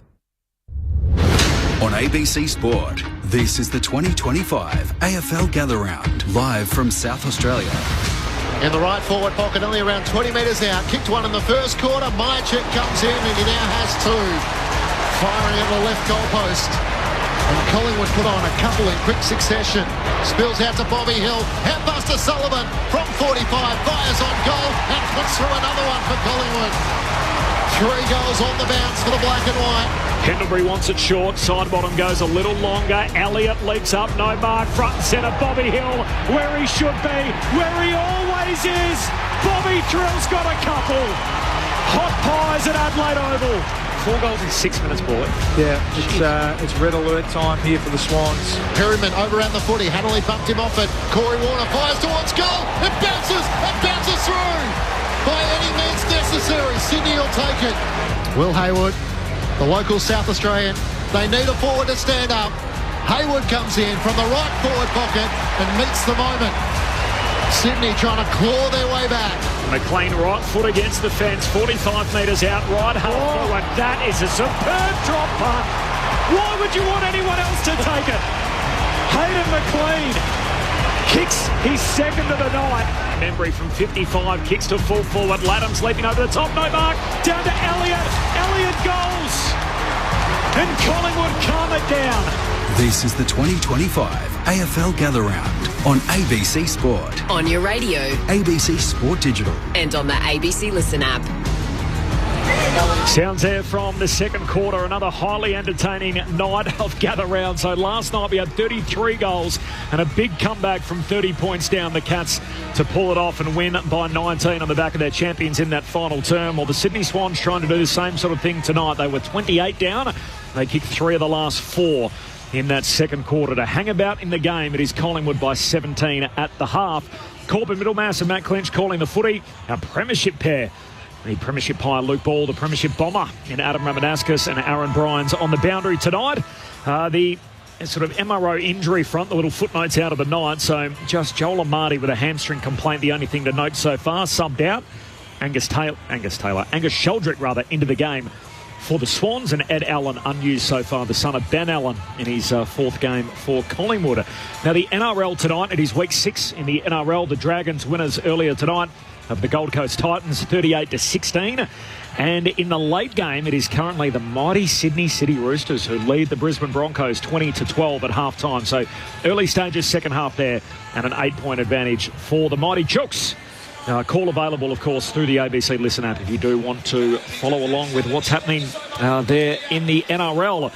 Now in the golf, Adam Ramanauskas and Luke Ball and Clinchy, I know all you guys have been following along, of course, the Masters. Not all of us have been playing golf, but some have. Yes. Justin Rose is the leader, so 7 under. You gave me a little stat earlier, Bally. What was it, something along the lines of he's now led? Well, I don't know the number, but he's equalled the all-time record for leading. Wow. After the first round of a major, not the Masters, of a major. I think it's with Arnold Palmer, and I think it might be 5 or 6. So, yeah, incredibly consistent player, Justin Rose. Give me all the old adages that they talk about at the Masters after the first round. You don't have to be leading, but what you got to be, you can't be out of it. Yeah, you can't. Usually they say you're not going to win it round one, but you can lose it if you have a bit of a howler. And I mean, all eyes are on Rory this week. I think that the thought is that if not now, when really he's coming into in really good form and 7 top 10 finishes. Yeah, and it's just the green jacket's just the elusive, the major that would complete the Grand Slam for him. So he just hasn't been able to get over the line, and he was going along well. Just had a real stumble. I think in the last 4 holes he went 4 over, a couple of double bogeys, so he's back to even par. So 7 shots off the lead. So not completely. Horrible stuff, still in the mix, but got a bit of work to do. He leads by 3 shots, Justin Rose at 7 under from Corey Connors. Great alliteration. Yeah. Love when they got that going. Scotty Scheffler. Yeah, my guy, little Big Oberg. He's right up there as well at 4 under. And then Bryson DeChambeau has a share of 5th, so he's 3 under at the moment. The Australian contingent, 2 under Jason Day. Yep.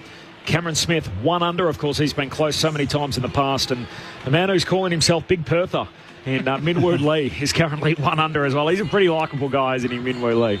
A young man out of Perth. So that is how the leaderboard sits at the moment, heading into tonight. So 5 times Justin Rose has led after the first round of the Masters. So get out in front. Then the challenge is to try and hang on and stay there. But in professional golf, it's just such a reminder of how hard it is. After you have 1 good round, you've got another 3 you've got to back it up with. The National Championships are taking place over in Perth at the moment. We saw Gout yesterday posted 2 9.99 second runs in the under-20s 100-metre sprint event. What about the man that upstaged him in the 200 recently in Melbourne? Lachlan Kennedy has become the 2nd fastest Australian of all time over the 100. He ran a 10 flat, so 10.00 in the men's 100 heats at the Australian Athletics Championships in Perth. So that is just plus 0.9 off the all-time record. And our man Patrick Johnson's the only one that's ever done it that's gone under 10 seconds. So I love Bruce McAvaney's call after that Melbourne event where basically he said, look, we have 2, not just 1 sprint stars in Australia after Lockie Kennedy was able to upstage Gout. And there are 2 guys we're going to be able to follow with interest ahead of not just the upcoming Olympic Games 3 years away in LA, but hopefully way into the future, and of course Brisbane off in the distance in 2032. Off the SMS, Fran enjoying the call and the special comments. Go the Pies, don't want to moz it. Hope they don't lose this lead from Bill. Swans defence inadequate too often.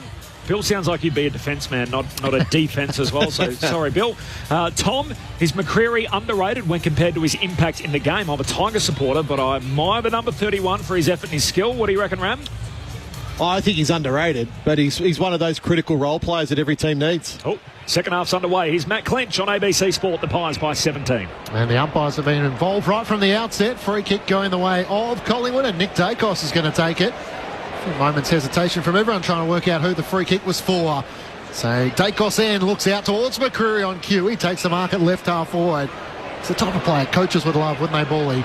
As he veers to the right, can he go all the way from 55? He sets flight. It's offline to the right. It stays in play as Membry tries to fend off the tackler. Needs support. Hand pass to Hoskett Elliott. Lipinski hemmed in the right forward pocket. Up towards Elliott. On right angle as he rides on the shoulders of Bice. Didn't get that much height. And through for a minor score. Collingwood lead by 17 points, opening minute of the third term. Yeah, he's a low possession, high impact player, isn't he, McCreery? And we know that the pressure's the big thing that he brings to the team as well. I just think that's been a little bit down for his standards in this first month of footy, but I think he's been good tonight. 6 possessions, 5 inside 50s, a goal, 4 score involvements. Blakey to Rampy in the back pocket, goes long down the wing, and there's McLean, who takes the mark in front of Moore. He's a winner on grand final by the last 2 years by McCreery. He won the flag and then he won the sprint. And in 2024, which gives him 1 of each. A long kick down towards half forward. Into a pack. Grundy, the intended, he's the man there for the Swans. He knocks it away into the path of Cleary. Hand pass over the top to Sheldrick. Got it to Florent. Handball to Hayward. He shoots goalward. Gee, he had more time than he Way more time. And a behind for Hayward. He's got to be kicking those, doesn't he? Will Hayward a little Hill Wayward. And it's where you want your teammate, Braden Campbell, to tell him to steady, tell him to straighten the shoulders up. You've got more time. 17-point lead for the Pies early stages, third term. Gather round on ABC Sport. 1 goal, 2 for Will Hayward. He and Amati both kicked 4 goals last week. The kick out of defence from Jeremy Howe finds Jack Crisp. Just continues to stand in that hole and take some good marks. Game number 242 consecutive for him. As he kicks up towards Cameron. Wicks in from the side late. Gave away the free kick. Chopping the arms. Sidebottom wants the advantage. Takes it. Kicks to Elliott. Takes it running back with a fly. That's brilliant by Still Sidebottom. Forward pocket. Just the vision there. Takes the advantage. Looks inside forward 50. To put that ball in front of Jamie Elliott. Just the vision and the execution of that kick by Sidebottom was exceptional. I mean, he's 19 possessions, most on the ground, 9 score involvements. Good sides. The good sides do it so well, don't they? They seize the opportunity.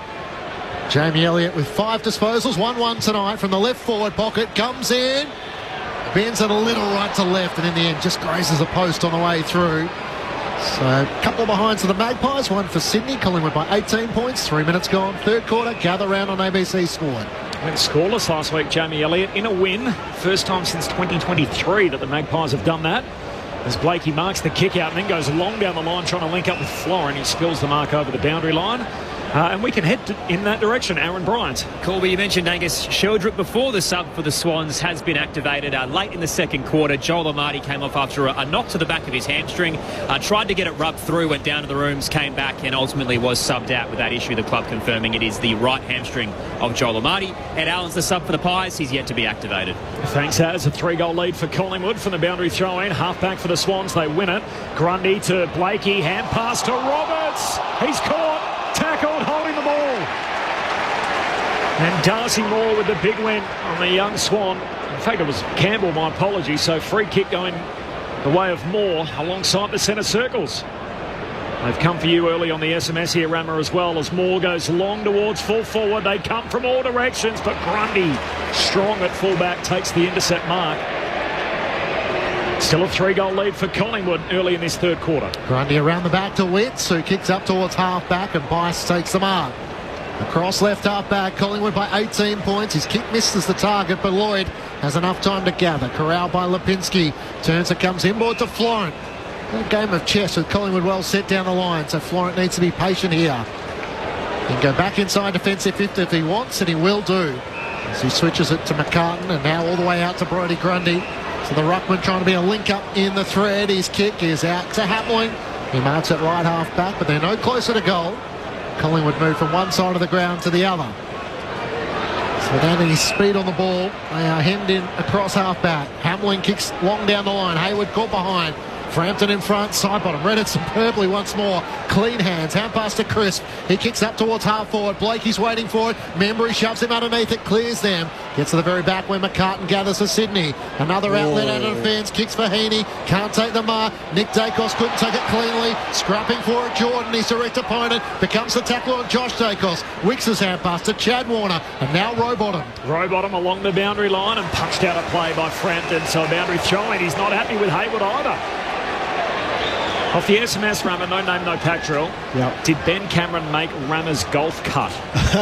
He did. The one pulled out this morning, and I rang Ben Cameron, and Ben Cameron refused to answer my call at 6:45 a.m. this morning. So until 6:45 he wasn't in, but he had the late opportunity. Yeah.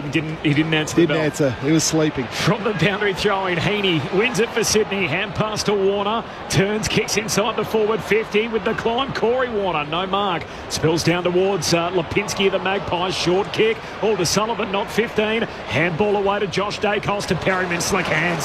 Sullivan back to Lipinski. Pies away. Just checks his kick. Goes laterally and Quaynor marks. I think that's a little bit of both. He sort of didn't make the cut, but then he got the really late reprieve. Long kick into the front half, finds Lipinski, keeps the shift down to half forward. Great kick. Hoskin Elliott leaps up and marks just inside the 50. He was a Geelong first emergency. Hoskin Elliott to full forward. Great mark. Membry stands in front of Hamlin, wins the one-on-one. And the man who jumps off 2 feet takes it at full forward. Yeah, and I was going to mention that. I think he's the best 2-foot jumper in the competition, Membry. I've never seen anything like it. So people probably wondering, thinking, oh, everyone jumps off 2 feet. Not like this. So everyone usually have a plant foot when you leap to take a mark. Membry jumps off both feet at the same time all the time. Yeah, Joel Hamley will want to do better there. The premiership defender had to sit on Membry and just not strong enough with the spoil. Good hands from Membry, but poor spoiling attempt from Joel Hamley. Bang in front at full forward, and the Pies set the time to start the third. Tim Membry. He joins the growing list of goal kickers, and all of a sudden Collingwood back out by 24 points. 11-9-75, the Sydney Swans 8-3-51. 7.5 gone in the third term. This is Gather Round on ABC Sport with our premiership pair, Luke Ball and Adam Ramanauskas. Just transition footy there from half back there. Collingwood defending really strongly and then spreading with that transition ball. Lipinski with his, we know his running capacity, getting involved a couple of times there, pumping the ball forward. And as I said, Joel Hamley won't want to see that again. He should have done a bit better. Had to get the ball to ground. Got to take the body there, don't you remember? I think not physical enough. Well done by Tim Membry, who's had a reasonably solid night. On a heap of the footy, but 7th goal in the black and white. Have you seen him, Bully? Do you think great pickup? Yeah, I think it's forwards is going to work. Yeah, it just suits the way that this Collingwood team play. We've spoken about the way that they attack and bring the ball forward. At the moment, he's been favoured over Mason Cox, isn't he? Yeah. And we saw his worth early in the year when Brody Myercheck wasn't in the team. So, yep, good pickup considering they got him for nothing. Bounce skewed left, had to be balled up. Grundy wins down the tap, but Collingwood emerge with it. Bobby Hill, keen, sleek, one-handed pickup. Kicks looking for Elliott, can't take the mark. Rampy gets a boot in there. Membry got down low, wore the contact. Hand pass to Sullivan. He's tackled. Gets a hand pass forward towards Myercheck. They're bursting here, Collingwood. Big tackle laid in the end. Sheldrick brought it to an end just as they were about to fire towards goal. Right forward pocket for the Magpies. Collingwood leading by 24 points. Fell behind by 28, the Swans. They did get it back to 10 points. And now back out by 24, as Clinchy mentioned. Grundy out of the ruck, kicks out of the defensive 50, but it's coming back. Quaynor takes the intercept mark. Isaac Quaynor. He's gone back with confidence. He'd be 70 metres out. Waiting for the right kick inside the forward 50, and Collingwood have so often found it tonight. Quaynor told to move it here. High bomb into the forward pocket. Myercheck the target, knocked away by McCartan. Down towards Jordan of the Swans. Hand pass to Rampy, kicks out of defence. Or Moore trying to take the juggled mark, running back with the flight. Sydney win it. Sheldrick got it from Hayward. Hand pass now out to Campbell, who's off and running. 2 bounces. Kicks from high half forward inside 50, just turns it straight over. And the intercept mark for Jeremy Howe in defence for Collingwood. I sung his praises earlier, Braden Campbell. It was just really poor. He had young Hanley, who's entitled to field, pretty disappointed there. He had the goal side. He had the slip on his opponent. Campbell with that beautiful leg certainly had the ability to get it over the top into space for Hanley to run onto. So missed opportunity for the Swans. Chris from half back kicks up towards McStay. Can't take them up, but does keep it alive. He blazes away inside 50, and in the end Rampy takes the mark. It's the type of ones that normally the monitor would circle on John Longmire and be giving it to Dean Cox. I wonder who Dean Cox is now giving it to now that he has the man with all the responsibility on his shoulders. Short pass to Roberts, who takes the mark. Cross half back. Looking to try and switch it out to the eastern side of the Adelaide Oval. Lloyd takes the mark. Roberts keeps running. Kick missed him at half back. Knocked on by Long. This might work. Hill one way, then the other around. Lloyd chips it, looking for Elliott. Is it 15? It is, in the right forward pocket. These are the type of angles that Jamie Elliott doesn't mind. He's about 5 or 6 metres in from the boundary. He'll have to kick from about 45 metres out. Well, there's spots to turn over the ball and there's spots not to turn over the ball. And that's certainly where Sydney turned that ball over, virtually dead centre half forward for Collingwood. Just off the back of the Pies, getting more organised behind the ball too. I mean, that first quarter, where they looked all at sea with their team defence, the Swans were able to pick their way through, and then the space over the back, whereas you called it, Clinchy, this quarter, they've worked, they've got themselves sorted, their team defence, and the Swans having trouble moving the ball. Deep in the right forward pocket, this is what Jamie Elliott does. Threads the needle for his second. And Collingwood fans know this feeling all too well. The Magpies are out by 30 points. They beat the opening 2 goals of the third quarter. After Sydney kicked 3 goals on the bounce late in the second quarter to close the margin once more.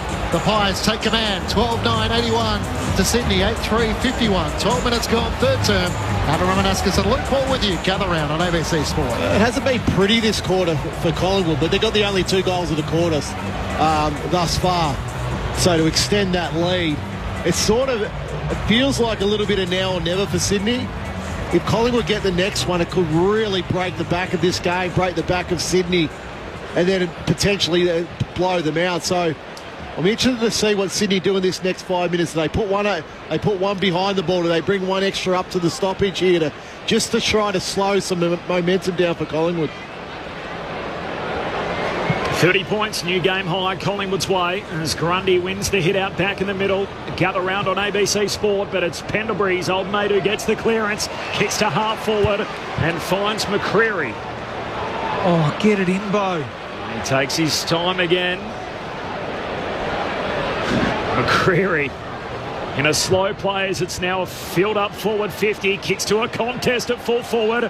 Grundy trying to mark, can't. At his feet, Bobby Hill shakes 2 tackles, kicks goal with his kick smothered. Nice work, Sheldrick wins the footy, now tackled by Elliott. And the ump says, I'll have it, a ball up right on the behind line, deep forward for the Magpies. They lead it by a game high 30 points. Gather round on ABC Sport. Imagine if Bobby Hill had less Sydney players to get around there and have a shot at goal. 10 inside 50s a 3, Collingwood's way in this third quarter. Cameron somehow squeezed a kick out. Roberts has to wear the contact as Sullivan comes lurking, and the tackle also from Bobby Hill. The umpire will ball it up. Only about 25 metres out from the Magpies' goal. Cameron tried to take the ruck. Grundy laid the tackle. Blakey locks up Myercheck. Matching closer and closer towards goal. The Cathedral end. Packed on the hill in front of the old scoreboard. Thrown aloft once more. Cameron tries to flick it over the back. Long gathers. Hand pass back. Perryman set. Standing start. Fires on goal and misses to the left. They are looking in trouble, Sydney, here, because Collingwood are about to bang down the door. It's a 31-point lead. 2 goals, 3 to 1 behind so far in this third term. I was able to walk to the game today with a Collingwood premiership player in the famous number 12 in Luke Ball. As Blakey goes out wide with a kick trying to find McCartan, it's knocked out of bounds. I said to Ballies as we got to the traffic lights, I said, does anyone still come up to you when you walk into a Collingwood game and say, hey, Paulie, thanks for winning us that flag and getting us through in the prelim and everything else? He said, nah, no one remembers anymore. Sure enough, almost right on cue. Some bloke comes over and says, you're my daughter's favourite player. And there she is over there all embarrassed and looking bashful as Luke Paul was happy to wave and shake some hands out amongst the good people of Adelaide up on North Terrace. 31-point lead here for Collingwood, threatening to break the game open. Sydney win a critical contest in midfield. Campbell hand pass away towards Florent, kicks out wide to half forward, and here's Lloyd. He's got it 70 from goal. Look at Collingwood scramble back now. This wasn't the case in the first quarter. This is more the Collingwood that we know when they're at their best. As you said, Rammer, work rate, but just structure, just that team defence. Roberts, long kick to full forward. They come from all directions, and Cameron's going to claim that mark. The ump says fair enough too. Takes the intercept mark for Collingwood at fullback. Hand pass to Nick Dacos, and here they go again. Collingwood off and running. Handball to Hoskin Elliott. Hand pass to Quaynor against the boundary line eastern side. Kicks up over halfway. McStay the target. Bites in the contest, and in the end, it's inadvertently socked out of play by Jamie Elliott. So a boundary throw in between wing and half forward for the Pies. They've kicked the last 3 in the game after Sydney drew within 10 points. It's now a game-high lead for the Magpies, 31 points, 16 gone in the third. It's one thing to identify a problem, but it's another thing to actually do it. And there was a perfect example there. Collingwood actually doing it and transitioning and getting back and supporting their defence. Cameron one down the tap against Laddams. Jordan trying to get a hand pass inboard. Sheldrick gave away the free kick. It's going the way of Nick Dacos. He's taken high and he'll have the free kick at right half forward. Collingwood by 31 points. 4 scoring shots to 1 so far in this third quarter. That's not 15 to Pendlebury. Call to play on, so he gives it back to Nick Dacos. Another one against James Jordan. Kicks towards goal. McStay comes charging out. Can't take the mark. Hill cleverly trying to knock it on to Long. He's stripped of it. Socket off the ground in the end. It works for Sydney out of defence. Hayward comes out to try and meet it. Can't take it cleanly. Howell lays the tackle with support. The umpire will ball it up. Perryman, the extra Magpie coming across. It's right half forward for Collingwood, 65 metres out from goal. The Magpies by 31 points. Umpire tosses it up, half forward for the Pies. Sydney, though, win it at the coalface. A little handball from Laddams into dispute. Hayward can't trap it. Nick Dacos soccers it forward inside 50, but stretching back, Florent takes the intercept mark for Sydney. Dishes off a handball to his running mate and Hamling off the back flank. Kicks down the wing and a juggle mark from McLean. Sydney in their all white tonight. A special event jumper. Collingwood in the black shorts and the black and white stripes. Tom McCartan's gone forward here. So Dean Cox has seen enough. He's trying to shake it up. Florent to Rowbottom on the wing. That's a great kick. A centre half forward. Spots Hanley, takes the mark. Chips it to Cleary. And Perryman breaks it up. Got a spoil in there for Collingwood. Tackled by Moore. The player inside the forward 50 and the bottom of all of that. And it was the intended target in Cleary. And so we'll have a ball up 40 metres out from the Swans' goal. Desperate defence for the Magpies. Completely missed Jake Lloyd. Yep. McLean doing the ruck against Cameron. It comes down to Perryman of Collingwood. Hand pass out towards half back. Bobby Hill can't keep it alive as Sam Wicks sees him out of play. Interesting change of role for Sam Wicks, playing predominantly in the back line. Jacob Costanti last week. Former teammates.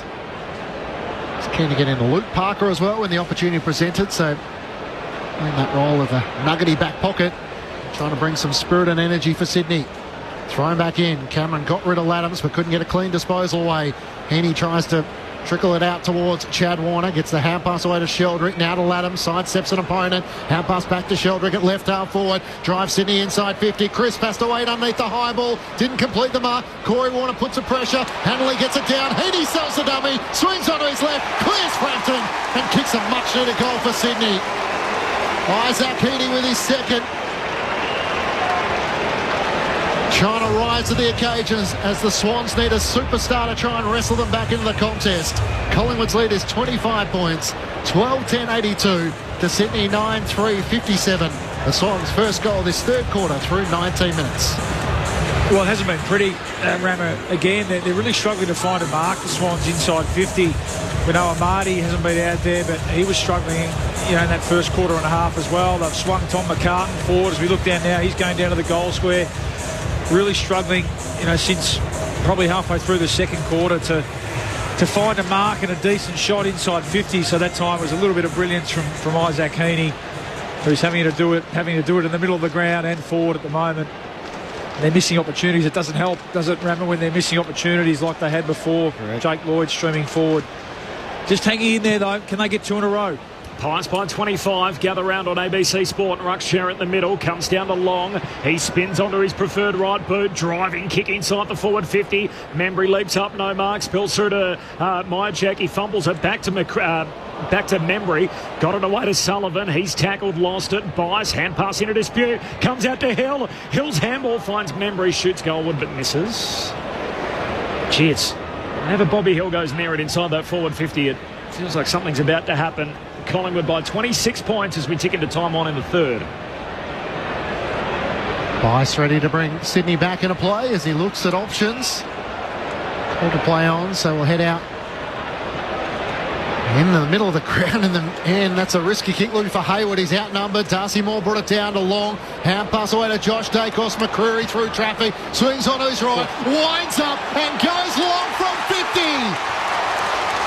Straight back over the Sydney defenders' heads as he puts through his second. And the Collingwood midfield like that. Now there's a bit of pushing and shoving going on the afters as well.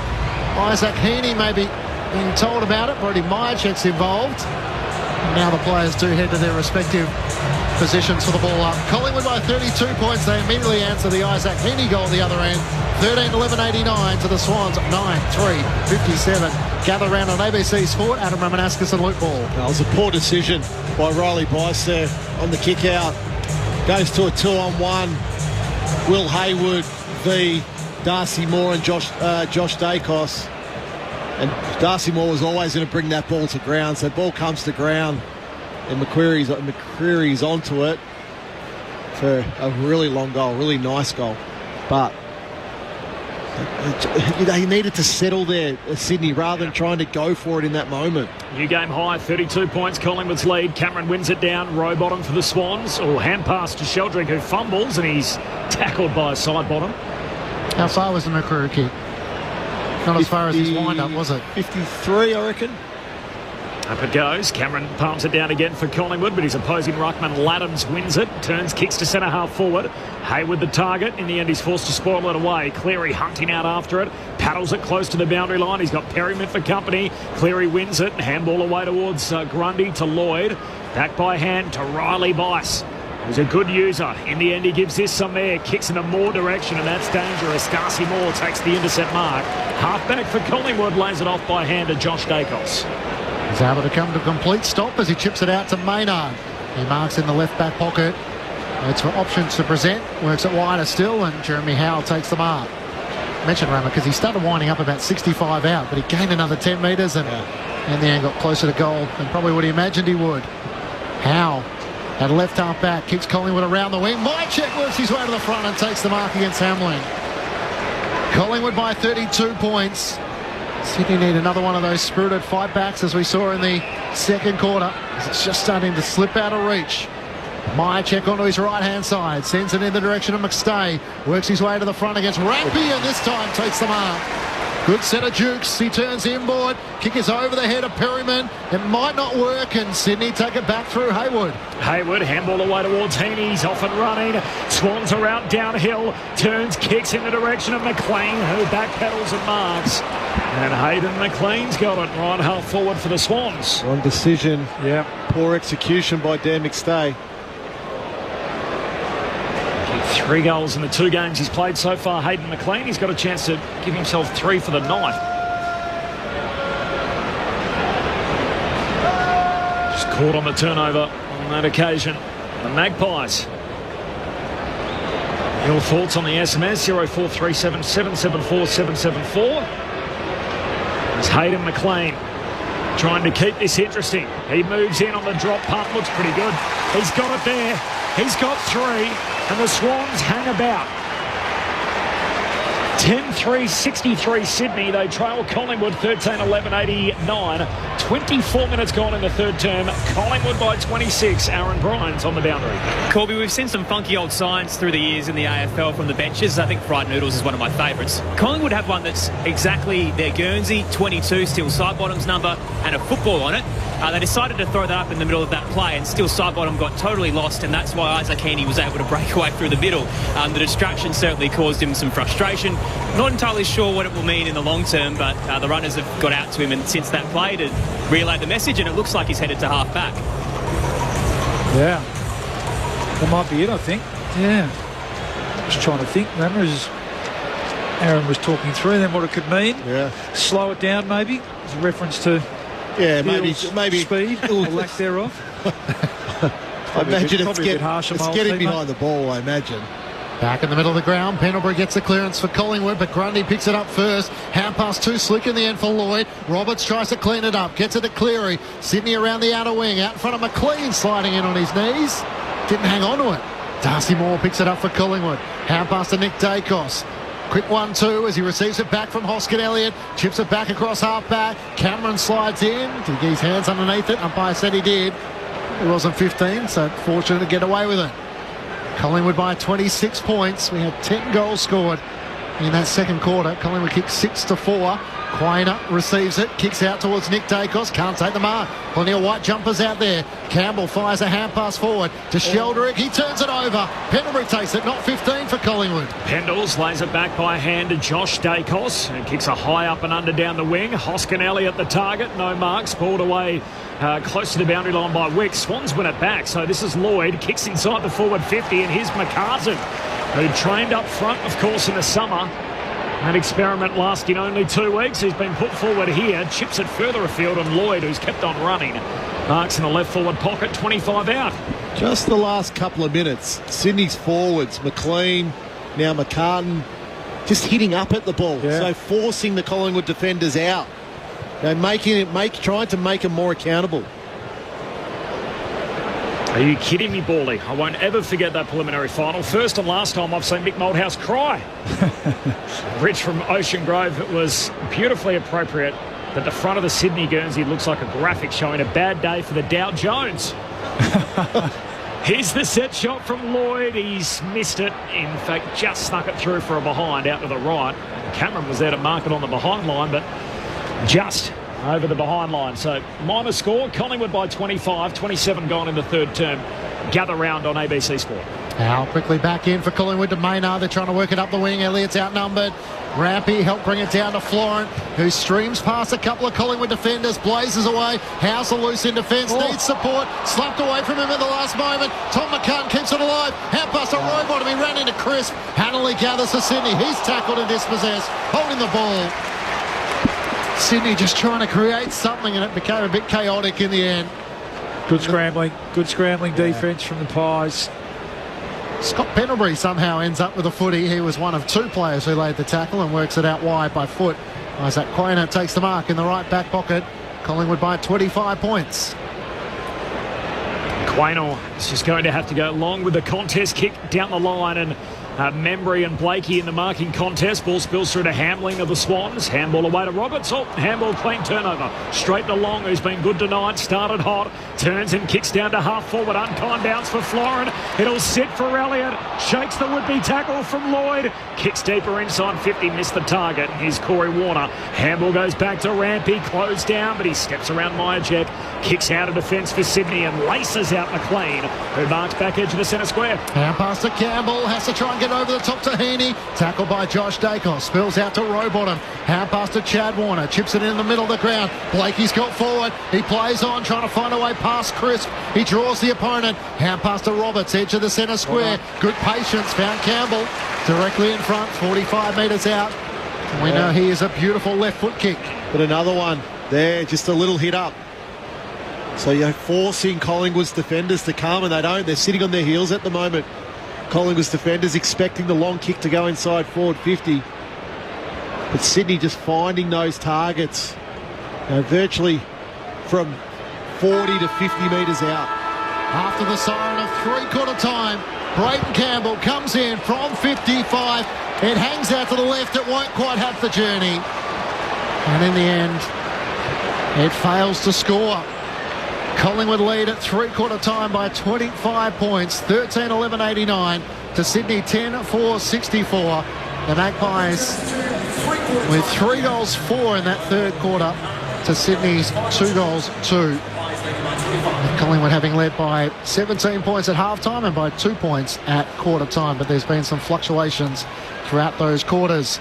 For the Magpies, 2 goals to Brodie Myercheck, 2 goals to Bobby Hill, individuals to Elliott, McStay, Crisp, Membry, McCreary has 2 as well. Hoskin, Elliott, Sullivan for the Magpies, while for the Sydney Swans, 3 goals to Hayden McLean, 2 goals to Isaac Heaney and to Tom Hanley, individuals to Haywood, Campbell and Corey Warner. Ask it, Rama. What were you going to say? Well, is that a behind? Yeah. So I think it was touched twice. So basically, if it just skimmed the knuckles of one player or touched by one player and then goes through for a score, it counts as a rush behind, given it's the same motion. But once it gets knocked on multiple times, I think that's basically... Did that look like it was knocked multiple times to you? I think it came off multiple sets of hands. So basically, the ump said, look, that's the end of the motion of the play, and so you can't have a secondary action to propel it towards goal. So it's only... Well, I thought the ball had to be on the ground. Had to be dead. Yeah. Dead. I might text Razor. Yeah. He'll know. Well, I was watching the goal umpires and they signalled that it was no score. So we'll put that one to our man Ray Chamberlain, even though he's not with us tonight. But I'll flick him a text to see what he's got for us. He'll be up. He will be. Collingwood by 25 points. Hey, shout out to Shane, who's listening to the Pies on a flight between Dubai and Vienna. It's a good way to take it. Where you'd rather be. With the word pictures and listening to us from Gather Round here at the Adelaide Oval, Shane, safe travels and good luck to your Pies in this final term. They lead by 25 points. ABC, listen up, loud and clear in the air, beautiful. And from Matt in Tassie, Mick Moldhouse and Ben Cameron off to another jam-finding expedition this Gather Round. I can't wait. The adventures of better Mick. So when I walked out the front of the hotel and I was about to meet Paulie, I was just trotting down to the little convenience store. I thought, look, I might just need a bit of caffeine before I start. There was this this four-wheel drive that was pulled up out the front of the hotel. And I thought, I'm just interested to see who's in this car. And as I glanced to my left, it was a car that contained Clint Wilden behind the wheel and Mick Moldhouse in the front seat, the man who's coached more games than anyone else in VFL, AFL footy. And as I peered into the back seat, there was 100-centimetre Peter Bell, alongside Ben Cameron in the back seat behind Mick Moldhouse. Can you imagine sitting behind Ben the entire way to the Barossa? Kids in the back. Was Ben in the car seat? On the booster. I don't think so. I think he would argue he might even be fractionally taller than Belly. They have gone back-to-back at different times in the past to try and duke it out. Collingwood by 25 points. More from Adam Ramanauskas and Luke Ball coming up next. Final quarter upon us. This is Gather Round on ABC Sport. The footy might stop with the final siren, but with ABC AFL, the conversation keeps rolling. Get ABC AFL Daily Podcast with Premiership coach Paul Roos alongside Corbin Middlemass, Ben Cameron and Poppy Penny. From walking on thin ice to dancing on the mountaintop. It's your daily footy conversation. Find it on the ABC Listen app. On ABC Sport, this is the 2025 AFL Gather Round, live from South Australia. Good hands from memory, but poor spoiling attempt from Joel Hamlin. Bang in front at full forward, and the Pies set the time to start the third. Knocked on by Long, this might work. Hill one way, then the other around. Lloyd chips it, looking for Elliott. Is it 15? It is, in the right forward pocket. These are the type of angles that Jamie Elliott doesn't mind. Deep in the right forward pocket, this is what Jamie Elliott does.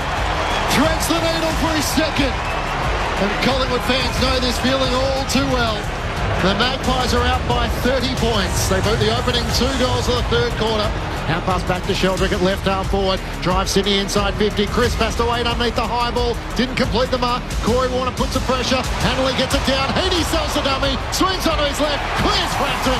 And kicks a much needed goal for Sydney. And that's a risky kick looking for Hayward. He's outnumbered. Darcy Moore brought it down to Long. Hand pass away to Josh Dacos. McCreary through traffic. Swings onto his right. Winds up and goes long from 50. Straight back over the Sydney defenders' heads. It's Hayden McLean trying to keep this interesting. He moves in on the drop punt. Looks pretty good. He's got it there. He's got 3. And the Swans hang about. This is the 2025 AFL Gather Round on ABC Sport. On your radio. ABC Sport Digital. And on the ABC Listen app. Pies by 25 points. They've won every quarter, but it feels like it doesn't really tell the story of the game. 2 points at quarter time, 17 at the half, and now 25 at three-quarter time. The Swans were able to get it close on a couple of occasions, and Collingwood did lead by as many as 32 points at one stage in that third term. Pies by 25. The thoughts of our premiership pair, Adam Ramanauskas and Luke Ball. Well, it was really a quarter of transition football from both teams, and the reality of that is whoever transitioned the ball better would score. So it's not by any stretch of the imagination a really contested game of football out there tonight. It's about turnover and then it's about moving. So what Sydney did later in that quarter, they started to draw Collingwood's defenders out. So Collingwood's defenders were sitting on their heels, sitting back. Sydney bombed the ball in. Jeremy Howe, Maynard, Darcy Moore marked the ball and then away they go. But just late in that quarter, McCartan, McLean, Braden Campbell there at the end, just getting those short hit-ups, really forcing us. So they've got to continue that to start this quarter. Now, what do we got? 25-point margin. So it's definitely doable, but it's just how quickly they can do it. Yeah, it's been momentum, hasn't it? It's been a game of movement, and then who can capitalise when they have it. And really, since quarter time, Collingwood, when they've had the upper hand, have looked a little bit more dangerous going forward. It's been hard work both ways, but Collingwood were able to capitalise more that quarter. Swans just finding ways to miss opportunities going forward. Other than when, say, Heaney gets on the end of it. So he needs a bit of help this quarter. Heaney can't do it all by himself. Swans certainly need the first goal of this final term. A 25-point deficit as Heaney picks it up out of the middle and goes bursting away from the ageing Pendlebury as he kicks inside the forward 50 for the Swans. Hayward competes in the air. No mark. Spills down to McLean. Handball to Cleary. Slick hands. Got it away to Jordan. He dropped it. Picked up by side bottom for the Pies. He kicks out to half-back. Hill with the fancy footwork. Got it to Elliott. Hand pass to Nick Dacos. Handball to Hill. He's met solidly. And Wicks locks him up. We'll have the ball up on that eastern wing here at Adelaide Oval. Of course, the ground running north-south. It is Collingwood by 25 points. A little different to what we're used to at the G. This is Gather Round on ABC Sport. Cameron wins down the tap. Side bottom can't wrestle it away. Aaron Bryans is on the boundary for us tonight, as Clinchy, still no movement on Collingwood sub Ed Allen in his 4th game tonight. But the curious case of Joel Amartey, for those who are with us throughout the night, I mentioned it was a contact injury when he came off. He wanted to come back on, grabbing at his right thigh, more hamstring area. The club pulled the trigger very quickly and subbed him out for Angus Sheldrick. He's got a compression bandage on, no ice. So it does look like it is a knock and a corky rather than a hamstring, which means he could be available when the Swans host Port Adelaide next week. All right, thanks, Aaron. Myercheck got a free kick, choppy in the arms, kicks into the pocket, looking for McStay. He can't complete the mark and it goes out of play. Corky in the hamstring. Yeah, he's all over it. I mean, the treatment, you would really have a compression bandage on, wouldn't you, if it was a tear? Or you wouldn't, or you would? You wouldn't, would you? Yeah, you think would. that? Yeah. You wouldn't have ice on there? You'd have both. Yeah, the old ricer. Thrown in, Grundy wins it down. Nick Dacos' hand pass to Lipinski to Myercheck. Lipinski kept running the boundary, opens up the angle, fires across the face of goal, and in the end kicks it out on the full from the left forward pocket all the way to the right forward pocket. And a free kick going the way of the Sydney Swans. Also saw on that monitor a shot of Errol Goulden, who had the headset on tonight, sitting on the bench. Did you ever find that beneficial, Rammer, when you weren't playing? Different experiences? No. I didn't think so. I just want to play. Yeah, Pice out of defence. Kicks Sydney to half back. Hayward has an arm pinned. He's under pressure. Umpire almost went to blow his whistle. It comes out in the end. Sheldrick gets a hand pass. Running the boundary is Tom McCartan. A good set of heels as he kicks inside 50. McLean's out the back. He dropped the mark. He did all the work to get it to him and he couldn't hang on. Darcy Moore drops it out for Collingwood. In the path of Sidebottom, has to wear the tackle. And the moment is lost for the Sydney Swans. Tom McCartan did so much right. Did everything right. He's dropped a few marks tonight. Yeah. McLean, hasn't he?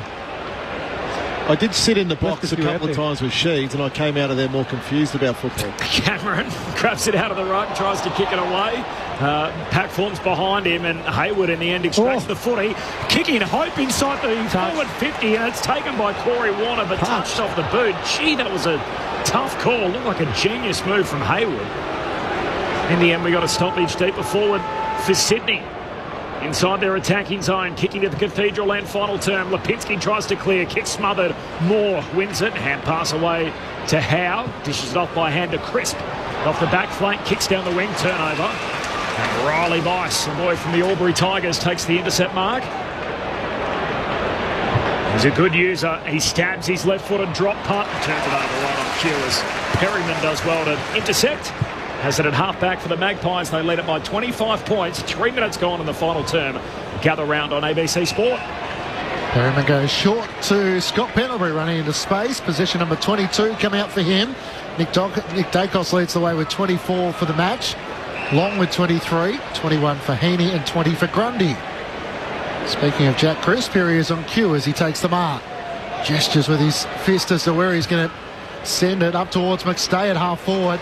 He just got a couple of metres on Rampy and takes the mark out in front of him. A perfectly weighted kick. He swings back onto his right. Elliott's leading in the pocket. The kick is too wide for him and lands just on the paint of the boundary line. So boundary throw-in rather than out on the full, but Elliott has his hands on his hips just a few metres too wide. Well, he was out too. I mean, McStay rolled around onto his left foot. I don't know what he was waiting for. Elliott was out the back in 20 metres of space. 25-point lead for the Pies. Early doors final term. Gather round on ABC Sport from the boundary throw-in. Bice ends up with it. He's tackled. Just have to find a way to get the first goal. The Swans don't they? You get the feeling if the Pies get one here, it's going to make it very hard. Half forward for the Pies. Cameron grabs it out of the ruck. Kicks Collingwood inside 50, but Lloyd set up, takes the mark in the back pocket. 25-point deficit. Did trail by as many as 32 in that third quarter. As Lloyd swings it from one pocket to the other and finds Wicks. Still inside the defensive arc. Wicks for Sydney. Goes long down the wing. Cleary with the climb. Up in front, Maynard wanted a free. Not forthcoming. Socket inside by Sullivan. Hand pass missed the target for the Swans. Chad Warner cleans it up. Took on a couple. He was taken high. The tackle from Maynard and Chad Warner's going to get it defensive side of the wing. So Collingwood by 25. 5 gone final term. Warner elects to give the hand pass to Campbell. Sydney gain territory to Jordan on the wing. Chips it over the top to Heaney. Between wing and half forward on the far side. He looks into the pocket, tries to pinpoint a pass to McLean. Darcy Moore somehow got a fist in there. A great spoil from the Collingwood captain. And the umpire says throw it in. He's got to take that out in front. Hayden McLean. Well, he's been dropping chest marks, so you might as well get your hands out the front and give yourself a chance to mark it, Hayden. Goodness me, he couldn't have hit that any better. That kick from Isaac Heaney. Just a little insight into the mentality of it all and maybe the confidence of Hayden McLean as Jordan's kick along the ground. Well, he's kicked it well, hasn't he? I mean, some of his set shot. Oh, wow. No way. They paid that deliberate, which is unusual when it's inside the forward 50 under enormous pressure, gaining territory, but the free kick going the way of the Magpies. Pat Lipinski will take it in the back pocket. Collingwood number 1, Lipinski. Goes long out to half-back. No mark for the Magpies, but it spills to Myercheck. Hand pass away to Nick Dacos. Slices his way to the boundary line. Got a hand pass away to side bottom. Handball to Elliott. Spin move. Kicks back inboard to McStay. This is a nice build-up. McStay marks high half forward. Has to hold it up now. Yep. He's got handling back in space. The oldest team in history last week. They made some changes. A few of the old boys came out through injury, so a little younger this week. Gives it to Lipinski. Kicks inside the forward arc. Crisp collects and tackled straight away. So for those of you thinking that naturally, if they were a week older, they'd be now the new oldest team in history. Not quite the case. Young Allen, who's the sub tonight, gives them a few more years to work with. And on the younger side, at just 20 years of age, that's Ed Allen, son of the Hawthorn Premiership player and former Fremantle captain Ben Allen. Another stoppage inside the forward 50 for the Pies. Ruck share it down. Cameron tackled, dispossessed. Bobby Hill handball out to Pendlebury in traffic. Got it out to Nick Dacos. Close to the boundary line, trying to turn Jordan inside out. Got it away to side bottom. Great hand pass Lipinski to Bobby Hill. Dancing in the pocket. He snaps over his shoulder but misses. Behind for Bobby Thrill, so Collingwood by 27 points, 7.5 gone in the final term. This is Gather Round on ABC Sport. As the Swans try and quickly move it from fullback. Bice out to Campbell, marks it left half back. Collingwood. Scoreboard too quick for me, Clinchy. 26 points, Collingwood's lead. Out towards half forward, and it's too wide for Tom McCartan. Out on the full, free kick going the way of the Magpies, and Jeremy Howe to take it at right half back.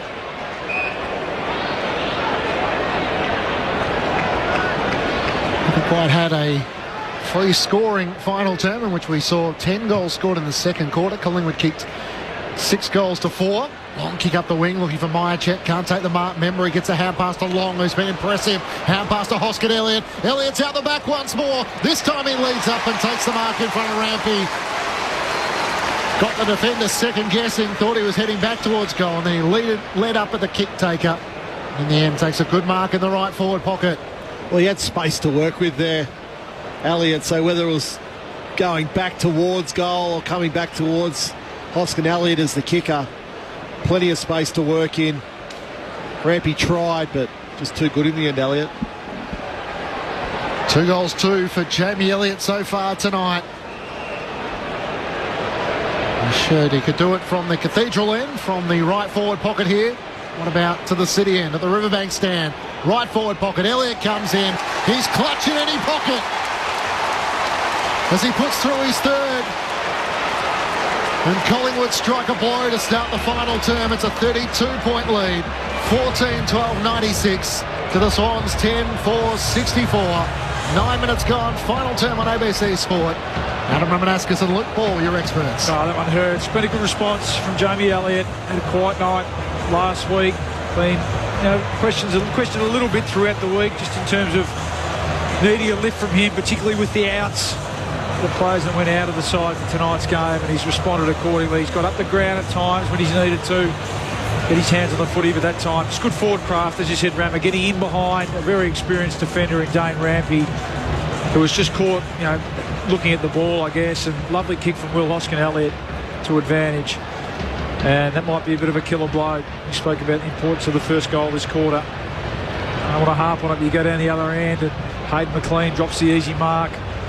Jamie Elliott that time, good enough to kick the goal. Collingwood by 32. Nick Dacos telling Tarp's got a hand pass to Long. Handball to side bottom. Kicks to half forward for the Magpies. Bice gets there, skids to the ground in the tackle. Caught holding the ball. Great work, Hoskin Elliott. And wins the footy for Collingwood just inside the boundary line, eastern side, left half forward. Seen a few players be pinged holding the ball, even for being on the outside of the boundary line in the early couple of rounds. Kicks to full forward. Myercheck up in front of the pack and rips it down for the Magpies. As good as it is for the Pies, they are coach killers, Rammer, for the Sydney defence. They just... It's unforgivable, that, really, as a defender for the Swans there. You know, it's a predictable kick where it's going. There's going to be better, Sydney's defenders. 3 behinds last week for Brody Myercheck. 3 goals this week. He pops it through.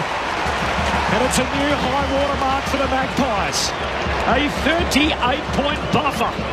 And we're only a dozen minutes into the final term. Collingwood 15-12-102. Sydney 10-4-64. 38 points the Magpies way as the Collingwood chant starts up around Adelaide Oval. Well, he made the call, Dean Cox, didn't he, to switch Tom McCartan forward just before three-quarter time. And you see they're all in that contest. Yeah, Grundy was there. Hamlin's there. Hamlin again. Yeah. He's had a few sort of efforts to spoil that he wouldn't be happy with tonight. And that's the risk you take when you take your best key defender switching forward to try and impact forward of the ball. Sometimes you leave yourself exposed, and Brody Myercheck getting in on the act with his 3rd goal. Collingwood out to a 38-point lead, looking to move to 4-1 to start the season. Back in the middle, Grundy wins down the tap against Cameron. Out towards half forward. Chad Warner trying to sock it off the ground but missed the ball. Sidebottom does likewise. Gains a few metres. Roberts, was he taken high? He was. Free kick going Sydney's way in the middle of the Adelaide Oval. Just as Brody Myercheck took that mark at full forward, I was watching Darcy Moore in conversation with Tom McCartan. You wonder what they would be saying to each other. Kick inside 50. McCartan in the pack. Can't take the mark. Nick Dacos crumbs it beautifully. Hand pass to Crisp. Kicks end over end to half-back. Wits hit it with speed. Flying shot towards goal. No one's there for Sydney. Getting back. The mark is taken by Darcy Cameron. Has done that so well for Collingwood tonight. Now Brody Grundy's overstepped on the mark. So the easy relief for Collingwood, and a few Magpies fans leaning over the fence, giving a round of applause. not a good spot to give away. 50 was it? Front of the Magpie cheer squad. Brody Grundy against his former side as the kick to Long. They're out here again once more. Kick is wide of Sullivan, looking for Membry on a long lead. Bounces off his heels. Spins out in front of Bias. Collingwood regather. Myercheck tackled, dispossessed. Chad Warner was trying to do the umpiring as well. The umpire says ball it up. He thought it was holding the ball. Ball up 45 metres out from Collingwood's goal. Doesn't usually end too well, does it? The players trying to intervene. Collingwood in control here as Grundy just whacks it close to the boundary line, and Nick Dacos trying to pull up just inside the boundary line, and he's going to get a free for a push. It's a free kick for push in the back. I don't think we're doing that anymore. It's been hard to come by in the first couple of rounds, that push in the back freeze, but Nick Dacos has earned one. And James Jordan giving him a shove close to the boundary line, penalised. Nick kicks inside 50. Membry the target over his head. Hitting up to meet it. McStay copped an unkind bounce. Hamlin gives it to Bice. Spins out of trouble. Sydney back with it. Last line of defence. Lloyd handball away to Wicks. He kicks out to half-back. Floating through Maynard. No mark. Falls down to Hayward of the Swans. The 1-2 with Rowbottom. Congested footy at half-back. Sydney work it out. Lloyd to Cleary. Now to Wicks. And Wicks from inside the defensive 50 kicks long to a one-on-one. Corey Warner got some separation from Lipinski. Wins the footy. Comes back inboard with the kick. Down towards McCartan. Can't trap the half volley. The Lizard bursting through. Wins it Blakey. Hand pass to Hanley. Gives it to Cleary. Pushed as he goes to kick. To Blakey. Took on the tackler. Says play on. Rowbottom tries to kick inside 50. Even Campbell was caught flat-footed. Josh Dacos, hand pass picked up by Tom McCartan. Hemmed in the right forward pocket around Perryman, but over the boundary line as he tried to kick towards goal. A boundary thrown in the right forward pocket for Sydney. Good pressure, Pies. Yep, they really dialed it up since after quarter time. A couple of times there it looked like the Swans were out. Just been able to close it down with numbers. But a much better defensive performance after quarter time. Laddams out of the ruck, kicks towards the goal mouth, and it bounces offline to the left. Just the left-hand side of the left goal post at a 37-point lead Collingwood's way. 15 minutes gone, final term. The Pies have kicked 2 goals to none so far in this final term. You like this one, Rammer? Brett camping in the outback with my niece and my boyfriend. So we are absolutely loving the call. Cooking marshmallows. Oh, lovely. It's a good way to do it. Yeah. In the outback. And Marcus, who are the oldest and youngest teams in the AFL? is it Collingwood and Fremantle? Well, Collingwood are the oldest. Fremantle are amongst the youngest, so bottom 5. As Sydney here on the wing win it through Roberts, so it's coming back inside 50, gives it to Jordan, kicks deep, looking for Maynard and Campbell in a one-on-one, close to the boundary line. Maynard for Collingwood, knocks it back to Lipinski. Lipinski's hand pass picked off though. Swans with the numbers. Campbell runs onto it, shoots goalward and misses. Another behind, and missed a couple in a row, so Collingwood by 36 points now, having led by 38 moments ago. We're 16 minutes into the final term, but the Pies seemingly, with the game in their keeping, they've got half the quarter to try and navigate. Moore to Perryman, kicks it back to Josh Dacos, and now to Isaac Quainer. This kick to Maynard, had to gather on the bounce around row bottom and down low for Nick Dacos. Aaron Bryant's on the boundary. Clinchy Collingwood have activated their sub, 4th gamer and 1st round pick Ed Allen in. Jamie Elliott out tactically ahead of his 200th game against the Lions next week.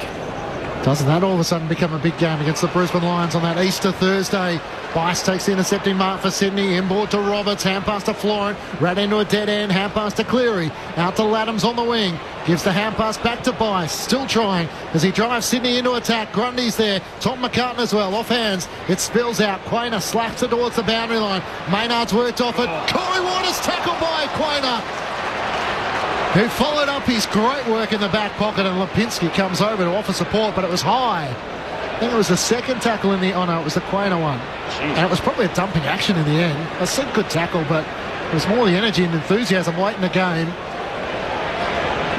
Corey Warner is up against the boundary line in the Eddie Betts pocket to see if he can do what Jamie Elliott was able to do. The brother of Chad in the right forward pocket. Corey Warner, he's shown he is capable. He opens up the angle. It's a nice strike. He flushes it straight through the middle. Corey Warner with his second. Sydney are a long way back, and now time is starting to work against them. But they strike a goal in the final term. Collingwood 15-12, 102. To Sydney 11-6, 72. 18 minutes gone. Final term. Gather round on ABC Sport. Adam Romanascus and Luke Ball, your experts. Was that a high free kick? Or was it dumping? Yeah, it was. High tackle. Yeah, okay. Well, look, 5 goals, 7 minutes 45 remaining. So it's caution to the wind now time for the Swans. Everything needs to work for them.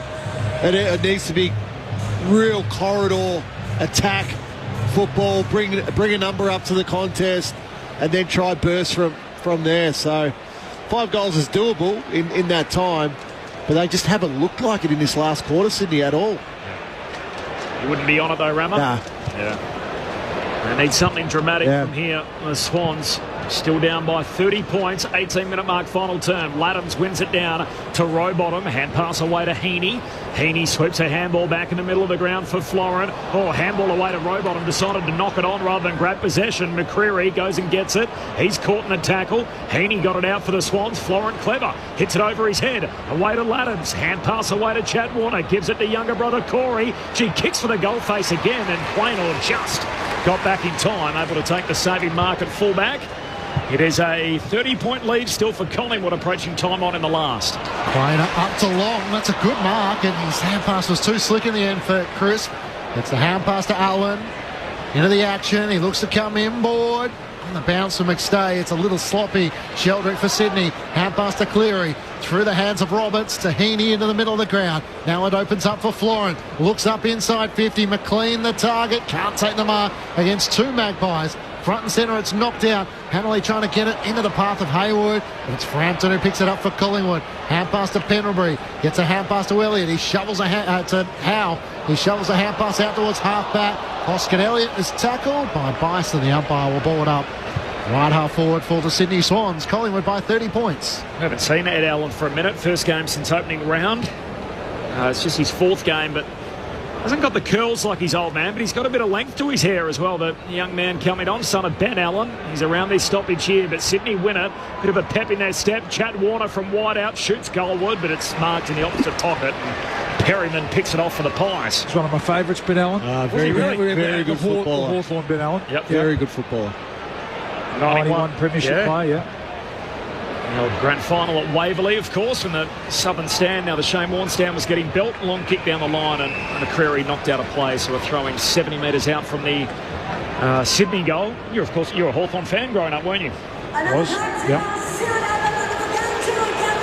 Official attendance, by the way, just flashed up on that big screen. 47,649. It's two teams not from this part of town as well, of course. Collingwood and Sydney over 47,500 in. It's a juggernaut, isn't it? Gather round, another great turnout. Chad Warner gets a hand pass forward. Heaney for Sydney. Hand pass to Rowbottom. Got bumped as he got his kick away inside 50 and still side bottom. Working both ends of the ground. Takes the mark for Collingwood. He must be a bit sore, Chad Warner. We haven't seen that usual burst of speed, explosion out of contest tonight. Yeah. Played a lot at half forward as well. Out to Jack Crisp. At right half back, kicks up towards McStay and Laddams. Spoiled down, Roberts, a hand pass inboard to Sheldrick, knocked away by Pendlebury. Spills off Florent, back to Sheldrick. Hand pass to Hayward, fires it to Warner at half forward. Looks into the pocket, kicks out in front of the leading Tom McCartan, can't take the mark. And Crisp emerges with it. Hand pass to Quainer, back to Crisp, too sharp for him. Roberts almost tackled by Elliott. Did he fall in his back play on Sakul? Howe with a clearing kick. Back up towards half back. McStay had to come from a long way back and spoils it away from Lloyd. And out for a boundary throw in. Not far from where Aaron Bryans is watching on. Clincher, that crowd figure of 47,000, an improvement on the 43k that Collingwood have had against Hawthorn and St Kilda the last couple of years. But one Collingwood member who isn't here tonight is young Ted Sands at 8 years of age. He was at West Adelaide for the Magpies open training session on Thursday. Bobby Hill kicked a goal and it landed on his hand and broke it.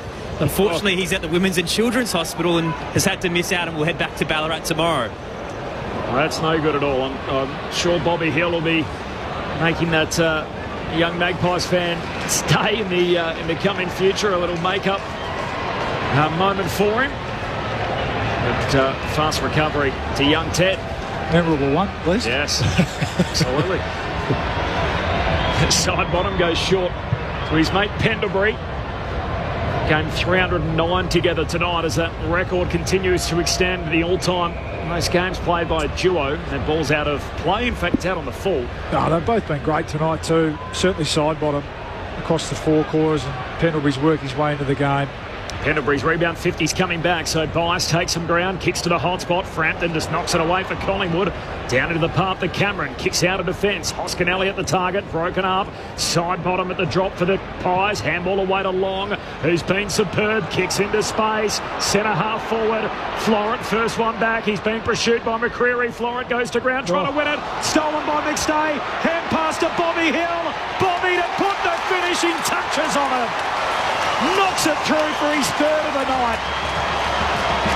And the Pies are in for a happy night in the city of churches. It is Collingwood by 36 points. 16-12-108. Sydney 11-6-72. Gather round on ABC Sport. It's had a good night, Bobby. Yeah. I mean, the stat sheet only shows he's only had it 11 times, but it's felt like he's had a big impact, has he? Right from that, he kicked the first goal of the game. He's been on top of the ground. Active. Yeah, he has. He's been lively. He's had a pretty tight opponent in Sam Wicks with him all day. But he's just looked like, and you've called it a few times, Corb, every time he goes near it, it looks like something's going to happen. And sometimes it's just a tap of the foot, isn't it, or something clever that doesn't go onto the stat sheet. But well done to get his reward as well. It's been a good return, hasn't it, from the Pies small forwards, with Schultz going out, who's probably been the most in form coming into this game. Elliott 3, Hill 3, McCreary's kick 2. Nice return. Luke Ball with you on ABC Sport. He's at that stage of his career, Bobby Hill, where he strikes fear into defenders. Long gets a clearing ball for Collingwood. Kicks out towards Pendlebury. Can't take the mark. Gathered at half by Corey Warner. Might have hurt a finger in that process. In towards brother Chad in the middle of the ground. Can't take the mark. Maynard gets it out to Josh Dacos. Hand pass chopped off by Rowbottom to Sheldrick inside 50. Tom McCartan can't take the mark. Second bite, can't hang on to it. Darcy Moore slipped over. McCartan tries to throw a boot at it. It's rather ungainly in the end, and Collingwood clear. Moore, hand pass to Nick Dacos, turns and comes inboard to brother Josh Dacos, not 15. Back to Darcy Moore, clearing kick up to the wing. Membry on a long lead, he takes the mark in front of Hamling. So get up, retrieve the footy from underneath the advertising hoardings and take his kick. Tim Membry. Just have not been able to find a mark inside 50, the Swans. And when they have, they've dropped it. Yeah. Membry goes long down the line, and there's Blakey able to pick it off for the Swans. Has it at half-back, looks back inboard with the kick. Finds Cleary, stabs his pass inside the centre square to Roberts. Roberts continues the shift. Out towards James Jordan, who's all alone here on the western wing. Broadcast side, handball away to Wicks. Breaks the would-be tackle from McCreary, kicks inside 50. Moore just punches it away, and Collingwood a chance to rebound. Crisp, hand pass away to Lipinski, goes long to Bobby Hill. He marks it high half forward. He wanted to take him on there. Desperately hanging on to him, trying to not expose him. Swings onto the right. McStay one-on-one against Blakey. In the end, getting back was Hoskin-Elliott. He probably added an extra body there. The reinforcements re-arrive. Jordan gets the hand pass away. Cleary through the middle of the crowd. It opens up a bit now. Chad Warner takes the mark. Hand pass inboard to Wicks. He can link it over the top to Grundy. At half back to Blakey. Fires a hand pass forward to Campbell. He has to wear the tackle here as he's dumped to the turf by Josh Dacos. The umpire circles and will ball it up. Collingwood by 36 points, 16-12, 108 to Sydney 11-6, 72. Gather round on ABC Sport. Swans about to go 2-3 to start the season. An Easter Sunday date with Port Adelaide. Their next assignment, of course, a rematch of last year's prelim as Rowbottom gets the clearance, but straight to Frampton. The premiership defender, of course, a feel-good story that year. The late call-up for McStay. He goes wide to Quaynor. Quaynor kicks down the wing. And McCreary gets around his would-be tackler in Sheldrick. Long kick to half forward. McStay the target. Offhand spills down to Hill, but a shove going against McStay. And a free kick for Hamlin at half-back. Sigh of relief for Dane Rampy. There's no way he was going to catch Bobby Hill there. As Clinchy mentioned, a Holy Thursday date for Collingwood against Brisbane, that traditional fixture up at the Gabba. Pies will fly to the Gold Coast tomorrow. They'll spend the week on the Glitter Strip before driving up to Brisbane. Rampy up towards McLean, flying back with the flight, couldn't hang on. Hayward off the outside of the boot, kicks to half forward. Campbell takes the mark. And Carlton's in the pocket. Campbell's looking to centre it, and he's a good kick as he finds Sheldrick just out to the left. He'll kick from about 35 metres out. He's been okay, Sheldrick, since he came on. He's certainly done his job as the sub, but just an example there. We just haven't seen enough of that, remember. Haven't been able to pierce. Certainly after quarter time, Collingwood, credit to them, they've really stiffened up their team defence. Swans haven't been able to find decent shots at goal. Came into the match for Joel Amadi in the second quarter. Angus Sheldrick comes in and does his bit. Steers through another goal for the Sydney Swans. Sheldrick with his first. He kicked a goal last week as the sub against North Melbourne, so certainly posing the question for the coach to give him a little bit more game time. Collingwood by 30 points, 16-12, 108. The Swans 12-6, 78. And that inside 50 count is 56 to Sydney, 54 to Collingwood. But Collingwood have had 28 scoring shots from their 54 entries, where the Swans have only had the 18 scoring shots from their 56 entries. So clearly they've had enough ball inside forward 50, but it's that consistent winner inside forward 50, or that the consistency of locking the ball inside their forward 50 is another issue that they've had tonight, where the Collingwood defenders have been able to exit quite quickly and quite calmly. 30 points, the margin Collingwood's way in the waning moments. And the Pies really nursing this lead in the final quarter. Nick Dacos, first touch, waxes with Pendlebury, gets it back. Hand pass to Sullivan, who kicks inside 50, and Membry bursting out of the goal square, takes the mark. 40 from home, he'll kick just left of centre. There's a difference there. Collingwood straight out of the centre bounce there. Just Membry on an easy hit up from Sullivan. Dacos again. The banner set it at the start of the night, and it proved to be the case in the finish. They are the Pies of South Australia. 10 in a row in the city of churches. And now for the exclamation mark, the drop punt after the bell. It'll be a behind. It won't matter. It's a black and white night for the Magpies. They win by 31 points, 16-13, 109 to Sydney, 12-6, 78 in front of 47,500 at Adelaide Oval.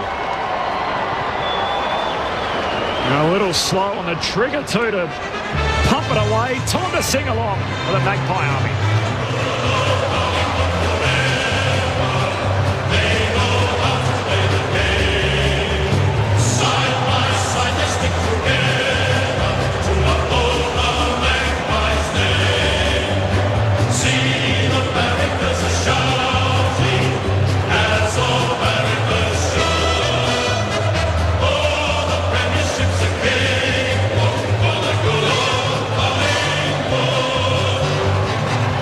From a neutral perspective, there were times in the night where we thought it was going to replicate what we got last night. In the end, it turned out to be a pretty mundane Collingwood victory in the way that they were able to control the lead in the second half, and Craig McRae wouldn't want it any other way. The Magpies get themselves to 4-1, and as a result, the Pies now want a 4-game winning sequence. They extended their advantage at every change, won every quarter, 2 points at quarter time, 17 at the half, 25 at three-quarter time, and 31 in the finish.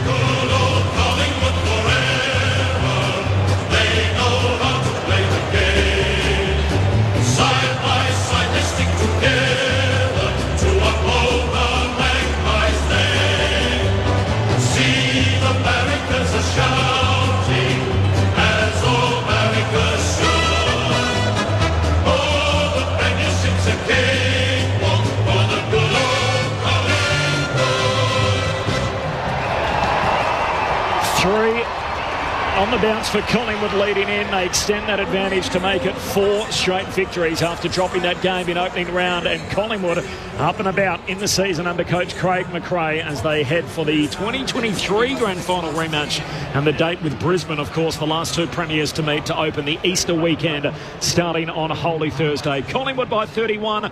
The goal kickers, 3 for Elliott, 3 for Hill, 3 for Myercheck, a couple for Beau McCreary, and then singles for McStay, Crisp, Memory, Hoskin Elliott and Sullivan. Meanwhile, for the Sydney Swans, Hayden McLean kicked 3, Heaney kicked 2, as did Corey Warner and Tom Hannelly. Singles for Hayward, Sheldrick and Campbell. The Pies by 31 points. In the end, it wasn't nearly as dramatic as what it threatened to be at times. Luke Ball and Adam Ramanauskas on ABC Sport. No, they blow out their average winning margin, don't they, from under a kick. And, yeah, it did. Yeah, it's a pretty good summation, Corb. It did feel pretty comfortable after that quarter-time burst that saw them shoot out to a lead. And there were periods of the game from then on where the Swans had a bit of momentum, but it just felt like they didn't have any really effective avenues forward of the ball today. At times when they did move the ball okay, they'd drop marks or choose the wrong option going forward, and it was really hard work for them to score. And I thought part of that was due to Collingwood fixing their sort of team defence after quarter time. They were a bit all at sea early, but they fixed that sort of structure that we've become accustomed to seeing from them over the last few years. It makes them really hard to score against when they're going well. And the Swans, quick ball went through the middle. They were able to close that down, and from then on it was a pretty sort of workmanlike performance. You mentioned that the goal scorers was a nice even spread. I thought they had across their front half. Good to see Jamie Elliott get back on the scoreboard. Thought Bobby Hill was really lively, set the game up early and finished off his work with 3 goals as well. Myercheck kicked 3. And they had really good contributions from the players they brought into the side. There was a bit of a question mark around how they would cover for some of those bigger names that went out last week, but I thought Ned Long was almost best on ground. Really, his first quarter he was unbelievable. Played like a guy who's been sitting there with the green vest on, chomping at the bit for a month. Let me at him, coach. And he started in the centre bounce and set the tone with his attack on the footy early. He won hard ball. His clearance work was unbelievable. Got to work on his disposal a little bit, but look, he's only 22, Ned Long. He's 194 centimetre midfielder, so I think they might have found one then. Another one there, the Pies, and you think about, who knows how long Scott Penny's going to play for, but he seems like that ready-made, big-bodied midfielder who's terrific around the clearances for the next 10 years. I thought he was terrific. Sullivan had an impact on the game, and they had a pretty even spread across the ground. We spoke about the Dacos-Jordan matchup. It wasn't Nick's best game, but when you look at the numbers, his work rate, and I watched him even in that last quarter, his ability to continue to cover the ground, he just overwhelmed James Jordan in the end, ended up with 34 possessions, 15 contested, so he's able to roll his sleeves up and get the hard work done as well. 9 tackles, 9 clearances and 7 score involvements. So for not his best game, you'd probably take that, I reckon, Raman. It's a pretty good effort from Nick Dacos, who's still yet to find his absolute best this season. But just he'll get there just through the amount of work he does, I'm sure, during the week, but also on game day. And to have a game like that when you've had that much attention, I think speaks to the volume of the players. So yeah, McRae, they'll be happy. They continue their terrific run here at the Adelaide Oval. They look like they get through unscathed, and they move on to a massive clash next week at the Gabba. It's the right time for it, isn't it? To see how they shape up against Brisbane. We probably feel like the Giants, the Hawks, are maybe a run above Collingwood, but hey, let's find out. Yeah, and you want that, you want to test yourself early in the season to see where you are against the best, because one, it'll just tell a story around, well, we're either going really well and we're going to be right there, or here's actually what we need to work on in the coming weeks if we want to be a contender. So they'll find that out next week. But I just thought the game tonight was based on transition, and who could transition the ball better in Collingwood were able to then comfortably come away with a win. Sydney were craving for another forward. They needed Isaac Heaney both in the midfield and up forward. Well, Hayward was down tonight, wasn't he? Yeah, given his game last week, he really didn't have an impact at all tonight, Will Hayward. Both he and Amadi were pretty quiet given their standards. But when you think about some of their midfielders are missing, Adams, Goulden, Cal Mills, we know Sydney are not at the peak of their power. That's right. And actually, that did strike me as the game went on. Just looking at their players short at the moment. That's just a reality. No team can cover for the 5 or 6 of your best player. Exactly. So you look at, and they're young. Players like Hanley and I've got Cleary. That's right, Cleary. So players like that, even Wicks, Corey Warner, who I thought did some nice things. Sheldrick did some nice things, but when you come up against good seasoned teams, there's a bit of a drop off, and there's too much of a reliance on Heaney, who I thought was clearly their best player. Isaac Heaney tried all the way through. Warner, you're right, Ramo. Wonder whether he's just a little bit shy, short of a run physically. Not spending as much time through the middle of the ground, but in the end, it was just a weight of numbers performance from the Pies, and they roll on. I think Sydney moving forward are going to have to work out what's actually going to work consistently in their forward half of the ground. Now, if that's Heaney playing, 70% forward, 30% midfield, so be it. That's just what life has to look like for Sydney. So, then you want a Braden Campbell to come up into the midfield more and take those minutes away. Maybe you give Ollie Florence some midfield minutes rather than just having him off a half-back flank. But it'll say McLean has kicked 3 goals, Henley's kicked 2 goals, Corey Warner's kicked 2. Well, I wouldn't say Hayden McLean was a real winner in the forward half of the ground tonight. He's kicked 1 from the boundary, which he would probably kick 2 out of 10 times. So it was the 2 marks inside 50 where he dropped them. Then the momentum is lost and Collingwood springboard. So. Sorry, we're just getting shots of Collingwood's room where the boys are playing a practical joke on Darcy Cameron, where he's walked off and everyone else has held each other back and made sure he's been the only one to walk in after his 100th game. I'll come back to you, Rama. Let's go into the Collingwood rooms after that 31-point win. Aaron Bryans. He has led the charge in the milestone man, Darcy Cameron, Corby. It feels like a fever dream. 9th of March, opening round, 52-point loss to the Giants, and since then, unbeaten at 4-1. The playing group making their way in after a massive victory on the road. Unbeaten in gather round Collingwood, 3-0 as well in front of 47,000 in attendance. Scott Pendlebury, one of the last to file in. We're hoping to get him for a chat in a moment's time. A couple of South Australians as well. Bro McCreary leading the charge. It's a tight huddle. Here's the song. Silence.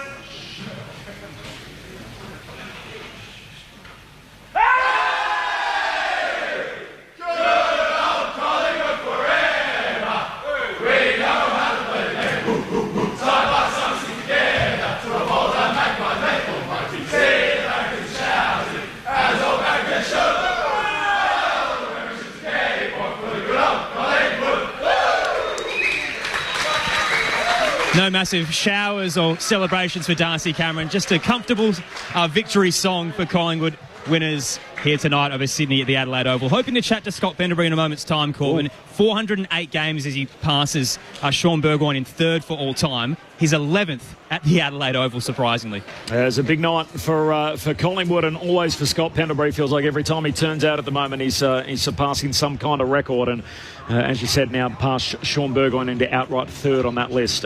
Pick up what you were saying, Ram. So the transition stuff in particular is fascinating. I saw the numbers presented during the week about 75% of scoring nowadays comes from ball movement.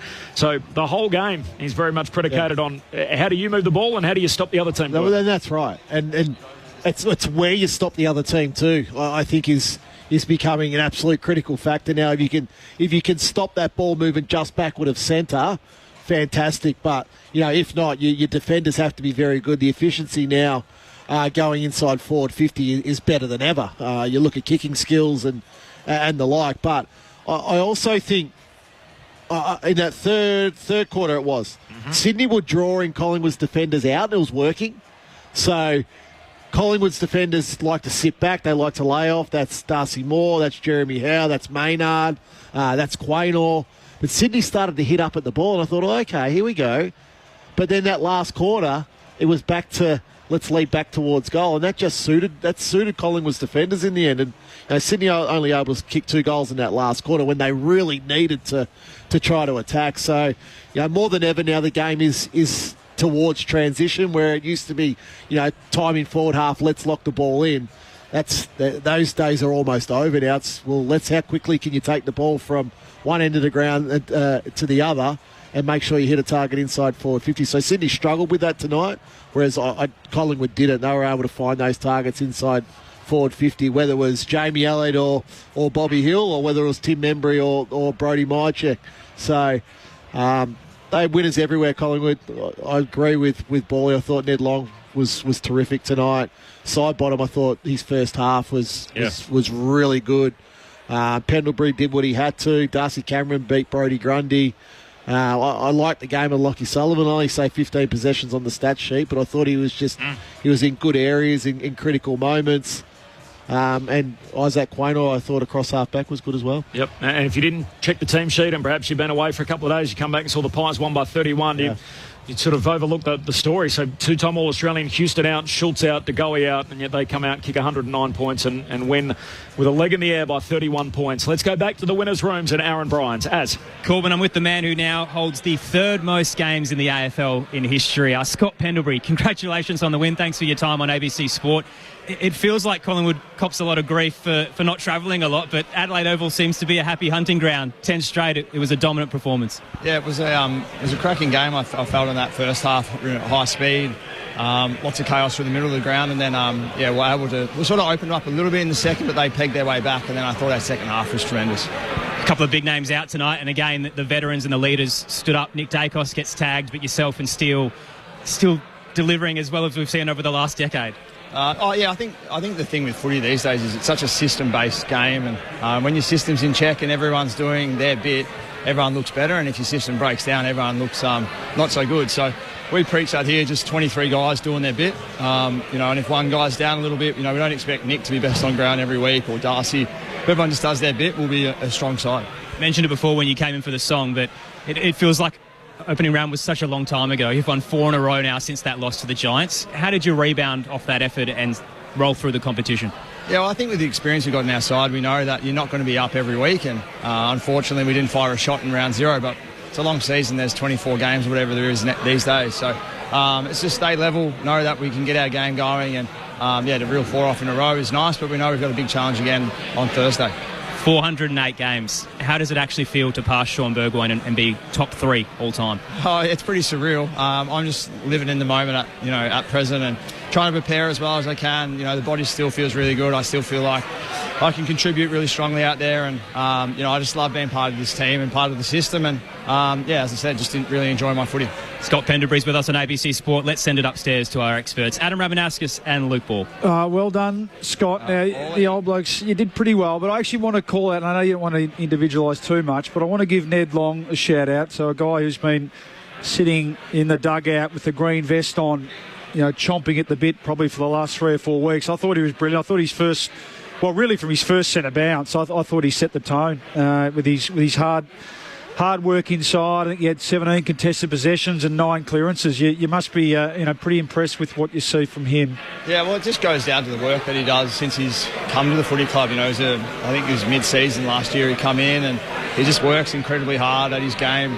He's always out on the track, always in the green room, just doing extra work, and the sheer size of the bloke too. He's 6'4", about 100 kilos, and can run like the wind. So it's nice to have a big boy like that right in the midfield that can play on the big guys for the opposition. And The other thing that he does too, he wins the footy, but the amount of chaos and bash and crash that he causes for a lot of spillage for guys like, myself, Steele, Nick to play on that spill ball is really important. Now, you got the footy out of the way tonight. Let's move on to the important stuff. I can imagine over the next couple of days you'll head either north or south with Pendlebury Wines and do some sort of research, I would have thought. I'd love to get to the Barossa loop, but unfortunately we've got to get out of here pretty quickly because we've got a 6-day turnaround. So up to the Gold Coast, we go to prepare for Thursday, but we're at the live site tomorrow for a couple of hours, giving back. I think Adelaide does an amazing job, to be part of Gather Round now. I think when the concept first came in, everyone was a bit unsure, but to see the city alight and a buzz, it's amazing. So, yeah, we'll turn up tomorrow and give back to the fans, and then we're out pretty quickly tomorrow afternoon. Pendles, we've been talking up here tonight about how the game's shifting to not necessarily locking the ball in forward half, but how you transition the ball from one end to the other. You spoke about method and system-based before. How much of your ball movement is method and how much of your ball movement is chaos? Well, it's almost probably it's a mix of both. We like to play with a bit of chaos and play with a bit of method. It's just trying to read. I think a lot of offense now is just reading the cues of the defense. If they've got numbers back, it's a bit more method. If it's one-on-one, it's a bit more chaos. And at times you've got to lock the ball in your front half because you don't kick accurately or things like that. But you can see in that second quarter, that first 15 minutes, I think every time we went in, we scored a goal or whatever it was. So, but you can see the game's definitely shifting towards ball movement, being able to, after post-stoppage, being able to ping forward quickly and, put the opposition to the sword. We just felt early in the game tonight, the defensive transition of you guys, your midfield particularly, just wasn't there. Was that mentioned that quarter time? Because it looked like you rolled a lot more numbers into the back half of the ground from that second quarter. I think it comes with, how we're moving the footy as well. And I think early on we'll go on with hands a lot from stoppage and we weren't taking much territory, so it gives the chance the turnovers in that immediate zone, they can bounce back pretty quickly on you, where if you can clear that zone then you can follow up run and get to the next contest. So just a little straighten up around what we're doing around the footy, but I think in general with how quick the game was going out there's always going to be moments where you get caught offside. Now, most importantly, where are you watching the Volk on Sunday, and can he get the job done? I can't wait. I hope he does. He looks in ripping condition. I heard him speak the other day. He says 12 weeks, locked in. He'll get the job done. We'll be up on the Gold Coast, so I've got to find somewhere where we can watch it that's not too loud and really cheer him home. Just while we're a little bit off the beaten track, Scott Pendlebury, it's Corbin Middlemass here. So this is game number 408 for you tonight. I'm thinking about all 408 of them. The commentators have mentioned that you have a basketball background. So we didn't say that tonight. We have now. Alex Condon during the week, who's one of your new teammates, of course, Category B recruit. I don't think he's going to be a teammate. So come play AFL for $250, or he can go play NBA for about $25 million. I was about to ask, obviously, how much it was talked about. Did you see it? Did you watch the game? What did you make of it? I didn't see it, but I was in contact with him just to let him know well done. And I remember when he first come down and he was talking to me about footy. And the recruiters probably won't like me saying this, but I said, mate, go chase that basketball dream. It's a bit more lucrative if you can make it. And, he's a 7-foot guy, but I have watched him play. He's incredibly skilled and talented. And I think the thing with him is you can tell he's an Aussie over there because he just outworks everybody. And it's amazing. When you make a connection with someone like that, I'm looking forward to now watching him grow and go on to bigger and better things. And he did that. He made the match-winning, title-winning play basically for the Florida Gators and become the sixth Australian to win a national title. Amazing. Scott, it's Matt Clinch here. The final question I had was just a look forward to Brisbane. How do you feel like the team is tracking, having won the last 4 games since that opening round loss to the Giants? And it feels like the right test at the right time. You've been around long enough, a month into the season, to try and work out where the work starts. Yeah, I've been around long enough to know that I'll just enjoy this first, and tomorrow I might start thinking about Brisbane, but I'll enjoy this one first. Good on you, Scott. Travel safe. Appreciate your time. Thanks, guys. Appreciate it. Scott Pendlebury, the former Collingwood captain, of course, Norm Smith medalist, everything else in the game, 2-time premiership player, and now third on the all-time games record list as well, 408 played. Just love his comments there about the young basketball. That you can come here and earn this, or you can. I just wonder that. I mean, it's worked out okay for him. Let's be honest, doesn't it? 408 games later, but. The what if will always be. I mean, given the way he's applied himself to his footy, you would assume that if he had the talent, and just watching him scrimmage at times back when we were playing, We know he was a contemporary of Paddy Mills. You just wonder what could have been if he had have gone that way. But anyway, thank goodness for our sake, footy supporters, that he didn't. So for people that didn't catch up with that story, by the way, during the week, Alex Condon, so a Category B rookie, is basically, fair to say, Rummer, a player that comes from sort of a non-traditional football background, hasn't been part of the system, and so he's a basketballer who plays... He was part of the system. He was. But he chose to go and play basketball, so he hasn't played football for 3 years. So son of Damien Condon, who's a famous name in the East Fremantle Football Club. He's a Perth kid, but signed with Collingwood as a Category B recruit. So the Pies are basically saying, look, we've got the rights to him if he decides he wants to come back and play AFL and the basketball thing doesn't turn out. 210 centimetres, 20 years of age, playing for the Florida Gators up against the Houston Cougars in the NCAA basketball national championship game during the week. Basically, the Cougars are navigating. They've got the ball, Houston, down by 1, trying to make sure they get a buzzer beater away, trying to manage the ball. And Condon, awake to it, basically goes and attacks the Orange, steals it off the player from the Cougars that had it at the time, basically wins possession back for the Gators. Time ticks out, and the Florida win basically with what turns out to be a title-clinching steal. So what a moment for an Australian. Becomes just the 6th Aussie to do it, and he's got the Collingwood link you heard there. His tournament has pushed him into first-round calculations now. So amazing. That's a guaranteed NBA contract for him, where Pendles is right, he'd be upwards of $25 million. Nice problem to have, wouldn't it? It's unbelievable. What's the manager's cut for that? I hope a lot. He's not one of yours, is he? Oh, I wish. Jeez. Well done to Alex Condon, and well done to the Collingwood Football Club, winners tonight by 31 points. They win every quarter. A quick little story of the night. So Sydney jumped out to an early lead. They kicked 3 of the first 4, and from that point on, Collingwood took over. They kicked 8 of the next 10 goals in the game to lead by 26 points. We thought, look, that might be just about a wrap halfway through the second quarter. Instead, Sydney rallied. They got back within 10 points before half-time. Collingwood kicked the last goal of the quarter to lead by 17 at the half. They got it out by 25 points come three-quarter time, and really from that point on were never truly threatened in the final term, with the Magpies winning by 31. A healthy spread of goal kickers, again, 3 each for Elliott, Hill and Myercheck, and the big numbers in the disposal count, as we mentioned. Nick Dacos, despite the padlock, James Jordan looking for him. 34 disposals for Dacos, and the other numbers that go along with it: 5 inside 50, 7 score involvements, 9 clearances, 15 of them contested for Nick Dacos. An outstanding night. Ned Long had the game of his career in his 17th game, the former Hawk. Mid-season recruit last year. He had 29 touches, and the Vets 28 for Sidebottom, 26 for Pendlebury.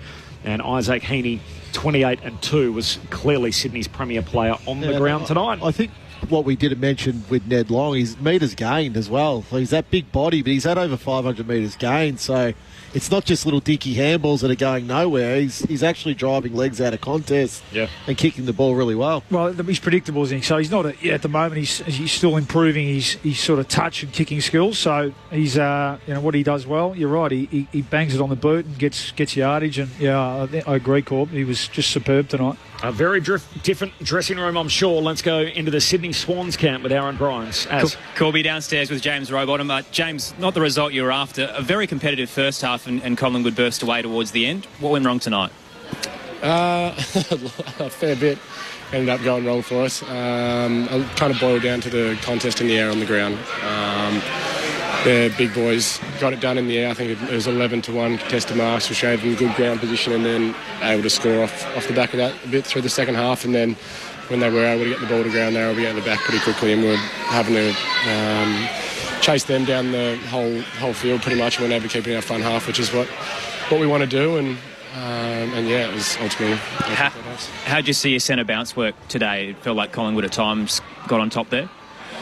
It's obviously an important part of the game. 666 makes it easier to score off the back of that, and then that contest in the CB sometimes flowed into contests. Put our defenders under the pump, and then when we got it, we weren't able to get too good penetration out the front. It was a bit scrappy, and but it's obviously a good battle. Booker, Gus Cameron and Bros were going at it all day. It was a good contest, and then their mids were probably just a bit better on the ground. What's the message from Dean at the moment? The season's been a little bit of a mixed bag. We've seen some really strong highlights and some lowlights. Where does he kind of feel the campaign's at right now? We've said from the start of pre-season that we're aiming for September. We're gradually building. We thought last couple of weeks we were a step in the right direction. This week's probably a step back, but we're just learning constantly, trying to add strength to our bow each week, and at the same time, there's a lot of people in the team learning, getting good game time in our inexperienced players, and taking learning each week, I guess. Some of those younger players who are starting to shine. Riley Bice has been great. Tom Hanley had a few highlights as well tonight. It feels like you're finding a nice next-gen core. Yeah, as I said, it's important to get game time into players like that. Bice and Tommy Hanley have been great and just really honed their craft of their role, and that's all we ask from anyone in the team. So the more they can keep doing that, the better we'll be. Joel Amati, quirky injury. Looked like a corky, ends up being subbed out with a hamstring. Do you have any clue what happened there? No, I haven't spoken to Joel or any of the physio staff yet. I just saw he was subbed out and got around him. So, we'll wait and see. Port Adelaide at home next week. How do you bounce back? Yeah, just go to work. We've got a 9-day break, so we'll be able to get plenty of training in and go to work and in the contest and try and get our game plan back on track. Thanks for your time, James, and best of luck next week. Thanks, mate. Cheers. Thanks to James Rowbottom with Aaron Bryans downstairs in the Sydney rooms. Collingwood by 31 points in front of 47,649. So Swans are 2-3. It's an interesting night for them. Yes, they have 8 missing from their grand final team of last year. It is fairly personnel. How much of it is system? How much of it is personnel that the Swans woes at the moment? Rammer and Bawley? I think a fair bit of personnel. Yeah, I think so. Just on that, they are hoping to get a few back. So Logan McDonald played VFL last week, hoping that he'll make his return. Justin McInerney could be back. Will be back from suspension, so he'll come back. Lewis Melican with that adductor, closer to return, and they feel like Callum Mills is tracking, so it could be a chance for the game against the Gold Coast in a couple of weeks' time. So you look at those games against Gold Coast and GWS to come after Port Adelaide. Sets up that Port Adelaide game as sort of a big game to try and stay in the picture of the top 8 early in the season. Against the North Melbourne, you can cover loss against a good quality team in Collingwood. It eventually overwhelms you. Big win tonight. The Magpies by 31 points. They did get it out by 38 at one stage in that final term. Sydney kicked 2 of the last 3 to try and put a better face on it. Corbin Middlemass alongside Matt Clench, Adam Ramanaskas and Luke Ball on ABC Sport. The votes coming up shortly in the ABC Footballer of the Year. We talk about Collingwood all the time, and supporters of other clubs, Bawley, sort of roll their eyes and think, the Magpies, they play so many games at home, they so rarely travel. But as we said off the top, when they do travel, they travel well. Why is it? And in your time going back at Collingwood, what was it about the time that this group was able to head away together? Well, we had a lot of good players. That sort of helps. That helps. Yeah, it does. But is it something Collingwood do specifically compared to, you played with a lot of good players at St Kilda and you have the same kind of road record? Yeah, not sure. Question without notice. Yeah, I think some. If you've got good, experienced players, they tend to handle. A lot of times younger teams can get distracted, or when they're not in their routine, can throw them off a little bit. They're creatures of routine, obviously AFL players. So when you go on the road, you are looking at your senior players to lead the way a lot of the time. And Collingwood are just so everyone talks about their age, but with that comes that sort of experience. And a lot of those, tonight even, those senior players led the way, didn't they? They set the scene, and then everyone else jumps on board. And they get wonderful support everywhere they go, so that certainly helps. It's not like they go to a place and they feel like they're completely overwhelmed by a crowd or anything like that. So that certainly helps. But is there another theory that if you're Fremantle or West Coast, for example, you can understand how it very quickly becomes a chore. It's like, here we go, we're on a long plane, everything else, back to the airport, where you can almost spin it and think, look, we don't do it all that often, so it's a great bonding opportunity, chance to get away together. Like this week, for example, the Pies have back-to-back away games, so they're going to fly to the Gold Coast. They'll spend the week there together, a short week, and then drive up to Brisbane for the game and have the opportunity to spend some time up on the Glitter Street. Yeah, and they did that last year too, I think, didn't they? And people go, it's all well and good to do that, because that is taking players out of their routine, isn't it? So you are trusting your group to an extent to be able to handle that change in routine. But again, that's where you're leaning on the Pendleburys and Sidebottoms of the world just to keep the group in check and under control, and perhaps they're getting a little bit more downtime than usual. So there's an element of trust that McRae and the coaching staff give the players, and it's funny how many times when you do that it's repaid, isn't it? So it does seem to be. That's a fair point, though. Yeah, maybe the fact that they don't do it as much, that it's seen as something to be look forward to, and to get away together and galvanise and go out in the field and play accordingly. But they've got a good record here, don't they? They don't fear playing here at all. It's a long season, and Scott Pendlebury wasn't all that keen to entertain the thought of it, but as it stands at the moment, 37 years of age, still side bottom 34. Could you see a scenario where both of them run around again next year? Absolutely. Yeah, I think they're at the point where the number doesn't really matter, does it? They're playing well, and they're positively impacting the team. And the other thing we don't see is what impact they have Monday to Friday, and that's just profound, significant. Ask any other player. If you ask any other player, would you want them to keep playing? The answer is going to be yes, isn't it? So, and I think what we're seeing now is that they're able to introduce a Ned Long into the team, which takes the pressure off those guys. So there'll be periods throughout the year where they won't be relied upon. They'll rest. They'll start as sub. But at the moment, gee whiz, they're doing more than just their bit, aren't they, in the team? I think if Collingwood didn't want a steel side bottom around next year, I think there'd be a few other clubs that would. He had 13 score involvements tonight alongside his 28 disposals. I mean, I'm talking from an experience point of view. absolutely. Like, you look at Luke Parker at North Melbourne, for example. That's the role that I'm talking about. So you're saying another team would take him on if Collingwood said no? I would. Wow.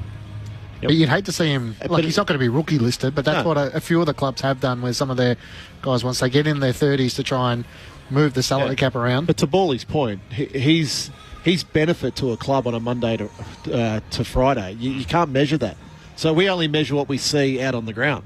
And tonight, by all measurements, he was brilliant. Yeah. But then what he's doing Monday to Friday with a Ned Long, for example, or those a Lockie Sullivan, for example, he's putting hours and hours into those guys and teaching them how to be an absolute pro. And he's probably playing better footy than he was 12, 18 months ago. Side bottom? Yeah. No doubt he is. Yeah, I can't believe how well he's moved. Yeah. So he's obviously had a terrific. Yeah, he's obviously had a terrific pre-season. I think it feels like he's almost got a bit more burst and it looks like he's dynamic than usual. He's got depth back in his kicking. Yep. I thought when he was going he lost that depth in his kicking. But you look tonight and the balls.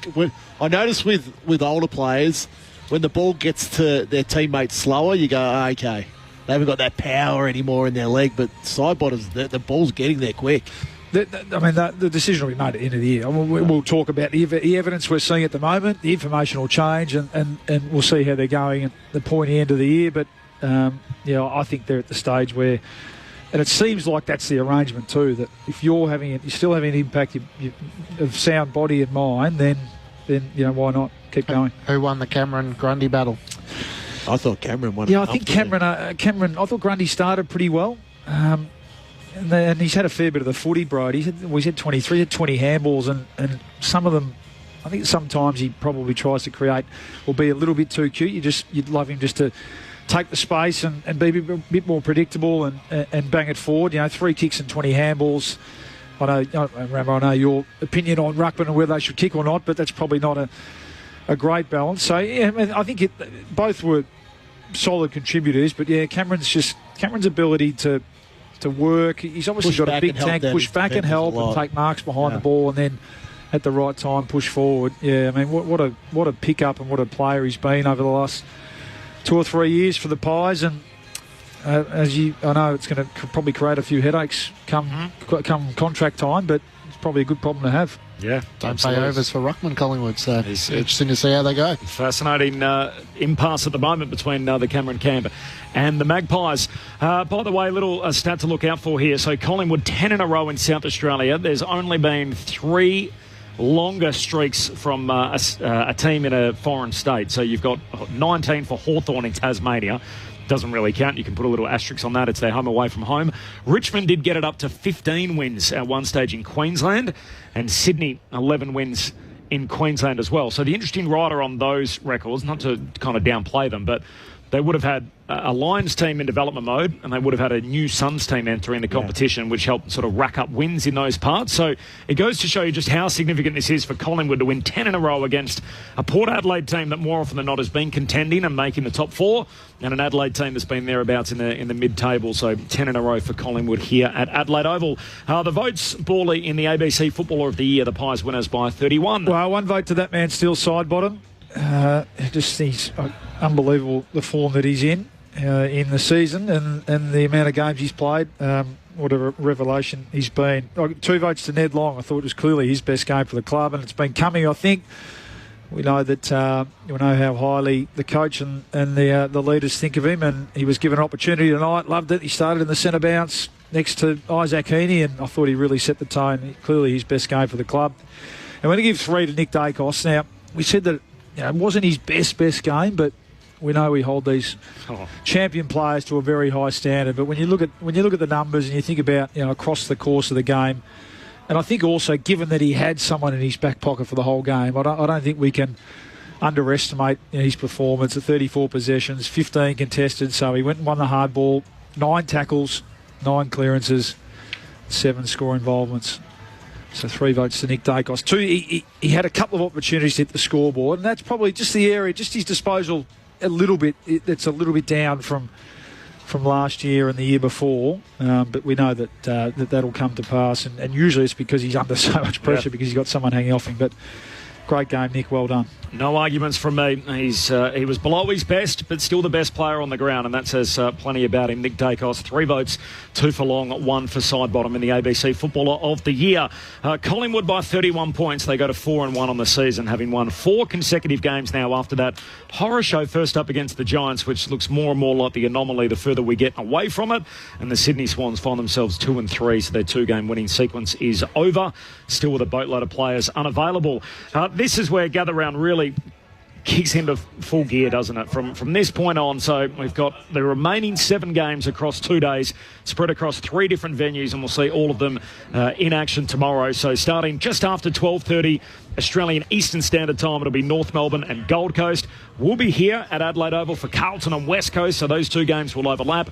Following that on the parade out at Norwood, it'll be the Bulldogs and the Lions. What a game that is to get at a suburban venue. And then tomorrow night, Clinchy will be heading up the call, the game between the Demons and the Bombers. So 8 teams in action tomorrow on the Saturday slate. 4 big games of footy across 3 different locations, starting in the Barossa. And then on Sunday, of course, it'll be Richmond and Fremantle, followed by the Saints and the Giants. And then the main event to finish, Port Adelaide up against Hawthorn in the playing game. I'll be tuning in from the Barossa. I reckon they're going to have some fun. I want to see what that looks like and sounds like. It's going to be awesome. So tomorrow morning, that'll be the first up game. You can take your pick on the Listen app. You got a game, Rammer, that you're most looking forward to, the remaining? I don't mind the Giants and the Saints at Norwood on Sunday. Yeah. Are you doing that one? Yeah, I am. Okay. So enjoy. I think the Saints are going well, and I really like the Giants. Love the local games, but I think the playing game's the one that all roads lead to here on Sunday night. Should Ginnivan do the playing if he kicks a goal? Of course he will. Of course he will. Even in the first quarter? First goal of the game, I think he kicks. Yep. What happens if Hawthorn run a number? Is that a possibility? Well, it's a possibility, absolutely, on form. Might be a dirty day for Cam. It could be. I think the Power will win. Oh, wow. There you go. I think it's set up for Without Will Day.